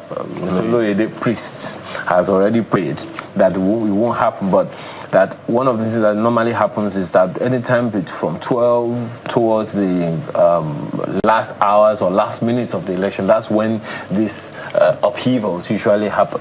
From the threat analysis and all of that you have read, do you see that happening? What do you think we need to do to mitigate, if at all? Yeah. In fact, that is the period I'm targeting as well. Every election, the starting of every election seems to be seamless, no problem. Even somebody who is going to cry foul, somebody who is going to cry foul, who is going to say, oh, this is happening. Everybody will sing the same language early in the morning. But you agree with me when it comes to processing the election results and everything, you see a lot of things start happening, and this is where we have the issue. Okay. Yes, I'm also joining in saying it's too early. Okay. So the transference of the results from the source to the location will determine what happens. Well, as I said, we have more lawyers. Mr. Fidelson has since joined us as well. He is a legal practitioner. He joins us from Ekiti State. Thank you for joining us this morning on the conversation as well. But I'll come to you, but let me first of all bring in Dr. Monday Ubani. How is this different? How is this particular election in Osun State different for you? Why is it different? How is it different? It's an off-cycle election, no doubt. But this is an election that is taking place a few days to that election. Several dates have actually occurred. There have been threats all over the place, and then the feelers are that everyone is really a bit scared, because of some of the things we have heard concerning the oncoming election. So it's something that is very worrisome for me as a citizen of the Federal Republic of Nigeria, where Nigeria has been recognized all over the world, and even as the largest country in Africa. But we cannot be able to organize something like an election that is very simple, that other nations, have taken for granted. You have watched the British, do such an exercise. People go to work, and from their working place, they go to their polling unit, vote, and go back.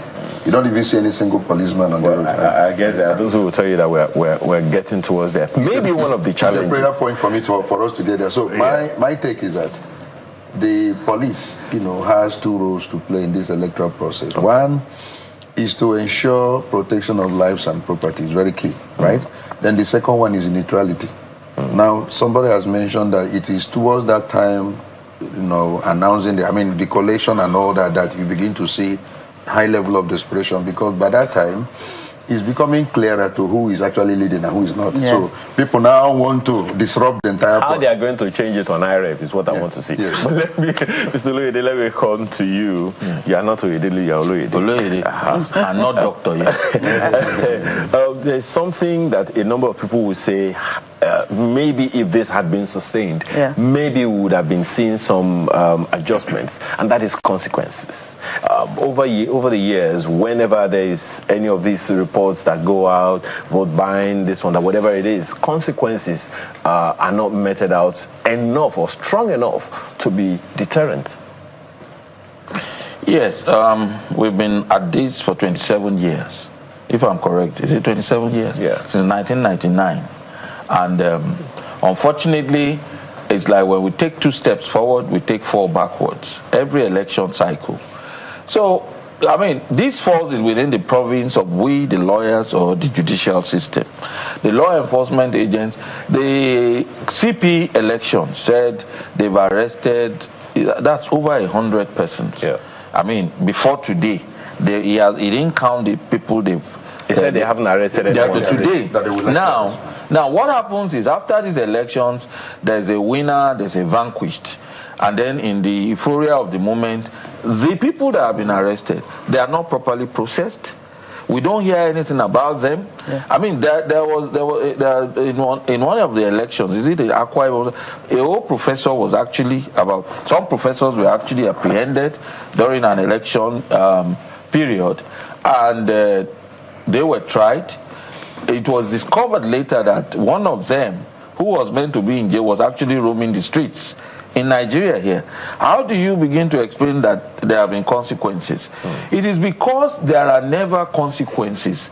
Even in in the amended act relating to this election, you have a situation where they say, okay, the ballot papers to be used, even where the ballot papers do not conform with the specimen that was approved for use, it will not invalidate the election. And then, where there is, for instance, overvoting, where you have a situation where at a polling booth, you are supposed to have 100 voters, and you end up having 120 voters. They said the person in charge of that polling unit may not be called to come and give evidence of what transpired in our act. Now, this was approved by the Senate and the House of Reps.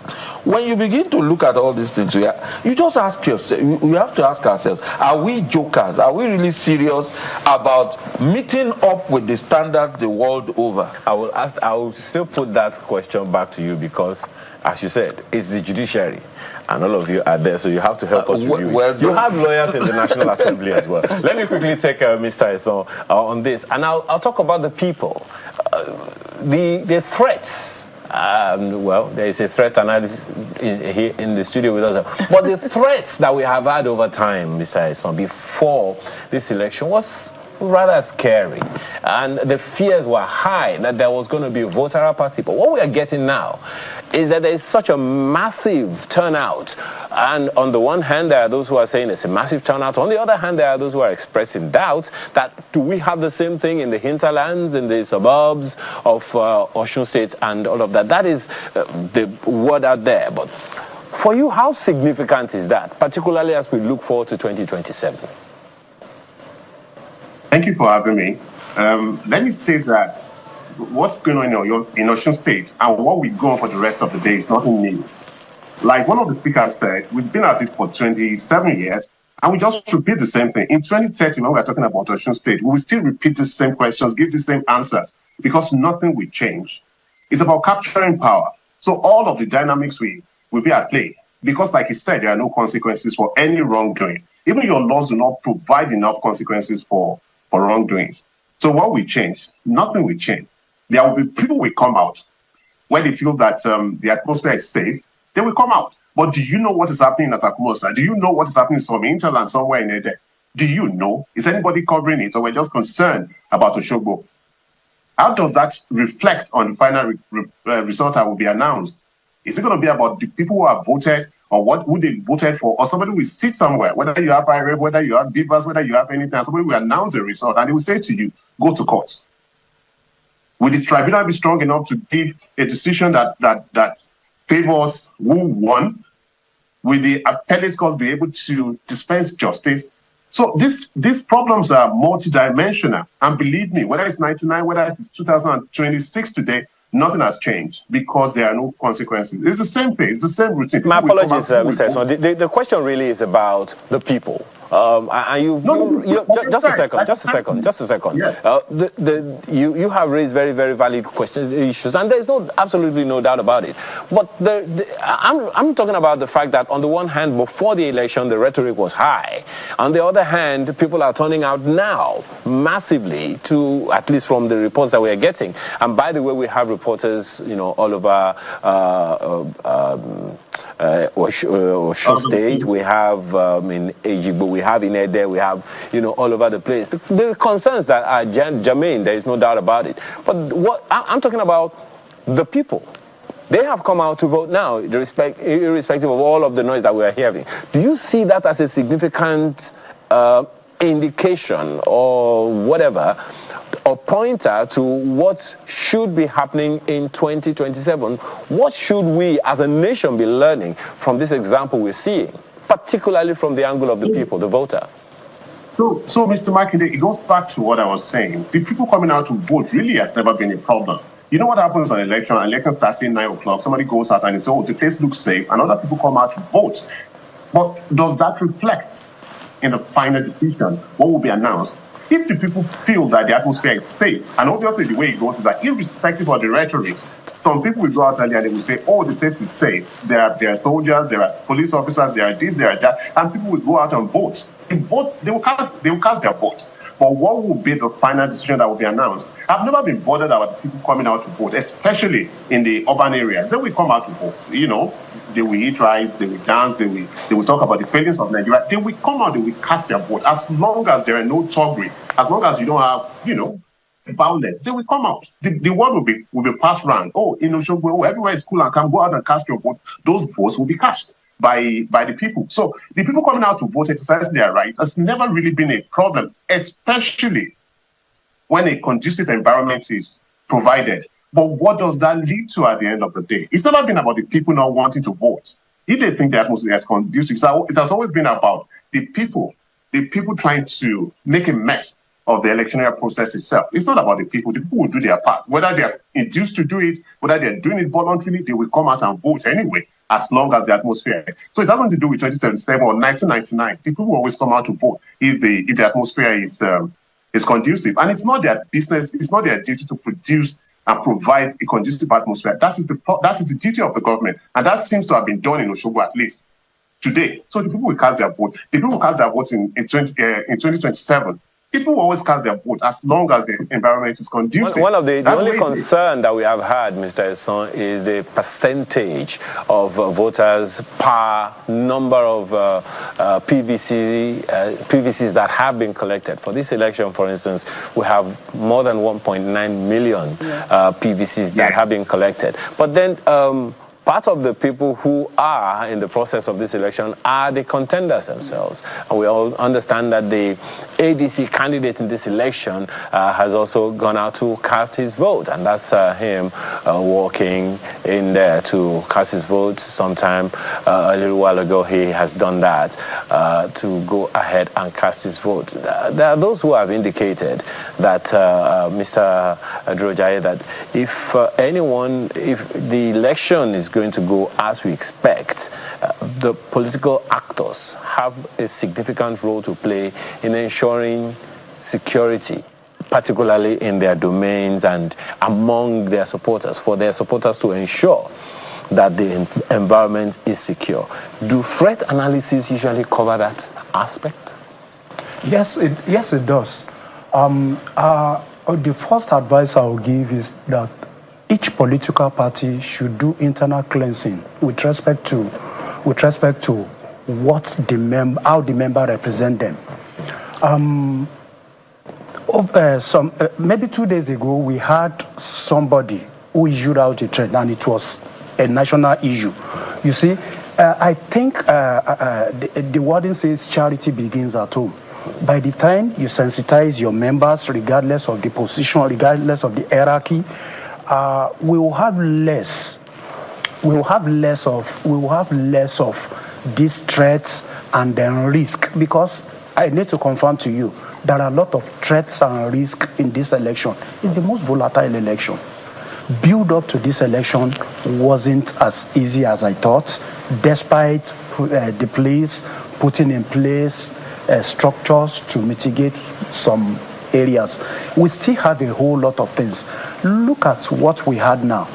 Yes, I agree that issue of vote buying is a background thing, but to the extent that some guys are still able to pull out some people in this abnormal situation is uncalled for. Is uncalled for. Well, so it's as far as some people are concerned, that is still an allegation. Yeah. You know, because if you say that the money was vote buying, how come it came from your pocket? Yes. Yes, it's an allegation. An observer actually sent that statement. Oh, where is the accused?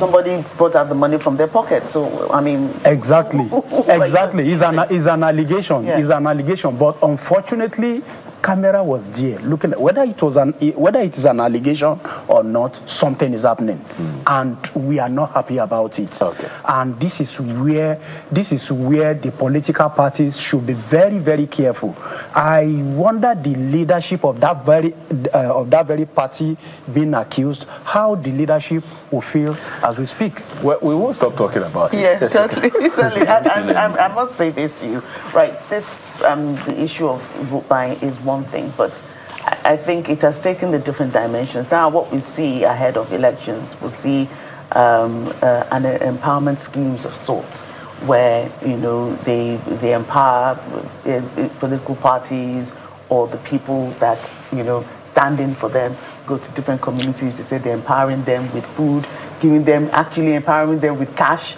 empowering the women. I've seen that over the course of the week. Is that illegal? Is it illegal? It's not direct, but no, I mean, is it some sort of inducement? The elections, I mean, well, we can be talking morals, but morals are not enforced in courtrooms.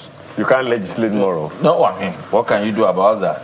But if it's on election day, and we can see that, money is being given given at a polling unit, then you can begin to say, okay, there's a direct link of causation. But when it's been done before date, we all know why it's being done. Right. But we cannot, there's no nexus. At least not on election day. So that's why. So, and don't say, well, that's what we lawyers do. I mean, it's not about, honestly, am I correct? Yes. So it's not that we lawyers, I mean, you just have to establish that link to show that what is being done now. What are people giving, what's they call, that small bus, and then hose, wheelbarrows, all those things, months before elections. You cannot tie them to it. Unfortunately, and food. Bread, we saw that in Ekiti State. They were throwing bread. It's a kind of infrastructure. Stomach infrastructure. I mean, that's what you call it. So the politicians know how to do their thing. And when my friend said, whether the leadership of a political party, how would they feel? Of course, they will feel happy. the leadership of the political parties, they are the ones empowering their underlings to do these things, or their underlings are trying to impress the leadership by doing these things because they know that something will come back to them after they might have won the election. So it's not, it's something that is very, I mean, that's part of the discipline within the party. Don't tell me that somebody who comes out to say, don't cross the gutter of your house on election day if you know you are not going to vote for us, or if you see any one of them from today, kill them. Don't begin, you cannot begin to, and then the police, funny enough, they invited the person who made such remarks, invited him, spoke to him off camera. We have seen so many videos now between yesterday and today of people, 100 people arrested in somebody's house, and they said, oh, you are here to vote and all that. We don't know which party. But the police showed us, they put the video in public domain for all of us to see. The people that they found somewhere, they had PVC, everything. Not on election day, they were not at the polling units. They showed them. But the man who said kill them, they interviewed him internally. We've not heard anything since. He said it's AI. Consequences. Mr. Obani. Dr. Obani. Apologies. Dr. Obani. Honestly, I can sue her too. I didn't breathe you. Right. I'll do this by force. The numbers we see, I mean, on election day, it's a huge turnout, at least most of the places that our crew has been to, has covered, and the reports they're getting from elsewhere. They say it's a good thing that the people are coming out en masse to vote, despite, irrespective of the previous rhetorics of violence here and there. But well, it's part of reports of those violent. Yes, we do know before this election. So, what can you say about how well INEC is doing? Is it now that we're going to say, INEC is doing well? Because the reports we've had, everybody, even the voters have said everything is going well, it's peaceful. Where BVAS has failed, there's backup, there's this and that. When do we begin to say, you know what, INEC has really done well for this election, and we are very optimistic about 2027? It's an intelligent question. It will be too early for us, with this particular election that is ongoing, to make any value judgment now on all the institutions. I was very happy when the election started. I think it was 8:30 something. 8 something, yes. And I was, this is very surprising. Yaga, by the way, said 78% of polling units were ready. Opened at 8:30. Beautiful. So by the time we begin to get it right with the issue of logistics, in election day, that is the starting point, for credibility in electoral process. So I was very happy. And I also saw the first person that voted, it was very seamless. I following me, came with the card, and then the beavers, I know that identified and authenticated. Then he now was giving the materials. I watched all that. It was very seamless. My prayer is that it continues that way.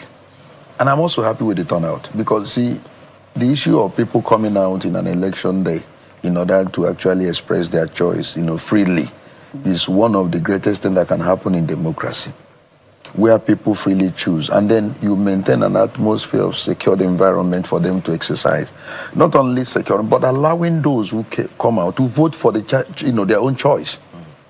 Because there is this allegation that people will say, no, when you come out, you cannot vote. You can't even vote for a candidate of your choice. That again is a different ballgame entirely. So, a situation where we have such large number, I'm very happy about it.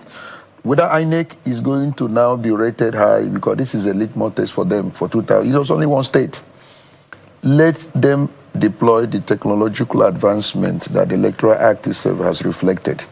For the first time, the issue of the legal framework for beavers and transmission is now covered by the Statutory Act itself. It's no longer a guideline stuff. So that the legality is already affirmed. Anywhere there is election after counting, you transmit. The proviso is where there is communication failure. Where there is none, the first thing you need to do is to transmit. Then for those agents that are at the polling unit, immediately the result is signed and you are given a copy. You have your situation room. Just snap it and send to them. Let there be this alertness on the part of everyone.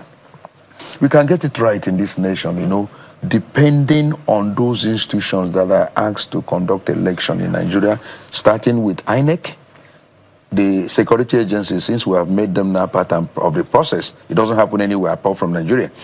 Then the political elite themselves, I mean, somebody has mentioned, the candidates, they should be able to tell their own supporters, this is not do or die. Okay. Yeah. And then the people themselves must also be alert and say, after I have cast my vote, I must stay there for the counting and ensure that the right thing is done. By the time all of us are showing that commitment to electoral credibility and ensuring that it does happen, then that is the starting point for us to say, God has done it for Nigeria. There is a couple of weak links. And I'd like to begin with on that with you, Mr. Osun. One is we don't usually do weak links, in my opinion. No, not weak links. But I want to ask you, what are the weak links that you have seen that you think we need to stem and strengthen, even if not in this election, in the subsequent election? A vulnerability that I've seen, particularly in the process of reporting, presenting such a program as this, is that we don't often talk much about the electoral officers on ground. That is one. Another that we don't usually talk about generally is the people themselves. What are your thoughts on that? And if there is any other weak link in the chain that you can identify? Okay, I'll tell you something. The process itself follows from A to Z. Can that process be secured? Can it be protected? Would there be consequences for any breach in that system? We're talking about security. The people themselves cannot provide security for themselves. Somebody has a role to play. We're talking about ensuring that electoral materials are provided on time. The people themselves cannot do that for themselves. So if you follow the process, it will be seamless and the result will come out well. But once there's a breach in the system, then there's a problem. Look at what Dr. Ubani said. Do we want to clap for the system? You know, INEC has done well so far. The police will seem to have done well so far. The people have turned out well so far. The Electoral Act itself has provided for what is to be done once you are done casting your votes. Would that system be followed to the end? Once you're able to secure the process, then everything turns out well. But if there's any breach, now if you withdraw the police right now, trust me, there are talks hanging around. If you call the commissioner of police in charge of this election and you say, stand down, withdraw your men, what do you think will happen? The whole system will be breached. If after everything is done and somebody declares, oh, there's communication breakdown, we have to do these things in writing, what do you think will happen? As long as the process is followed, believe me, everything will turn out well. But once there's a breach in the process, everything will collapse. So what we are looking at is the process itself is, as in theory, is beautiful. Are we going to see it in practical to the end? Then we'll clap for everybody. But for right now, we're looking at the process. It seems to be obeyed so far. There seems to be compliance with the process so far. You know, because I'm looking at the pictures that you're showing. Everybody's going about casting their votes and all of that. At some point in this election, will that be truncated? If the process is preserved, then we're fine. But if the process is not preserved by people who are meant to preserve it, then there's a problem. Absolutely. That would be my conclusion. Mr. Adrujaye, he's talking about not just election security, but election process security. What are your thoughts on that? Yes, honestly, I'm thinking something different now. When we know political thuggery, hostilities have been the order of the day during our electioneering period, why do you have to wait till the election time before we bring together the hard dog security team? We have anti-kidnapping, we have anti-kidnapping, we have anti-cultism, anti-crime, a lot of vices. Put a department in place. Let them strategize in preparation for the election period. Don't wait till, okay, it's about 2 months to the election, then you start putting them in place, so that they will have played different kinds of scenarios within their mind and then be ready You don't think that happens now? You said? You don't think that happens now? Yes, that's not, I don't think that's the situation. It's hard rock stuff that is coming. Yeah, because, you know, INEC has a system. A CP election, I think. Yes, there's a CP election in the police. Then INEC has a system of, I don't know the name that they call it, intergovernmental or interdepartmental security. Yes, whatever that they have. They have that meeting with them from time to time. But I think that would be an important way to secure the process indeed. I don't know if you want to say a thing or two about that, Mr. Olede, but before, added to that, I would like to ask you that specific issue of the class of people we don't usually talk about. Whenever there is an election, whatever, we say it's INEC. But then we have INEC electoral officials, ad hoc electoral officials. We don't seem to talk about them much, and they are doing pretty much the most important job in the process. Yes, they are about the most important in the whole process, and you find out that more often than not, a lot of these people that are used on election days, they are youth coppers. I've seen it happen in my area, where these coppers were seriously assaulted, seriously injured on election day, especially at the point where the counting started, and the party that ought to win, I mean in quotes, felt that the election was not going their way. Now, these are the people that are the soft underbellies of the big fish. They can be compromised, they can be reached, they can be overwhelmed. I also remember the polling unit where I voted at the last general elections, where it was time for the votes to be counted, and after counting, we were insisting. Some of us who were there said, "Now you have to transmit, because there is beavers, that's what you should do." And the youth corps said, "No, that's not, it wasn't time for the thing to be transmitted." When we all started telling him that's the right thing to do, he then told us that, well, the beavers was not working. There was no network. It was obvious he was trying to, do something funny. We couldn't understand why a youth corps will be trying to do injustice to the rules for elections.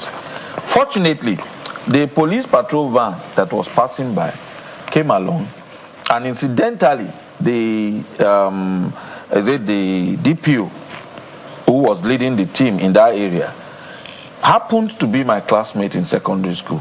So it was always, see, this is where we voted. And then the police officer came and said, well, that's the right thing to do. You have counted, party agents have agreed, they have written it down, now transmit. And then suddenly the machine started working. It started working. So taking that back to your question, you see, a lot of these people that are there, yes, they said they are given training, but they are ad hoc. Do you understand? We begin to pull all these people together. They don't have training or seminars or lectures, along with, for instance, the team of the CP elections. That's what my friend was trying to say, that before elections, for instance, Osun is an off-cycle election. Why is it that you started mobilizing show of force? For an election, you are showing force. Why must you show force? Why can't you mobilize a week or two to election day, so that the senator who was bold enough to say, if you see them before election, kill them, you pick him up, you take him, let him have his day in court. It's not that now we don't know what is going to happen to him. The one that says, don't cross your gutter except you are going to agree with me, you pick him up. Because you are already on ground 2 weeks before elections. You know the hot spots. You know where there are weaknesses. The law enforcement agencies must work seamlessly with the ad hoc staff. Okay. They should be on ground. Absolutely. The money is there. We voted huge amounts of money for the election. Well, Dr. Bani, another, I don't know, I shudder to call it a weak link, but that's pretty much what it is, because we have seen logistics compromise elections before. Those ad hoc systems also transporting voting materials here and there. There are those that can be transmitted the day before. There are those you only transmit on the day, and all of those things. Is that a significant weak link in your opinion? If they are not handled very well, they can disrupt the entire process. Yes. In fact, even to answer that, regarding issue of election officers, I'm talking about INEC. Yeah. You remember that in Abia State, where I come from, it took a woman called Nenna Oti Prof. to resist any attempt to manipulate the entire process and say, if I perish, I perish. I want to announce what the people have actually voted at the various polling units. It took a woman to do that. You can also take all the citizens who are being called upon in the electoral process in Nigeria to say the right thing must be done. If I'm given a responsibility, for God's sake, let's do it. And let's do it. It's for the sake of our country. Yes. And by the time you are getting it right, sir, there is no way the system itself will not in any way reward you. Today, if you see this particular bus terminal in Abia, it is named after Nenna Oti. Yes, sir. You need to see that particular detail. Forever, till Jesus comes, that place will be a legacy for her and her family. So what I'm trying to say, it is the issue of realization of the importance of the country to you and what Nigeria represents that you say, I'm going there to do the right thing for the nation, irrespective of any pressure, financial inducement. No, I want to do the right thing. So whoever is participating in any process at any point in time for this nation, you owe a responsibility of doing the right thing. So we are looking at all those weaklings, and they must all be taken into cognizance. The issue of logistics. Why is it that they said in particular place they are waiting for the bus that dropped, to go? Yes. Why couldn't you have made arrangement for bus to be, to carry everyone at the same time? Well, I also will tell you that what we had before is too expensive. We had FedEco buses. Now we have Kuroko. Gentlemen, we have to thank you very much for your time this morning. Many people will still remember the FedEco buses. In fact, such that when you take a bus today, they say, FedEco is coming, FedEco is coming. Today, thank you so much for your time this morning. Dr. Monday Ubani, Senior Advocate of Nigeria. Thank you so much. So much. We appreciate it. Mr. John Oloyede. Not yet doctor. Thank you so much for your time as a legal practitioner. Mr. Taiwo Drojai, Security and Threat Intelligence Consultant. Thank you very much for your time and your thoughts, as well as Mr. Tunde Eson, legal practitioner, who is actually on vacation, but had to come out of vacation. He's going back into vacation. Well, now. on vacation. I'm on vacation. He's on vacation. Yes, he said it yesterday. Yes. All legal practitioners are on vacation. Security people can never do No. Thank you so much, gentlemen. And that is this part of it. This election coverage continues with the news on the hour. In the meantime, I'm Ayo Makinde. And I'm Joke Rogers. Stay with us throughout the day on Channels Television for this Osun governorship election.